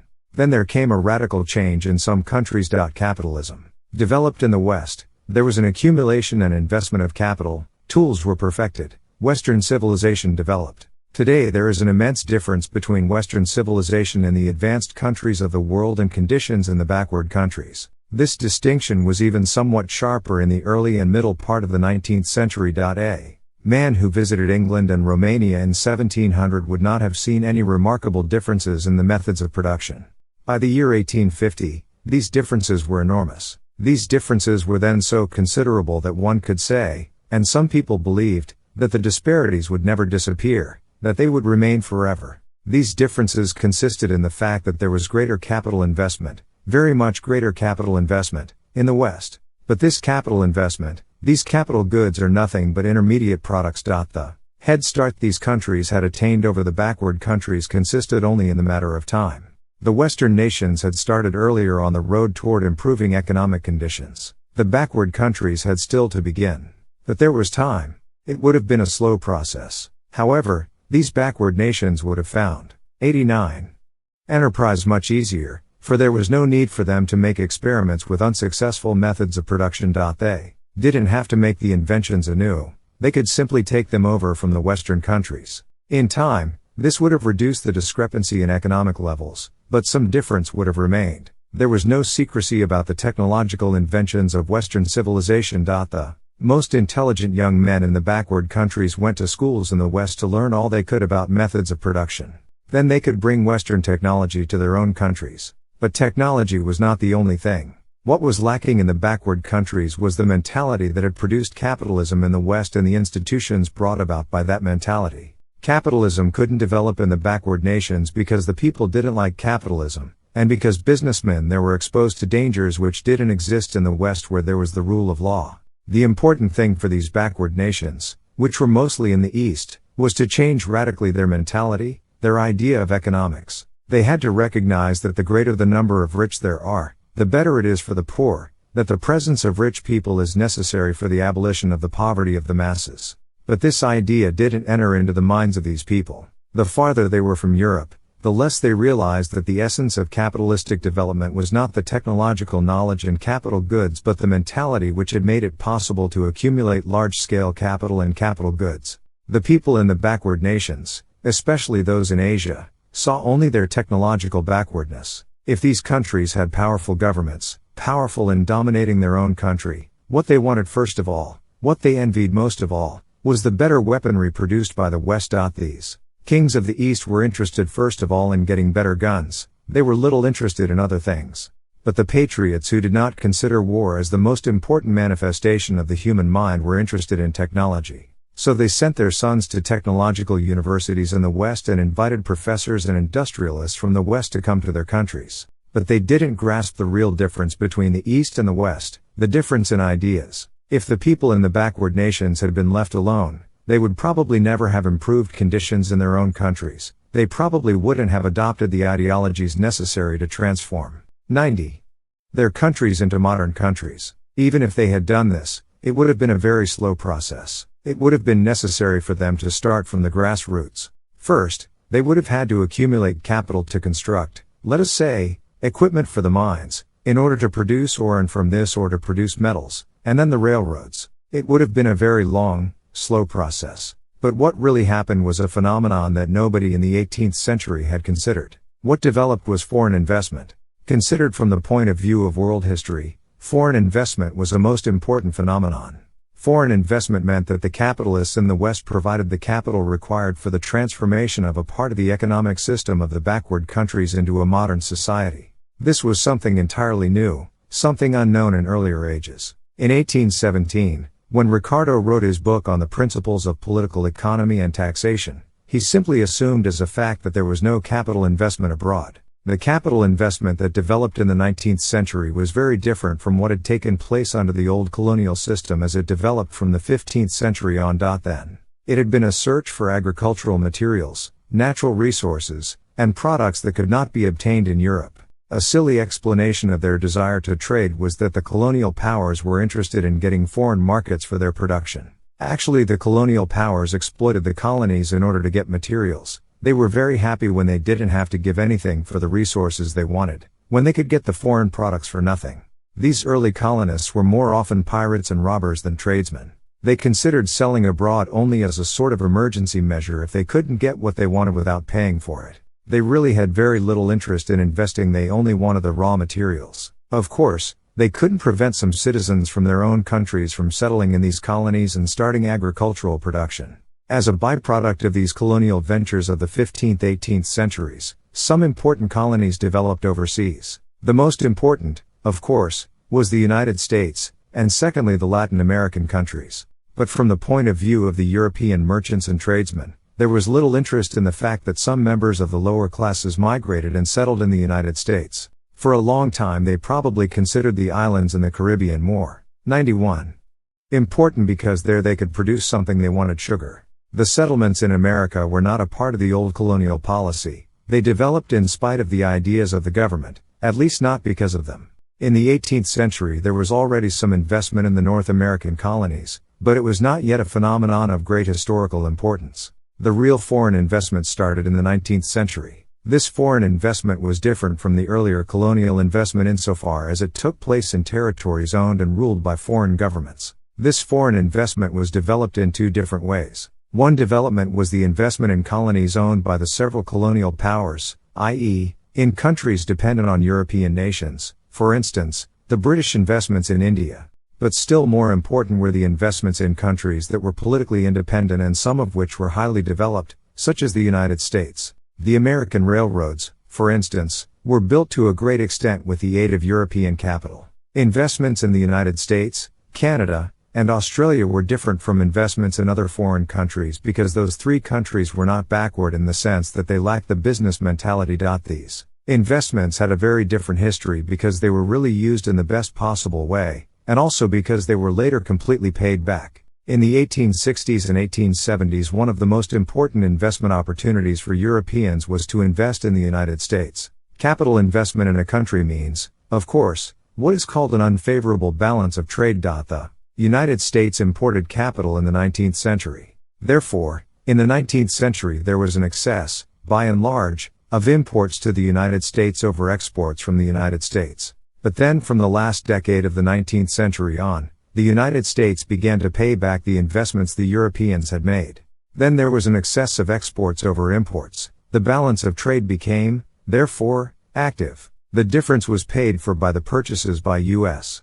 citizens of American shares and bonds that before had been sold to Europeans. This went on until after World War I. The United States then became the greatest money lender and investor in the world. The capital from Europe, and later from North America, that came to these countries made it possible for European and North American countries to expand their economic systems. One result of these foreign investments was that certain branches of production were developed in 92 countries where they wouldn't have been developed at all, or where they would have been developed only much later and certainly not in the way in which they were actually developed. The consequences undoubtedly benefited both the countries that invested and the countries in which the investments had been made. Very soon an attitude hostile to foreign investors and foreign creditors developed in many of the countries which had benefited from this foreign investment. Such things even happened to some extent in the United States. One reason why the Confederate States didn't get more than one small loan from Europe during the Civil War was that in their files Jefferson Davis, 18,081,889, had a black mark against him. Before he became President of the Confederacy, Davis had worked to repudiate a state loan in Mississippi, and the European bankers at that time had a good memory. However, such things happen more often in other countries than they did in the United States. On the one hand, some countries had a specific idea about how foreign investors and foreign creditors should be treated. On the other hand, there were European governments waiting to intervene when such conflicts became acute, to protect the rights, as they said, of their citizens. As a matter of fact, these European governments were not very much interested in the rights of their citizens. What they wanted was a pretext for colonial conquest. After the Congress of Vienna, 18,141,815, it was a very disagreeable situation to be an army officer in Europe which was, by and large, at peace. The governments, and especially their armies and navies, were anxious to gain success abroad. They wanted victories, and some governments believed that public opinion expected such victories. If they went to war, they might be defeated and their prestige would suffer. This led some of them to seek colonial exploitation. For instance, the government of Napoleon III, which suffered from really bad treatment of French investors in the Republic of Mexico, embarked in the 1860s on a great adventure in Mexico. In the beginning, it brought some success to the French army, but it did not end as the French had hoped. The countries which had been benefited from foreign investment misunderstood the meaning and advantages of foreign investment. There was a popular movement against foreign investors. Throughout the world, the principle of national sovereignty became accepted. It was maintained that an outside nation does not have the right to interfere if the rights of its citizens in another country are being violated. This was called the sovereignty doctrine. We are not interested in the legal excuses for placing 93. Obstacles in the path of foreign investors. But the result of the whole movement was that foreign investments and foreign loans granted to a country were completely at the mercy of every sovereign nation. These countries declared the foreigners to be exploiters, and they tried to demonstrate the presence of exploitation by various theories which are not worth mentioning. The Marxians provided several doctrines which related foreign investment to imperialism. They maintained imperialism is bad and must be abolished at any cost. These Marxian doctrines, especially those of Rosa Luxemburg, 18,711,919, cannot be explained without entering into the whole value theory of Karl Marx. These Marxian doctrines of imperialism declare that foreign investment is both detrimental to the country from which capital is exported and detrimental to the country to which it is imported.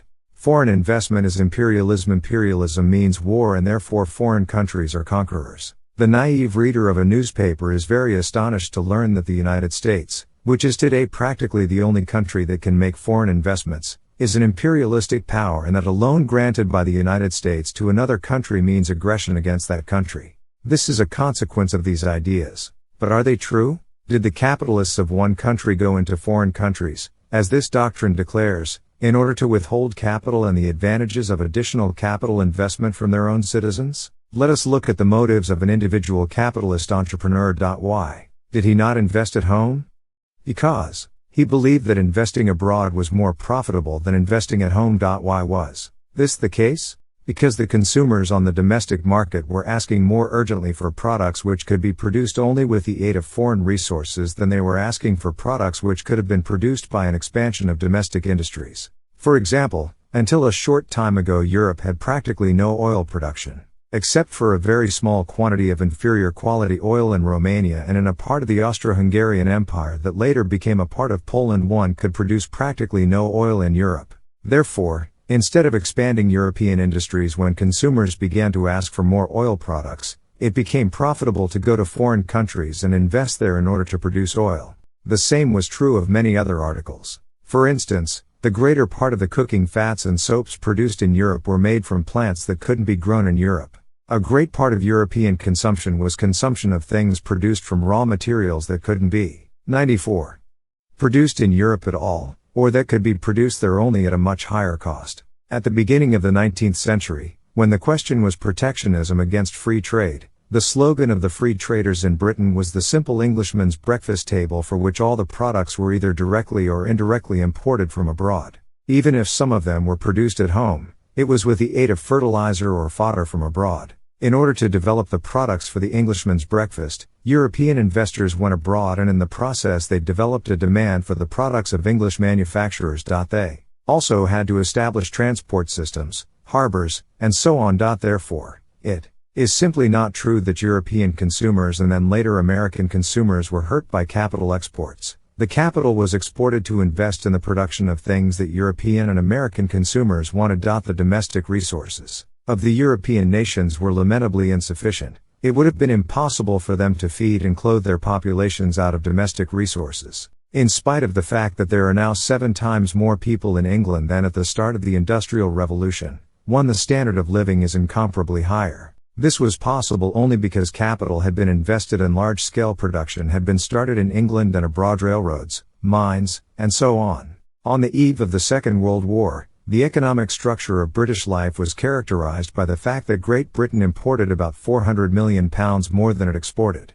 50% of this surplus was paid for by the dividends and profits of British-owned enterprises abroad and by the interest on bonds of foreign countries owned by the British. The standard of living of Great Britain was determined by this fact. During World War II, a part of these British investments abroad were sold, mostly to the United States, in order to pay for the war and for the surplus of imports the British needed before Lend-Lease started. Then after the war, when Lend-Lease came to an end, the British government declared that it 1. The population of England was 41,147,938, 1952 World Almanac, as compared with an estimated 6 million in 1750. Ed. 2. The U.S. Lend-Lease Act of March 11, 1941, permitted the President of the United States to sell, transfer title to, exchange, lease, lend, or otherwise dispose of, to any such government, whose defense the President deems vital to the defense of the United States, any defense article, including weapons,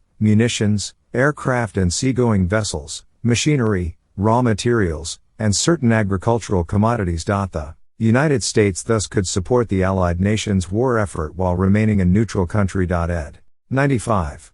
Was no longer possible to feed their people without the aid of an American loan, which was, in fact, an American gift. But even this was not enough. The Argentine government expropriated the shares of the British-owned railroad and paid for these expropriations in British currency. The British government then taxed the money away from the people who got this indemnity from Argentina, and used this money to pay for wheat, meat, and other foodstuffs bought from Argentina. This is a typical case of capital consumption. Savings of the past which had been accumulated in the form of railroads were sold in order to get food, current consumption.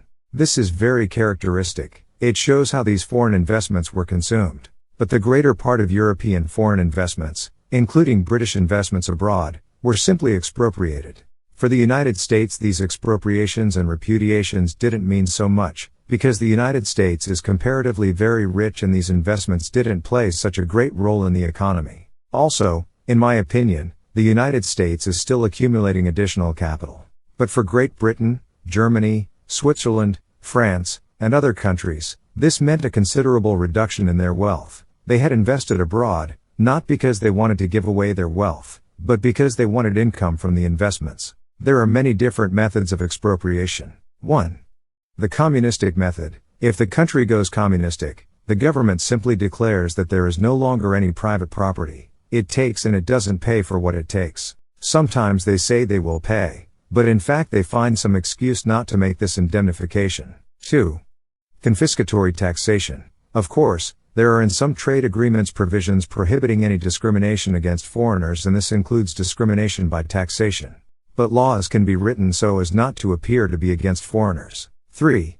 Foreign exchange control. This is the most popular method. The foreign corporation makes a profit in its dealings in a country, but the foreign exchange control laws prevent it from transferring these profits into another country. As an example, Let us consider Hungary. There were foreigners who owned small or greater amounts of bonds and common stocks in Hungary. The Hungarian government said, of course, you are perfectly free. You have the right to receive your interest and dividends. But we have a law, not only for foreigners, also for Hungarians. The law says that the transfer of funds out of the country is forbidden. Come to 96.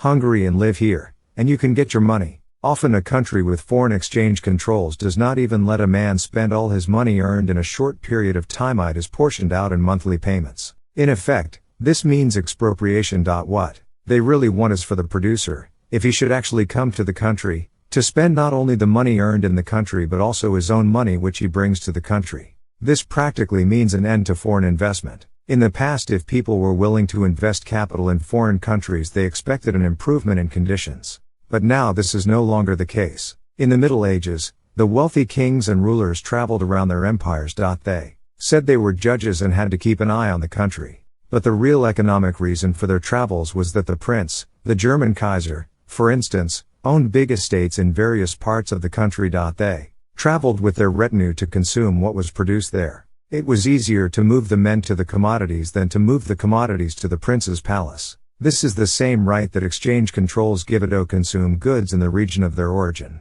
The Chinese governments were very clever. They did not expropriate the British. First, they prohibited them from exporting profits. Then, they forced them to operate in such a way that there was no profit. Then they asked for taxes also, so that the British had to send additional money to China. Finally, they made the British realize that you cannot do business with the communists, you especially cannot invest with them. The expropriation of the Mexican oil fields was accomplished by repudiation, by the non-payment of bonds. The story of foreign investment can be told in a few words. Investments went out, but only the glory, or the fame of this glory, remains. The result is that today there is very little readiness of people to invest abroad. It was amazing that during the interval between the First and Second World Wars there were still investments in countries that had repudiated foreign investors openly or indirectly. American investors lost a lot of money when the German mark collapsed because the German bonds were mark bonds, not gold bonds. Nevertheless, during this period there were many German municipalities that succeeded in getting loans from American investors. Sometimes these American investors were simply babes in the woods, they didn't know what they were doing. 97. The Swedish government issued a gold dollar bond. They were paid for these bonds in gold dollars and promised to repay the loan in American gold dollars, defined as the American McKinley gold dollar. Then, in 1933, the United States went off the gold standard. The provision in the Swedish loan had been formulated precisely for the unlikely event of a change in the American currency.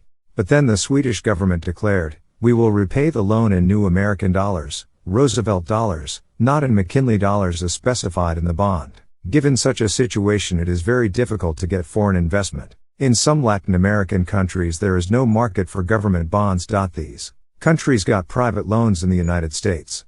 But they will no longer get such loans. What has been substituted for this system of private investment was, first, Lend-Lease and, now, foreign aid. That means the American taxpayer is making gifts, not loans, to these countries. Institutions have been established, especially the International World Bank, for the purpose of giving loans, but under a guarantee. In the long run such a system is self-defeating. If the United States issues bonds at a definite rate, let us say 3%, then the United States is standing behind the bond. If a foreign government issues such a bond under the guarantee of the United States, then again the United States is behind this bond. If the United States will not pay, then this foreign government will certainly not pay either. Now if this foreign loan is at a higher rate, let us say 4%, then the American government competes with its own bonds. The American government will not be in a position to sell its own bonds at 3% if the foreign bond has an advantage over the American bonds, not only a higher interest rate, but the guarantee of the American government besides. Therefore, such a system cannot prevail in the long run. The result of the whole thing is that there is no longer any private investment. Public investment abroad means something quite different from private investment. When the Argentine railroads were owned by private individuals of Great Britain, there was no infringement on the sovereignty of the government of Argentina. But if the railroads or harbors, for instance, are owned by a foreign government, this means something entirely different. And it means political problems become more important than economic problems. 98.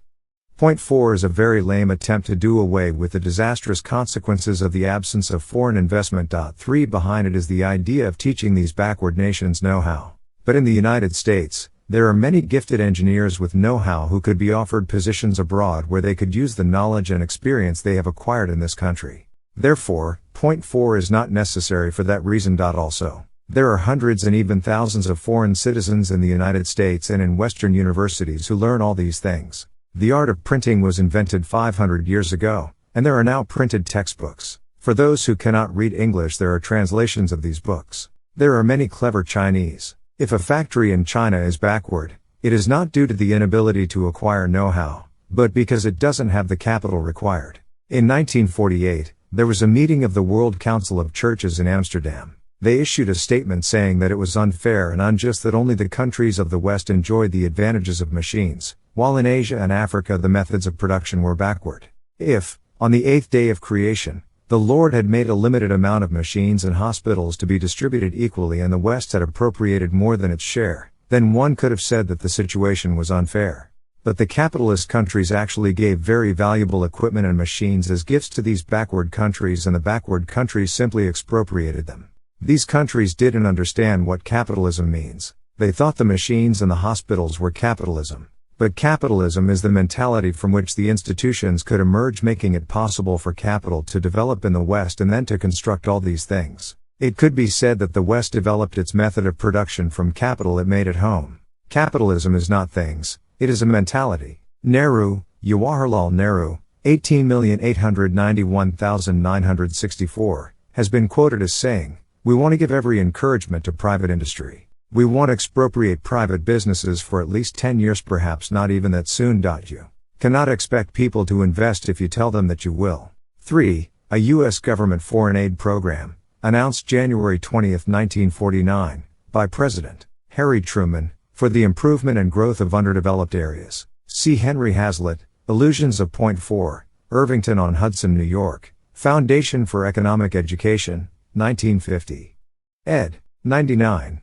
Expropriate them at some time in the future. Therefore, conditions in India are much worse now than when the British were there. Then you could still hope that the British would remain and that they would not expropriate your business. The conditions are again similar to those that prevailed before the British came to India. If an Indian has some savings, he invests in the precious metals, or still better in jewels. First of all, these cannot be confiscated so easily and you can try to hide them. If necessary, you can even swallow a diamond to keep it safe for some time. You can't hide a railroad or a mine. And this is the catastrophe of the backward nations. People invest their savings in such things rather than in capital goods. This situation has been made much worse because the Europeans brought to these countries modern medicines and modern methods of treating contagious diseases. In spite of the conditions that still prevail in China, and India especially, infant mortality figures have dropped considerably. As a result, these countries have an increasing population and a decreasing capital investment. The per capita capital is dropping instead of increasing.